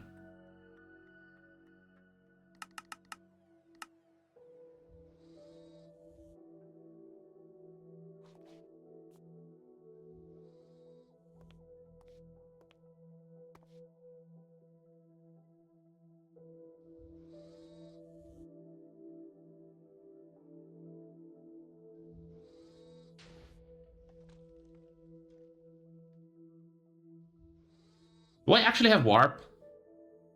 Why do I have warp? I don't want warp. Do we have it here? How do I check my warp? It's like some paper.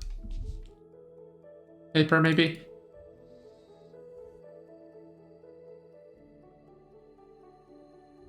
Why did I hear an explosion?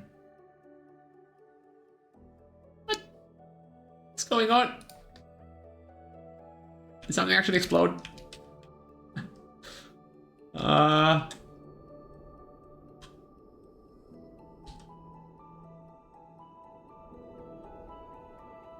Lightning? Oh yeah, that might be a... Yeah, that's probably the case.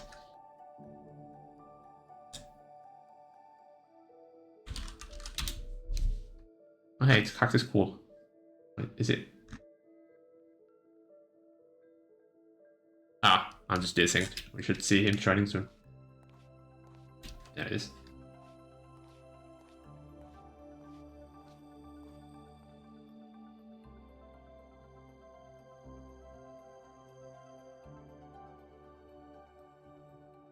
Right, did we make it reliable or not?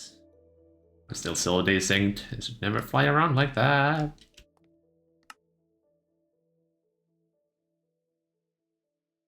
Hey, we made it much better. And I don't think it was much, or that much slower at least. But it does make the startup slower, which is not great.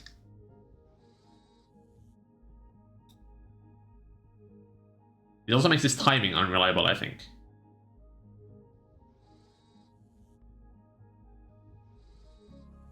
Doesn't seem too bad.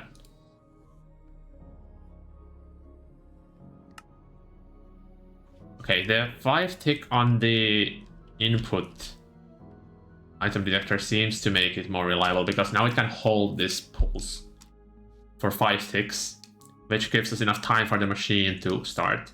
Now, ideally we would have this be 2 ticks instead, because right now with the item detector being at 5 ticks, it means a cell can enter here.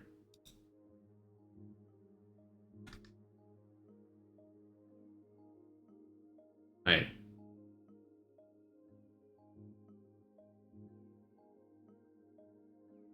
Shouldn't? Oh, this is... Yeah, okay.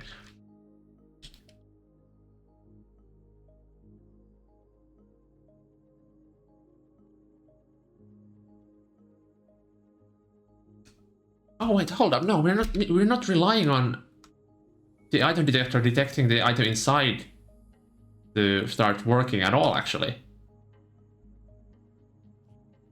So, does this even do anything? Can I remove this item detector cover?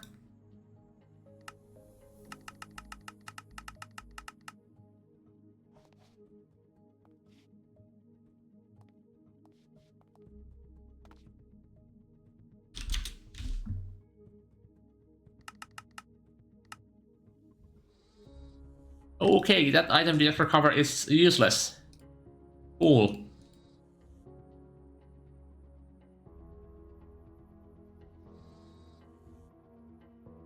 I don't know if I like that or not. But that might be the cause for our reliability issues as well.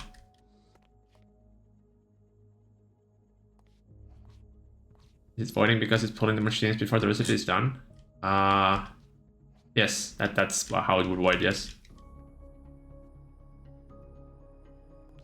Okay, the question is, do I want to use this item detector cover for something? Because in the pros, it's very important, as it is like doing the duty of this detector cover here.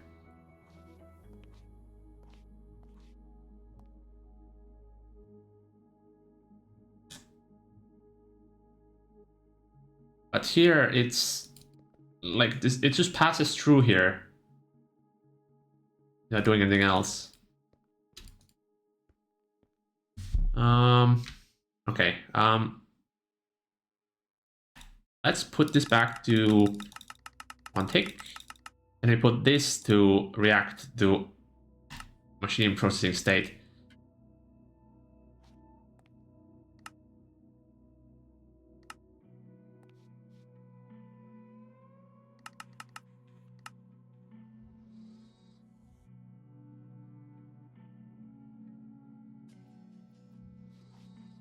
I cannot tell if that's better or not.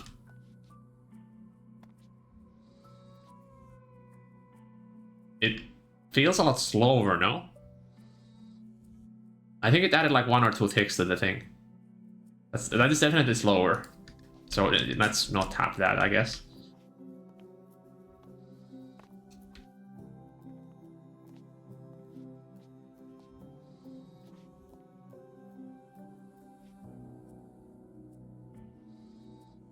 However, we did add a shutter here.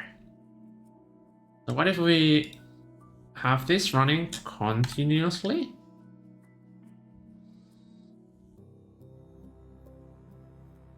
And I don't think the shutters work nor work though. Let's try it anyways, because that's how the pros has it.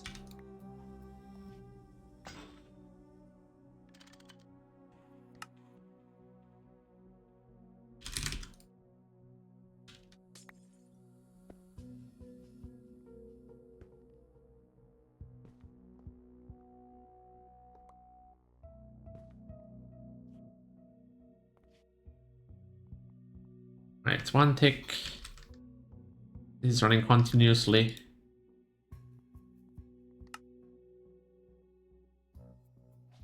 I'm gonna try staring at this, see if I can catch like double circuits entering. It might just be an issue at the start. I'm not totally sure about that. Yeah, I saw 2 circuits there, so now we have the issue again.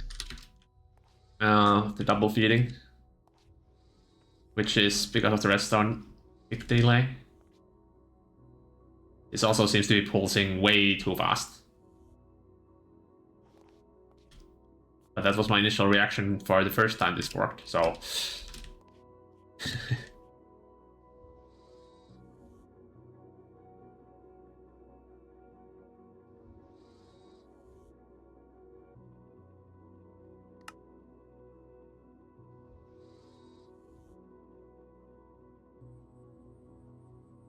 Seems to be fine.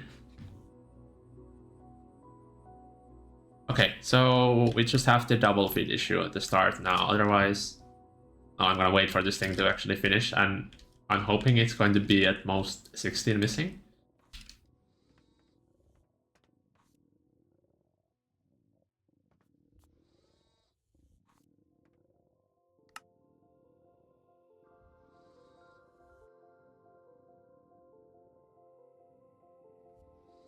Yeah, the double feeding issue.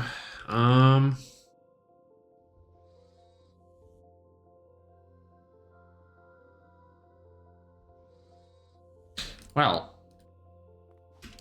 what if we did use the shutter still, but instead we had a conveyor, the hole on top, and an EV conveyor at that, because that would give us a very stable 4-tick processing window for each recipe. And it should make it so the shutter can always engage in time. Okay, how much did we lose? Okay, okay, we didn't skip any recipes. That's very promising. So this can just have that. Constantly pushing. Doesn't do anything else. Let me put this here. Okay, let's try. Can I say? I guess I can just try checking the terminal real quick. Wasn't quick enough. Holy crap, this thing boots up so fast.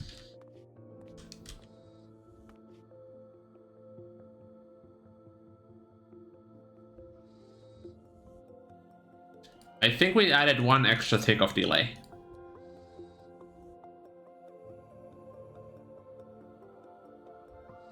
So what if it was an IV conveyor instead? Do we get the same safety effect? I think we don't. Because it is able to... let's see, okay, let's do some tick timing. So on tick 1, the cell enters here. And it is pushed here. So this kind of starts the timer here. So tick 0, we have a thing. Tick 1, redstone is enabled here, and the IO port receives the cell. And now this is empty, so on tick 2, redstone engages on tick 2, but this can push another cell already. Let me, can I disable the machines somehow? I think if I break this and this, now the machines cannot process. So what we can do now is we can, let me try this with the IV conveyor. So I can make sure.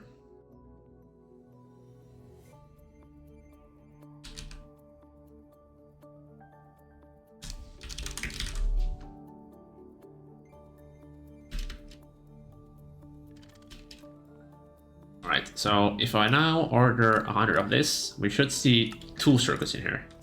Yep. So this still has the issue. But... okay, let me just actually finish this. Finish this recipe. It's like a cursed way to get turn the machine off, but I guess it works, so... okay, EV conveyor. Do we get a doubled circuit? No. Yeah, so okay, EV conveyor makes it reliable. IV doesn't.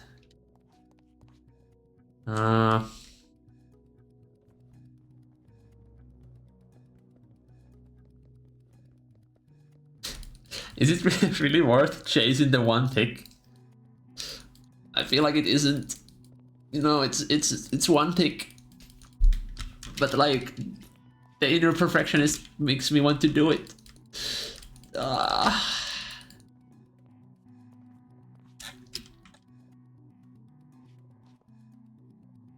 Okay, let me observe the difference one more time.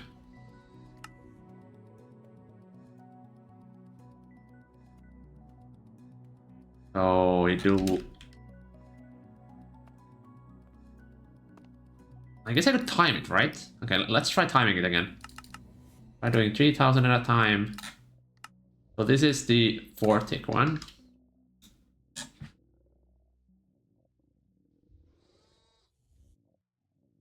It's the wrong one.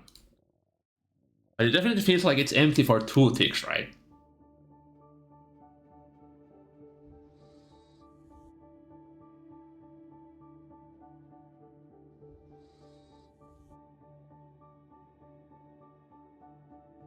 Just let it finish properly. It actually takes a while.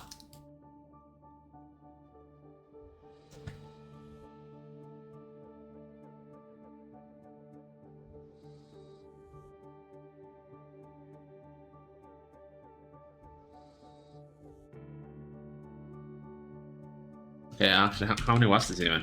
3000 divided by 16, so 188 patterns.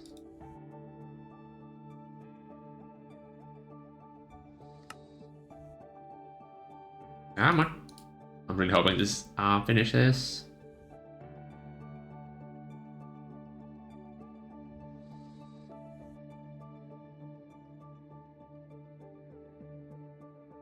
No. Why? Why did you lose? 5 patterns. Well, there's like 1 minute and... Oh, it actually does stay here. No, this is the recipe time it would take to finish, I think.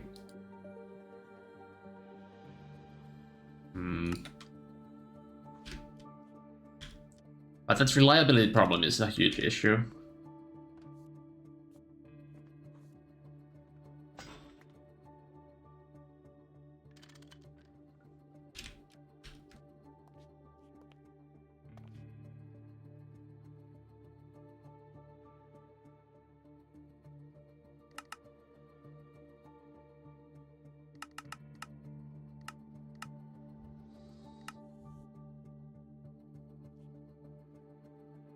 Yeah, like here you can barely even register that the machine is not there, so it is definitely faster with the IV conveyor.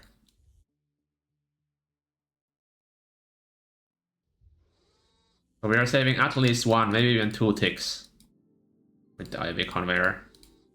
I think it's worthwhile trying to get it to work.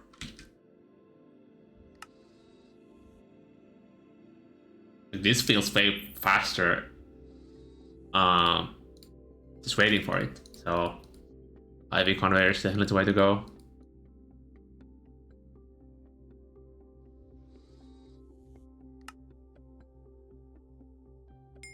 And somehow it was more reliable. Okay, let's do some math.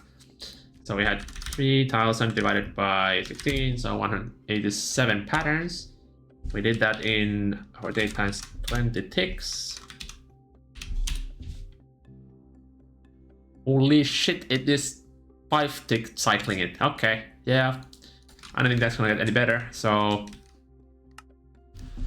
What do we do about the reliability now? That's the issue. Like, okay, let's try to figure out where does the reliability issue come from. So the first pattern can be doubled, but in this test that does not matter. I think the primary source of the reliability is the first IO port being idle. So what can happen is a cell comes in and it sits in the IO ports for like 4 ticks, worst case. And during that time, the system isn't receiving a redstone signal anywhere. And by the time it does, this will have moved the cell to the output.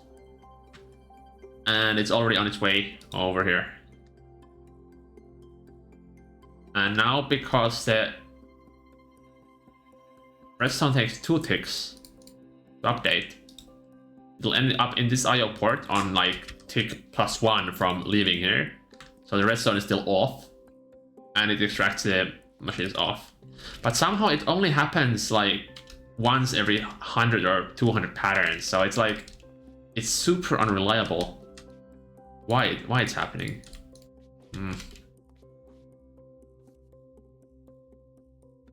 Let me make the pattern bigger again. It felt like it was easier to trigger with a large pattern.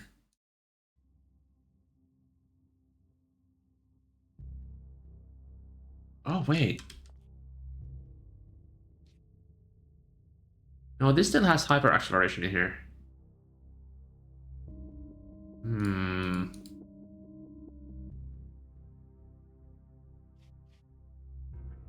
Oh, but this is on a pink network, so this actually cannot see the pattern contents. So that's also why it's voiding, because... Actually, wait, no, that... Let me go check the orange network.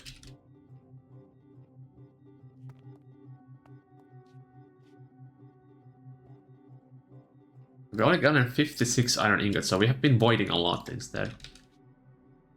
Who messed up Nay in 2.7.1? Tab is correct materials, not end of the list? What are you talking about?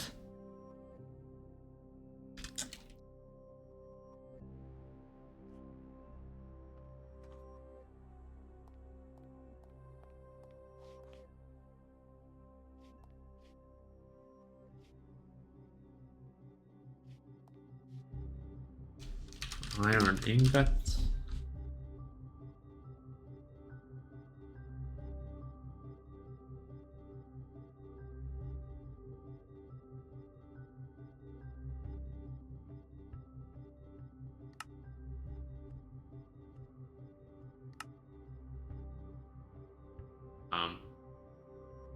Not sure what I'm looking at.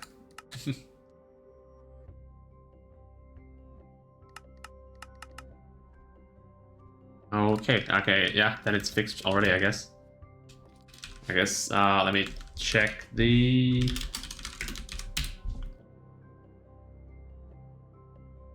Trying to find the not enough items repository.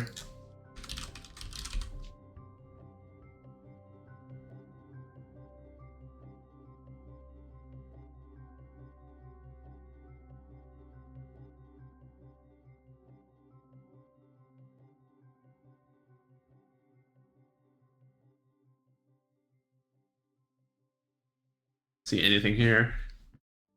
Maybe? No. It should be in 2.7.1 at least, so... Yeah, I don't know. Back to this matter at hand. So...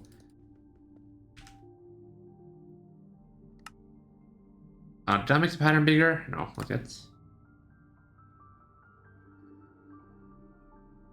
Right, that's what I was doing before I got distracted. Okay.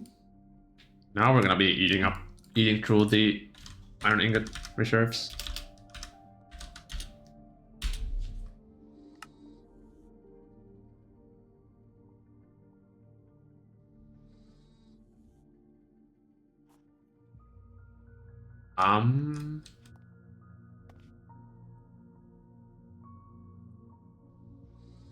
Okay, so this takes 0.3 seconds. So it's actually not one ticking anymore. So now we broke this for long patterns. But why is that? And do the long patterns work if we have an EV conveyor? And I think the answer is no. Oh shit, we're gonna be avoiding a lot of iron, aren't we? Oh boy. Well, that's why we have it, I guess.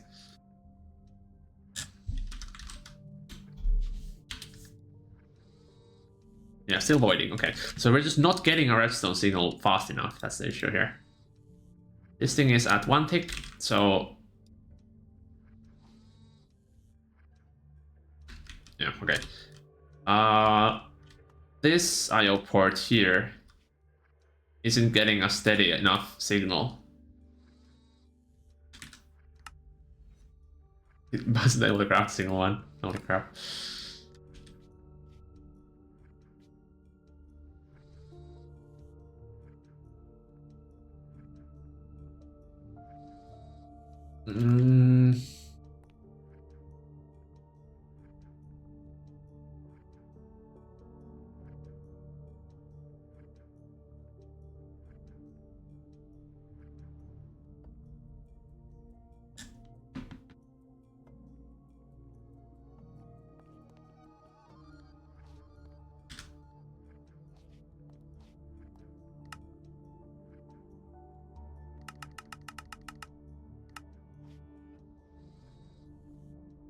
This looks fine.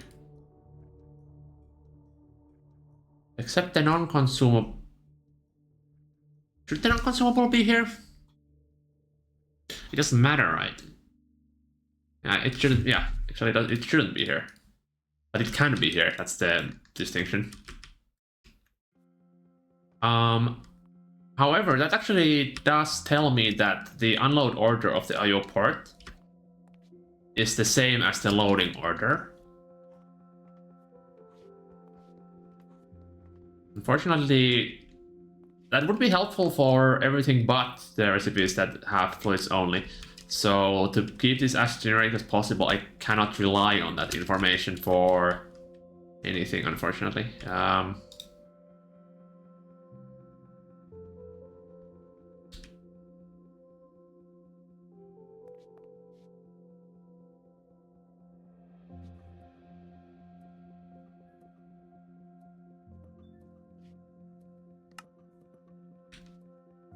Was this doing anything actually?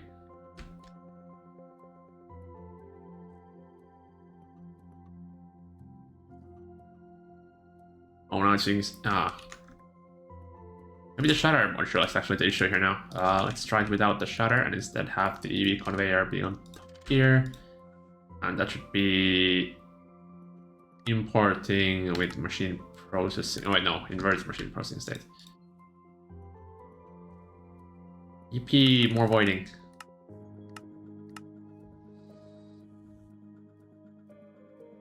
Oh, still voiding. Okay. That did absolutely nothing. Make this require a signal. It's just tweaking the knobs at this point.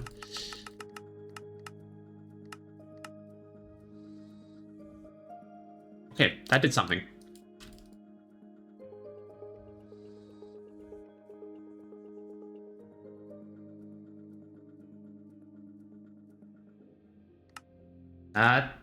Yeah, that's promising. Can we put this down to 0 tick or 1 tick?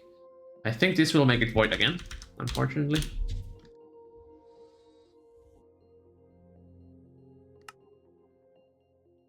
Yep. Okay.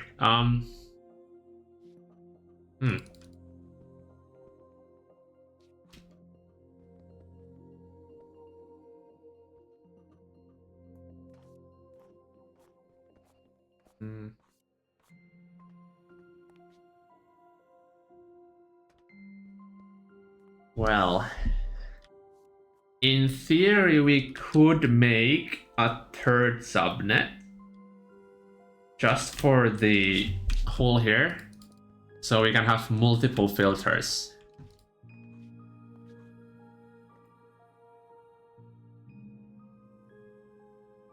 It adds quite a bit of complexity to setting this up, but it does mean we don't need the LV hole. Let me try that. I'll keep the hole here for now. I'll just get rid of the storage bus. And instead the storage bus goes over here. And this can actually be... I don't even need to filter this for now because I know what I'm using it for. So this will get iron ingots in there. I have hollow glasses on, that's fine. So now we make the detector cover 1 tick. The conveyor on top should be able to actually run at 1 tick as well with an IV conveyor, but let's try with EV first, just so we can make it reliable. Okay, so try ordering this again.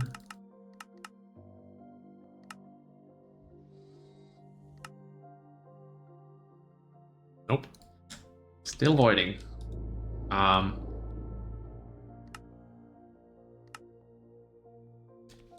I think maybe the conveyor on the hole here needs to also be... Oh, it is controlled. Ah.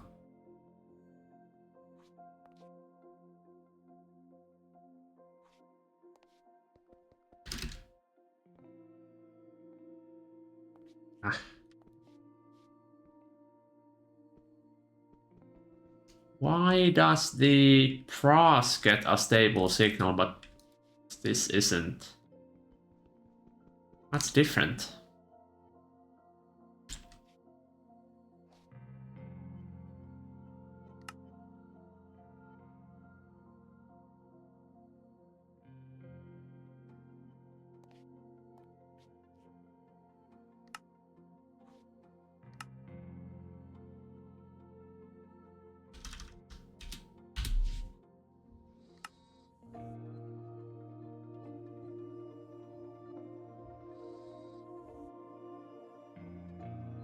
Okay, so 5 tick still works. That's expected.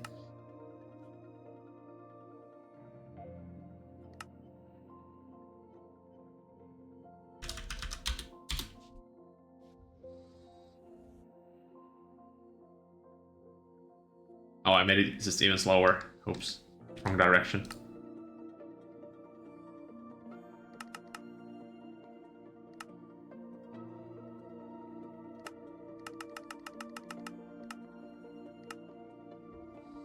This is unacceptable behavior.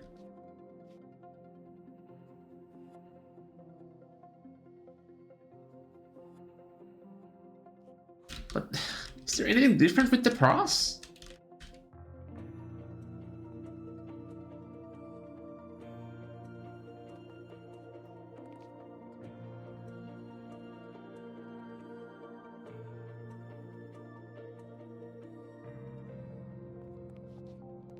Oh, I put the clutter at the end.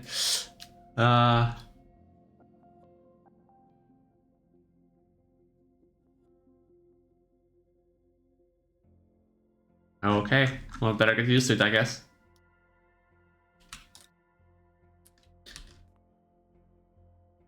This thing uses a shutter.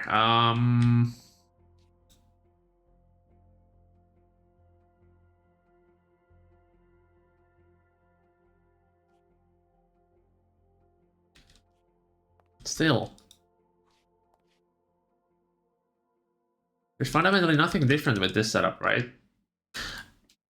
Oh, wait, no. Ah, shit. Somebody actually...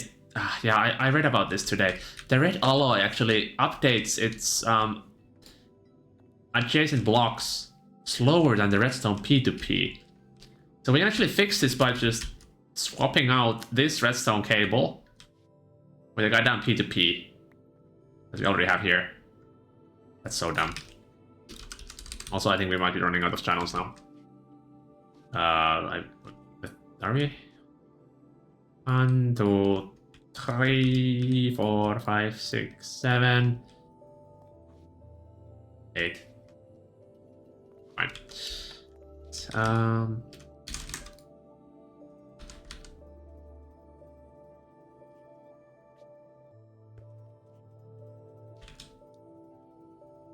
If this fixes it, I'm gonna be a bit salty.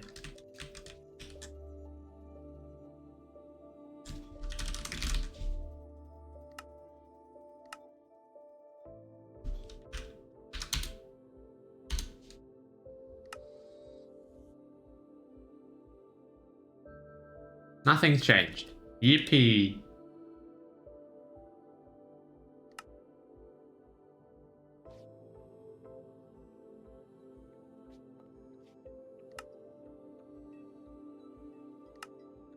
Okay, so that was not the issue. Don't need this right now, don't need this now. I don't know if this actually matters, but...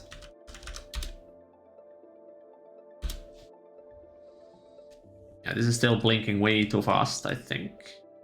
These are going through directly.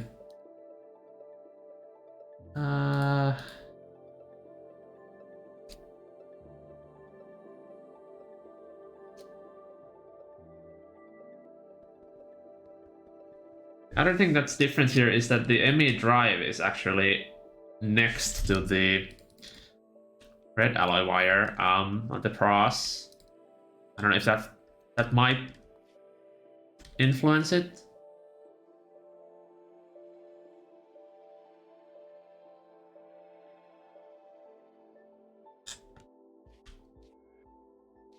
I somehow move it there. I could. I would have to remove these two, which actually isn't a huge task. So priority 0, extract only, interface, nothing special about it. So let's try moving that stuff and see if the ME drive is the key, which would be a bit funny, but at this point, like, I wouldn't even be surprised.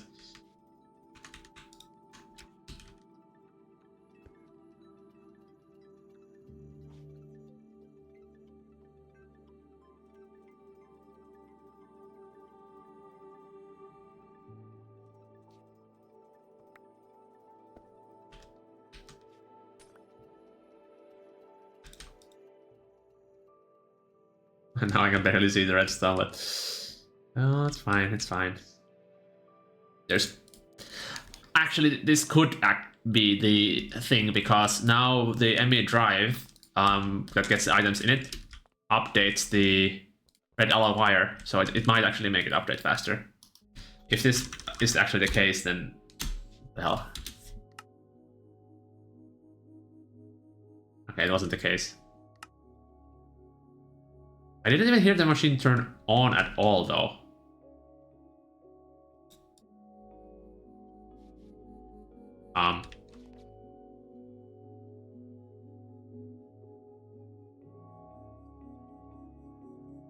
Oh. Okay. That explains why. Okay. You try. Wait. It finished? Did it?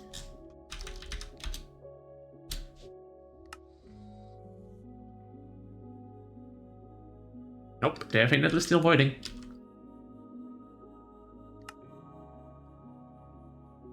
Okay, what if we have this facing or on the block itself? Does this change anything? Would be funny if it did, but you never know.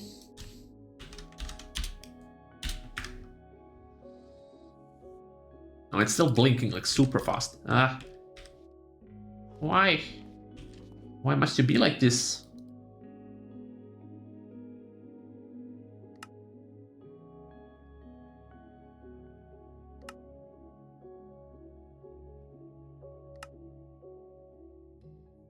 I've avoided so much iron. And still haven't made a dent.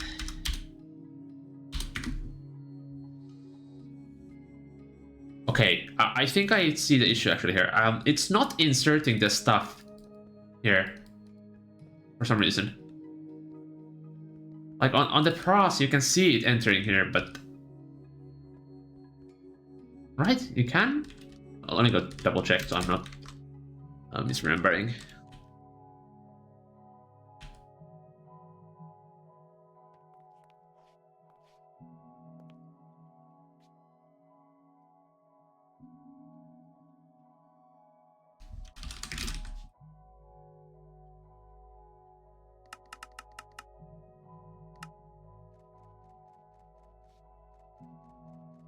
I guess you can? Or my hologlass is not working? Oh, they are.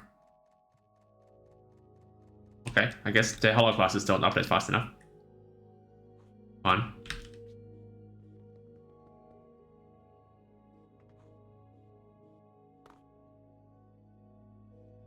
It'll be like you cannot open two workbooks at the same name at the same time. Well, that kind of makes sense to me.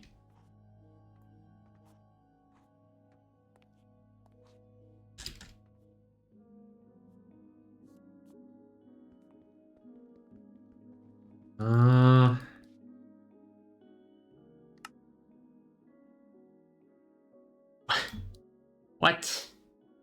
I feel like I'm just losing reliability left and right now. What do you mean you're not reliable anymore? You were reliable like 5 seconds ago.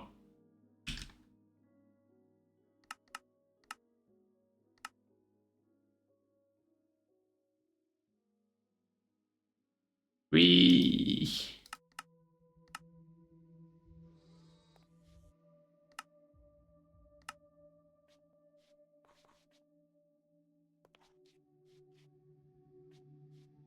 Hmm.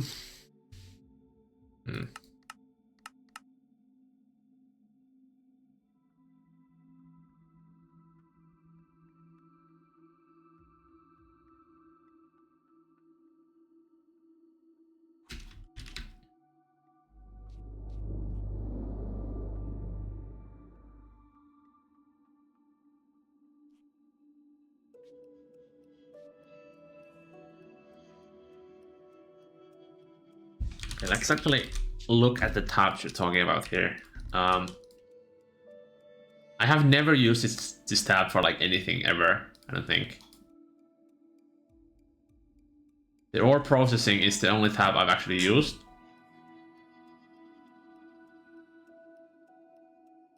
Material parts.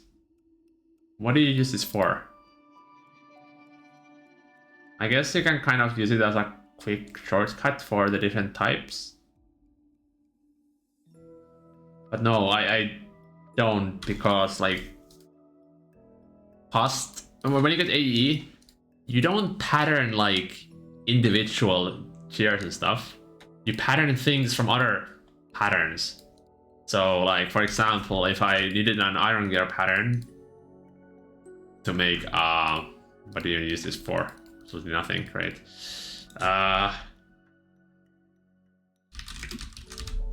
Let's say you're patterning the space pump. You have the infinity gear here. So you grab this. Now you can pattern it from here. You never go to the material parts tab. It's always just in the way. I just keep it so I can get to the actual pattern, at least for me. So I don't know, maybe this is like an early game versus a late game thing.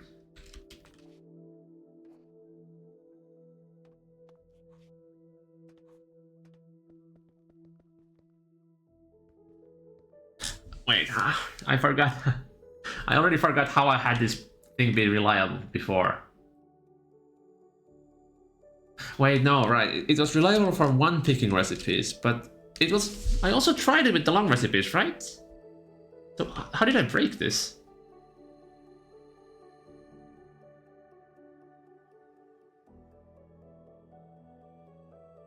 I had it working, and now I broke it. This is so sad.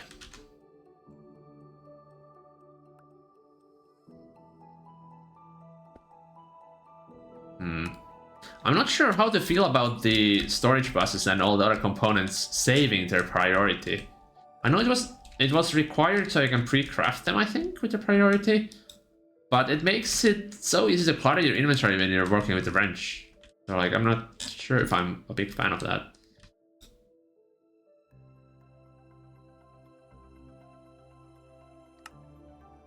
Okay, anyways, this isn't really needed anymore, I think, but let's try it anyways.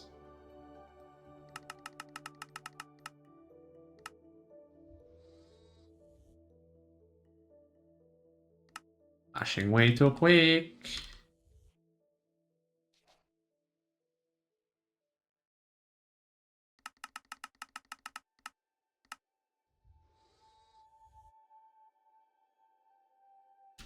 It is able to start the craft, but it's unable to update the redstone state.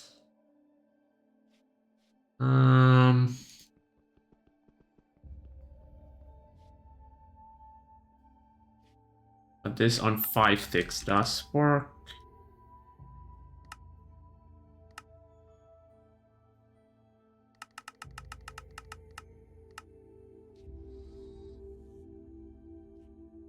Oh, it's not an issue with the design itself, it's like a timing issue. How did I have this working before?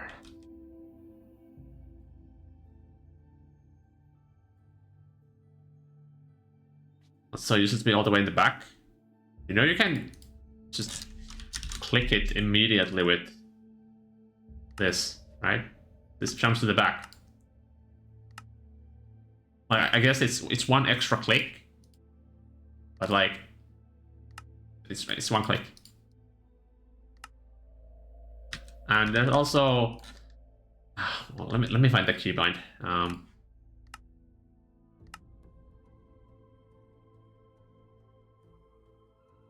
Okay, what is the prior key? I have no idea what the prior key is. Prior key. Backspace?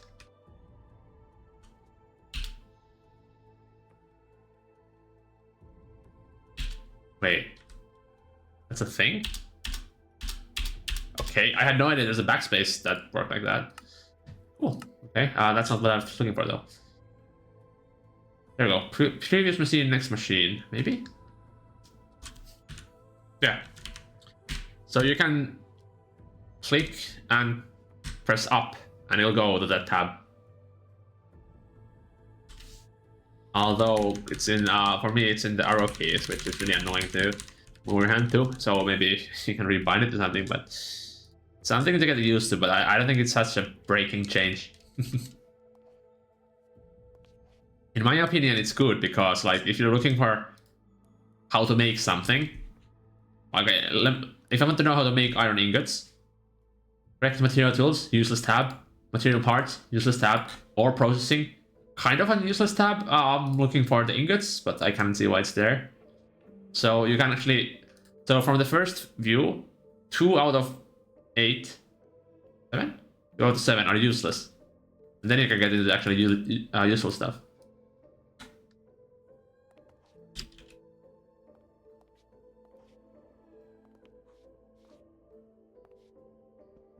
But like if you're, okay, let's say you're looking for how to make the iron gears. Okay, the material parts being the first. This gives me 0 information how to make the gear in itself. The material tools, also no information. This is, like, having this be the first, this is actually, useful.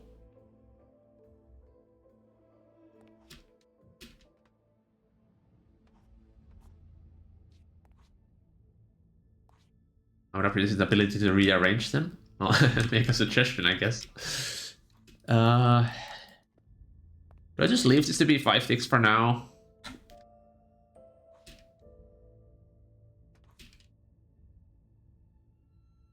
I still need to kind of make this more compact as well. I think the drives can go back where they were.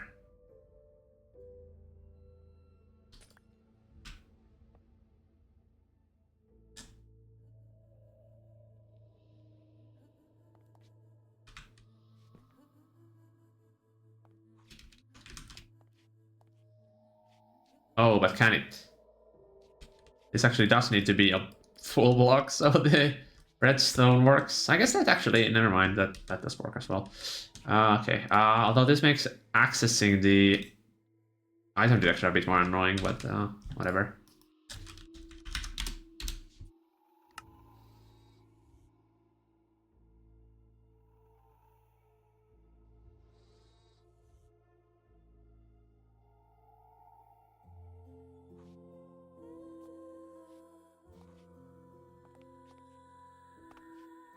Okay, what kind of switching time are we looking at here?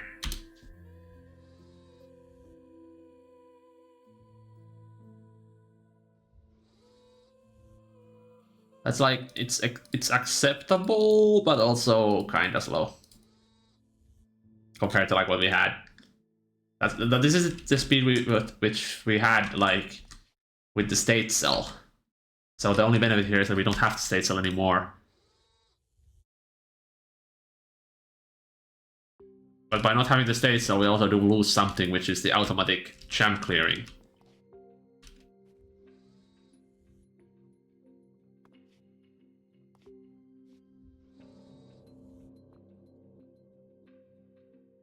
Well, actually, I guess this does clear the champ if it cannot process it. Can it? No, actually, no. It'll get stuck in that case.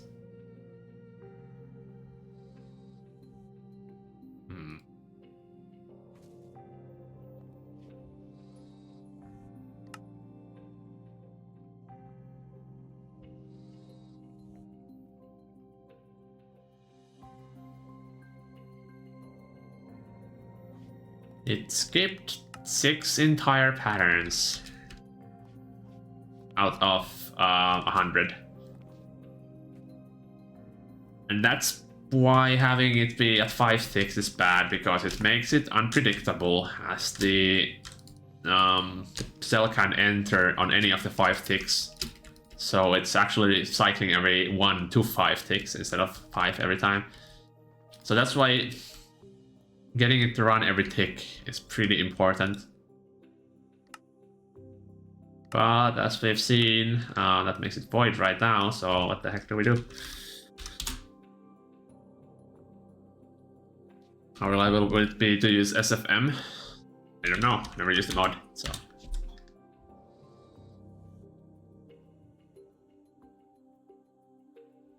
Like, I don't get it. What's different with this and the pros? Oh, wait. Ah, fuck. I don't think I tested the pros with anything but 1-ticking recipes. So this might actually be broken as well.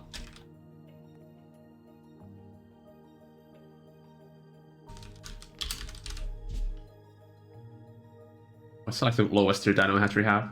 EV, oh no, that's 64 amps. We have like just a normal dynamo hatch, like just 1 amp, please. Nope. Okay, let's do EV 16 amps. Energy hatch EV.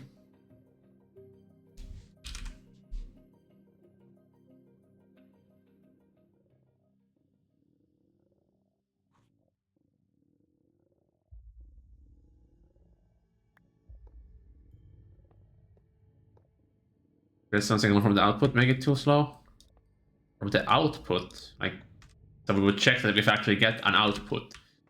That has the issue of having to not feed the output directly into the mainnet, which would probably also slow it down by like at least 5 ticks. So I don't think it's something we can do. I know. I also thought about using like the output as a signal to make sure that we've actually processed something. But I don't think it's better than the other options, so that's why I kind of didn't do that.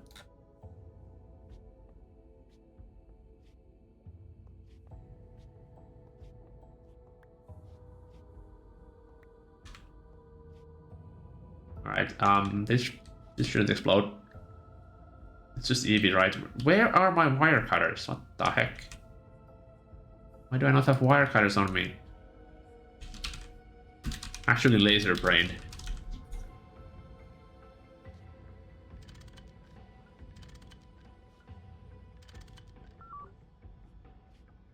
Okay, are you still one ticking? Please tell me you are not one ticking.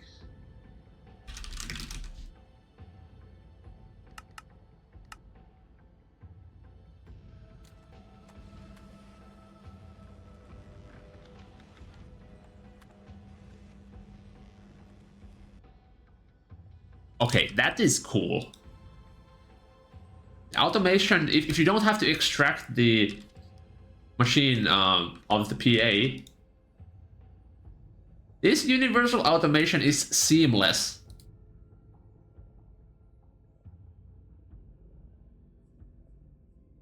Okay, let me overclock this. I want to see how low we can go before it becomes not seamless, because this looks promising. Like, remember, the UPA is it's like a special case. Oh, probably let this finish. I take forever to finish, isn't it? Yeah, it is. But this automation here can be used for every single machine. And if you have universal, which is seamless for like anything higher than 5 ticks, takes 4 ticks to cycle the recipe even if it's 1 ticking, and it's reliable. That's like the holy grail. Okay, I feel like this is easier for me to just quickly swap this to use the laser to finish this. Universal 2.0? Yes, that would probably be what I call this.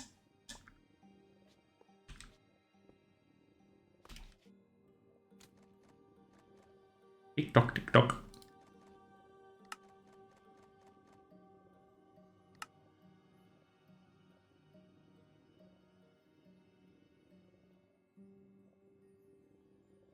I was thinking dumping from ME output to cell.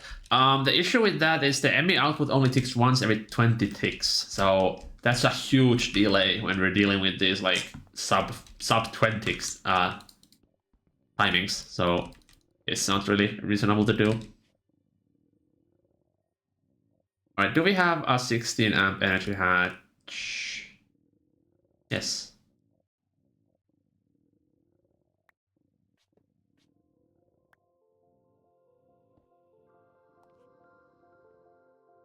And we had 16 amps, right? Yep. Now, will this power fail because this can actually supply 20 amps? Hope not. It might though. All right.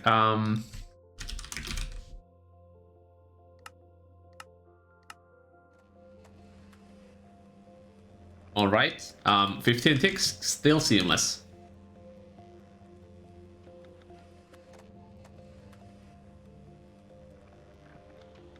This makes me really happy. Universal has never been seamless for me before, because of the way the filters necessarily work. Well, I guess it was seamless in very rare cases, but not for recipes that are this fast. Okay, I need to either make the pattern... No, I need one more overclock, I think. So we go down to 8 ticks. So I need 64 amps of EV or 16 amps of IV, I guess. Do we have IV hatches for this? Nano hatch. Energy hatch anywhere? No. Oh. Can I make one?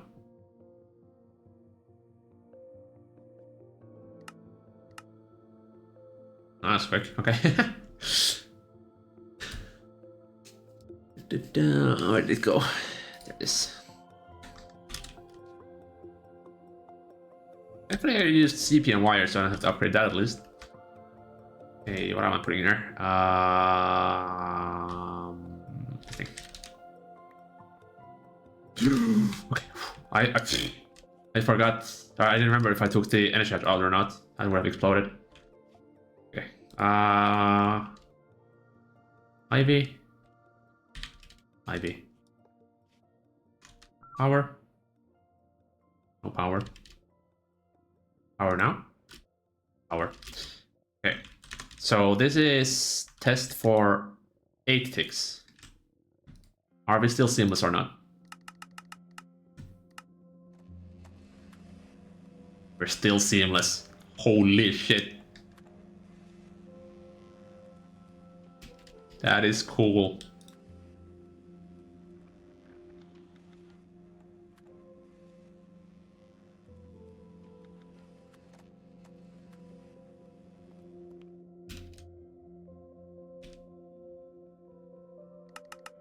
Yeah, let's do 1,000.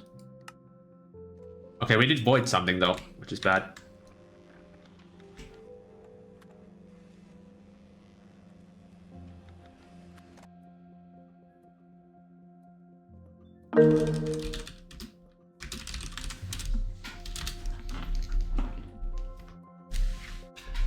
All right.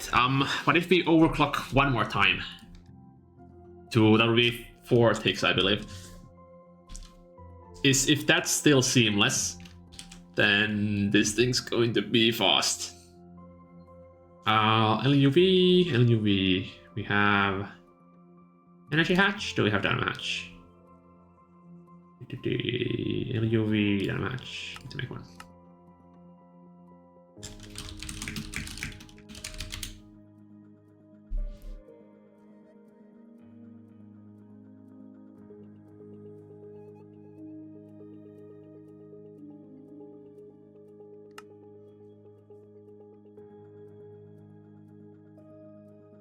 Oh fuck! The rooted wire is on the universal PAs, and I think it it voided. Oh no! Did I leave just a 1 tick?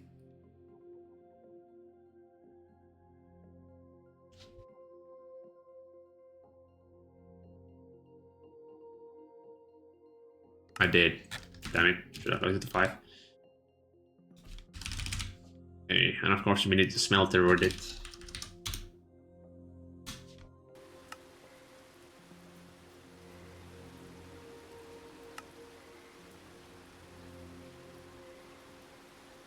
Did we actually take that along the wire mill?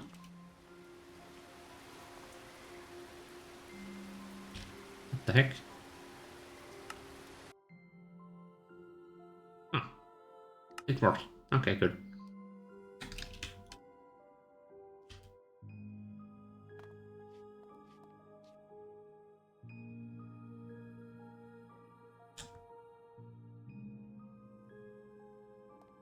Right, 16 amps of LUV. 16 amps of LUV.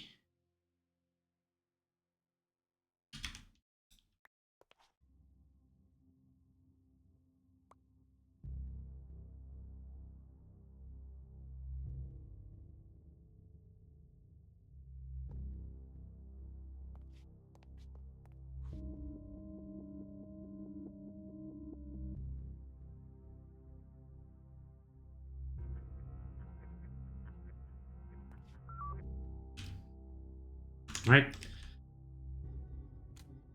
I'm not expecting this to one tick anymore, but we'll see. Not one tick, but yeah. Okay, so this would be a 4 tick cycle time.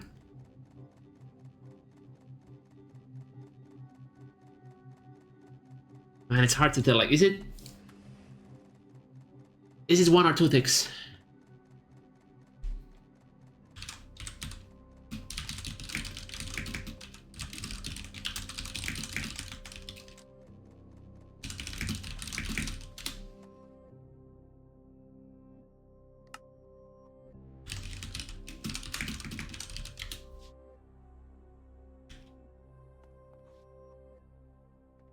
Okay, well, we can say it's seamless to 5 ticks, I think.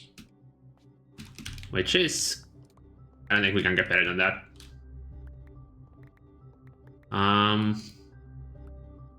Still have the UPA slightly unreliable. And also this sometimes skips recipes, which shouldn't happen because everything is running at 1 tick, so everything should be deterministic in speed.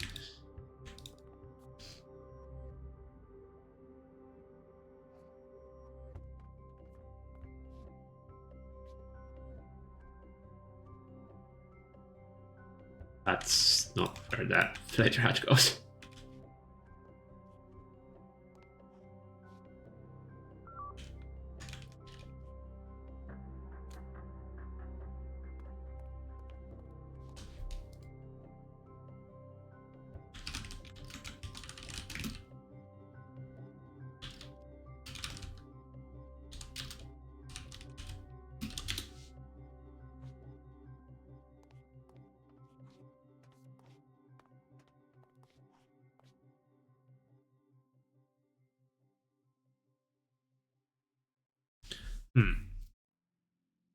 I could still try the 3 tick cycle. I remove the shutter cover and replace it with the conveyor. That might have been a bit faster.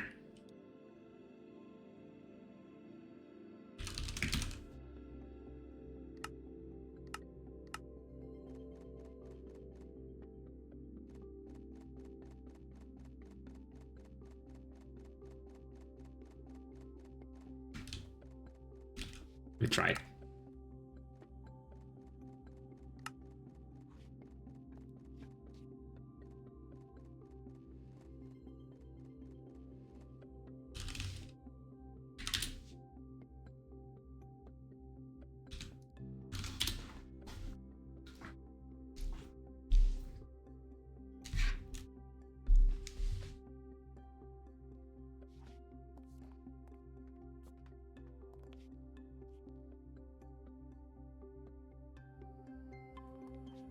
I want to remember how I had this before. I think this was a conveyor, but did the conveyor have anything configured? I think it was import inverted.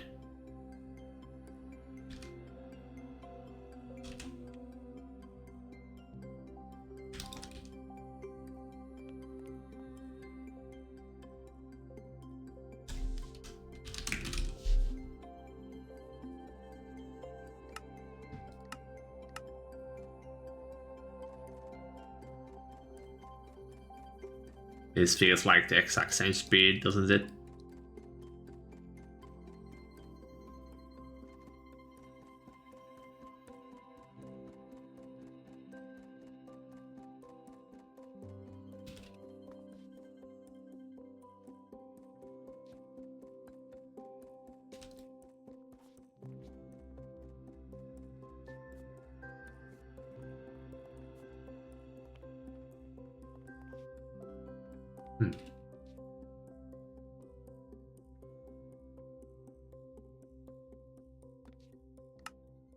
Okay, it missed 1.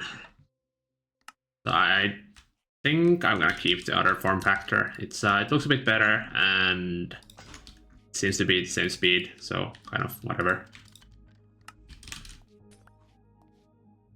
It also has slightly higher throughput because now it doesn't need to be sharing the hole between the 2 cross quads, so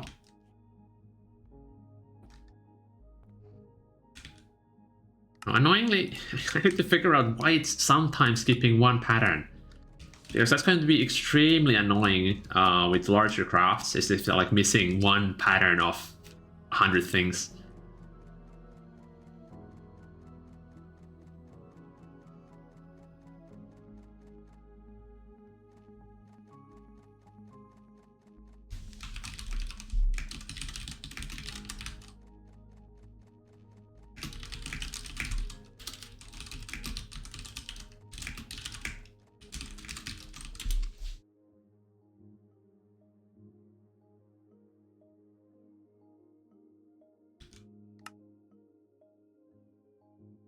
Okay, well, I think I'm settling on this Pros design unless there's some way to make it more compact, but I don't think there is.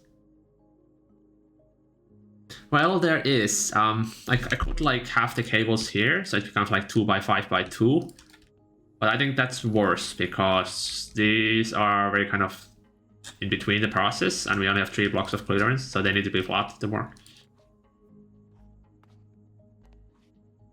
But yeah, the UPAs, they work for now, but it's using the 5-tick cover, which makes it unreliable sometimes, so I still need to find a way to kind of put that cover to 1-tick instead. Like, it was working for 1-tick recipes. But it was also working for the longer ones, and then I broke it. But it's already past 1 AM. I need to go to bed. So probably going to continue with figuring out what the heck went wrong here tomorrow.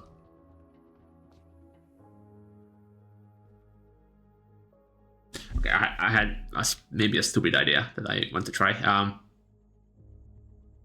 What if we also grab a signal from this hole? There I go. How do I do that though? I think I can do it using the line network just for testing. We consider something like universal ore proc where it correctly filters stuff across universal machines. No, because the integrated ore factory is a thing. I do see the kind of idea, but I don't know how useful it would actually be. So I probably won't be doing it at least.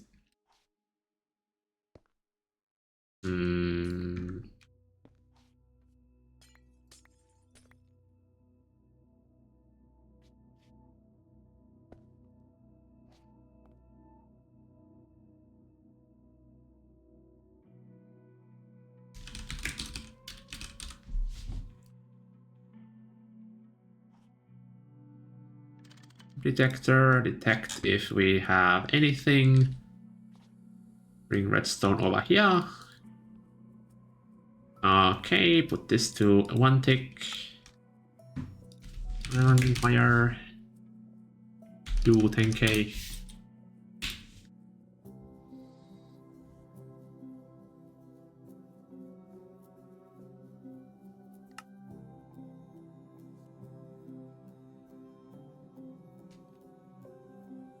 Honestly, I don't know what I expected. Of course, it's going to have a cell here that blocks it off. Yeah.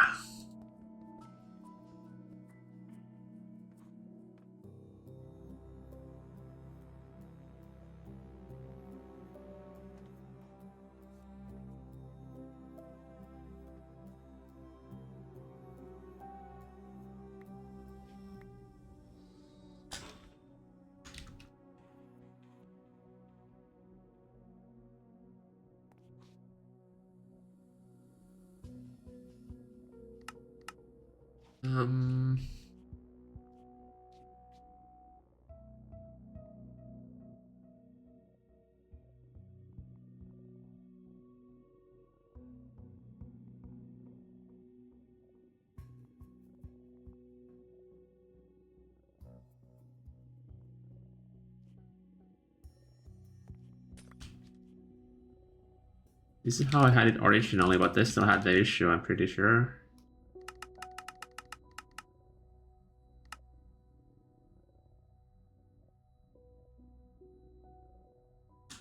Is it stuck? Right. Huh? Hello? Why did you break? Oh, well, yeah, of course it broke because I got rid of the P2Ps. Yeah, well, I will explain some things.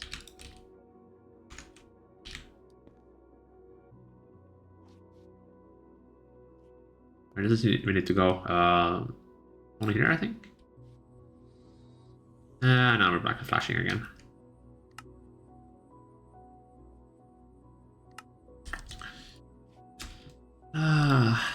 Pain.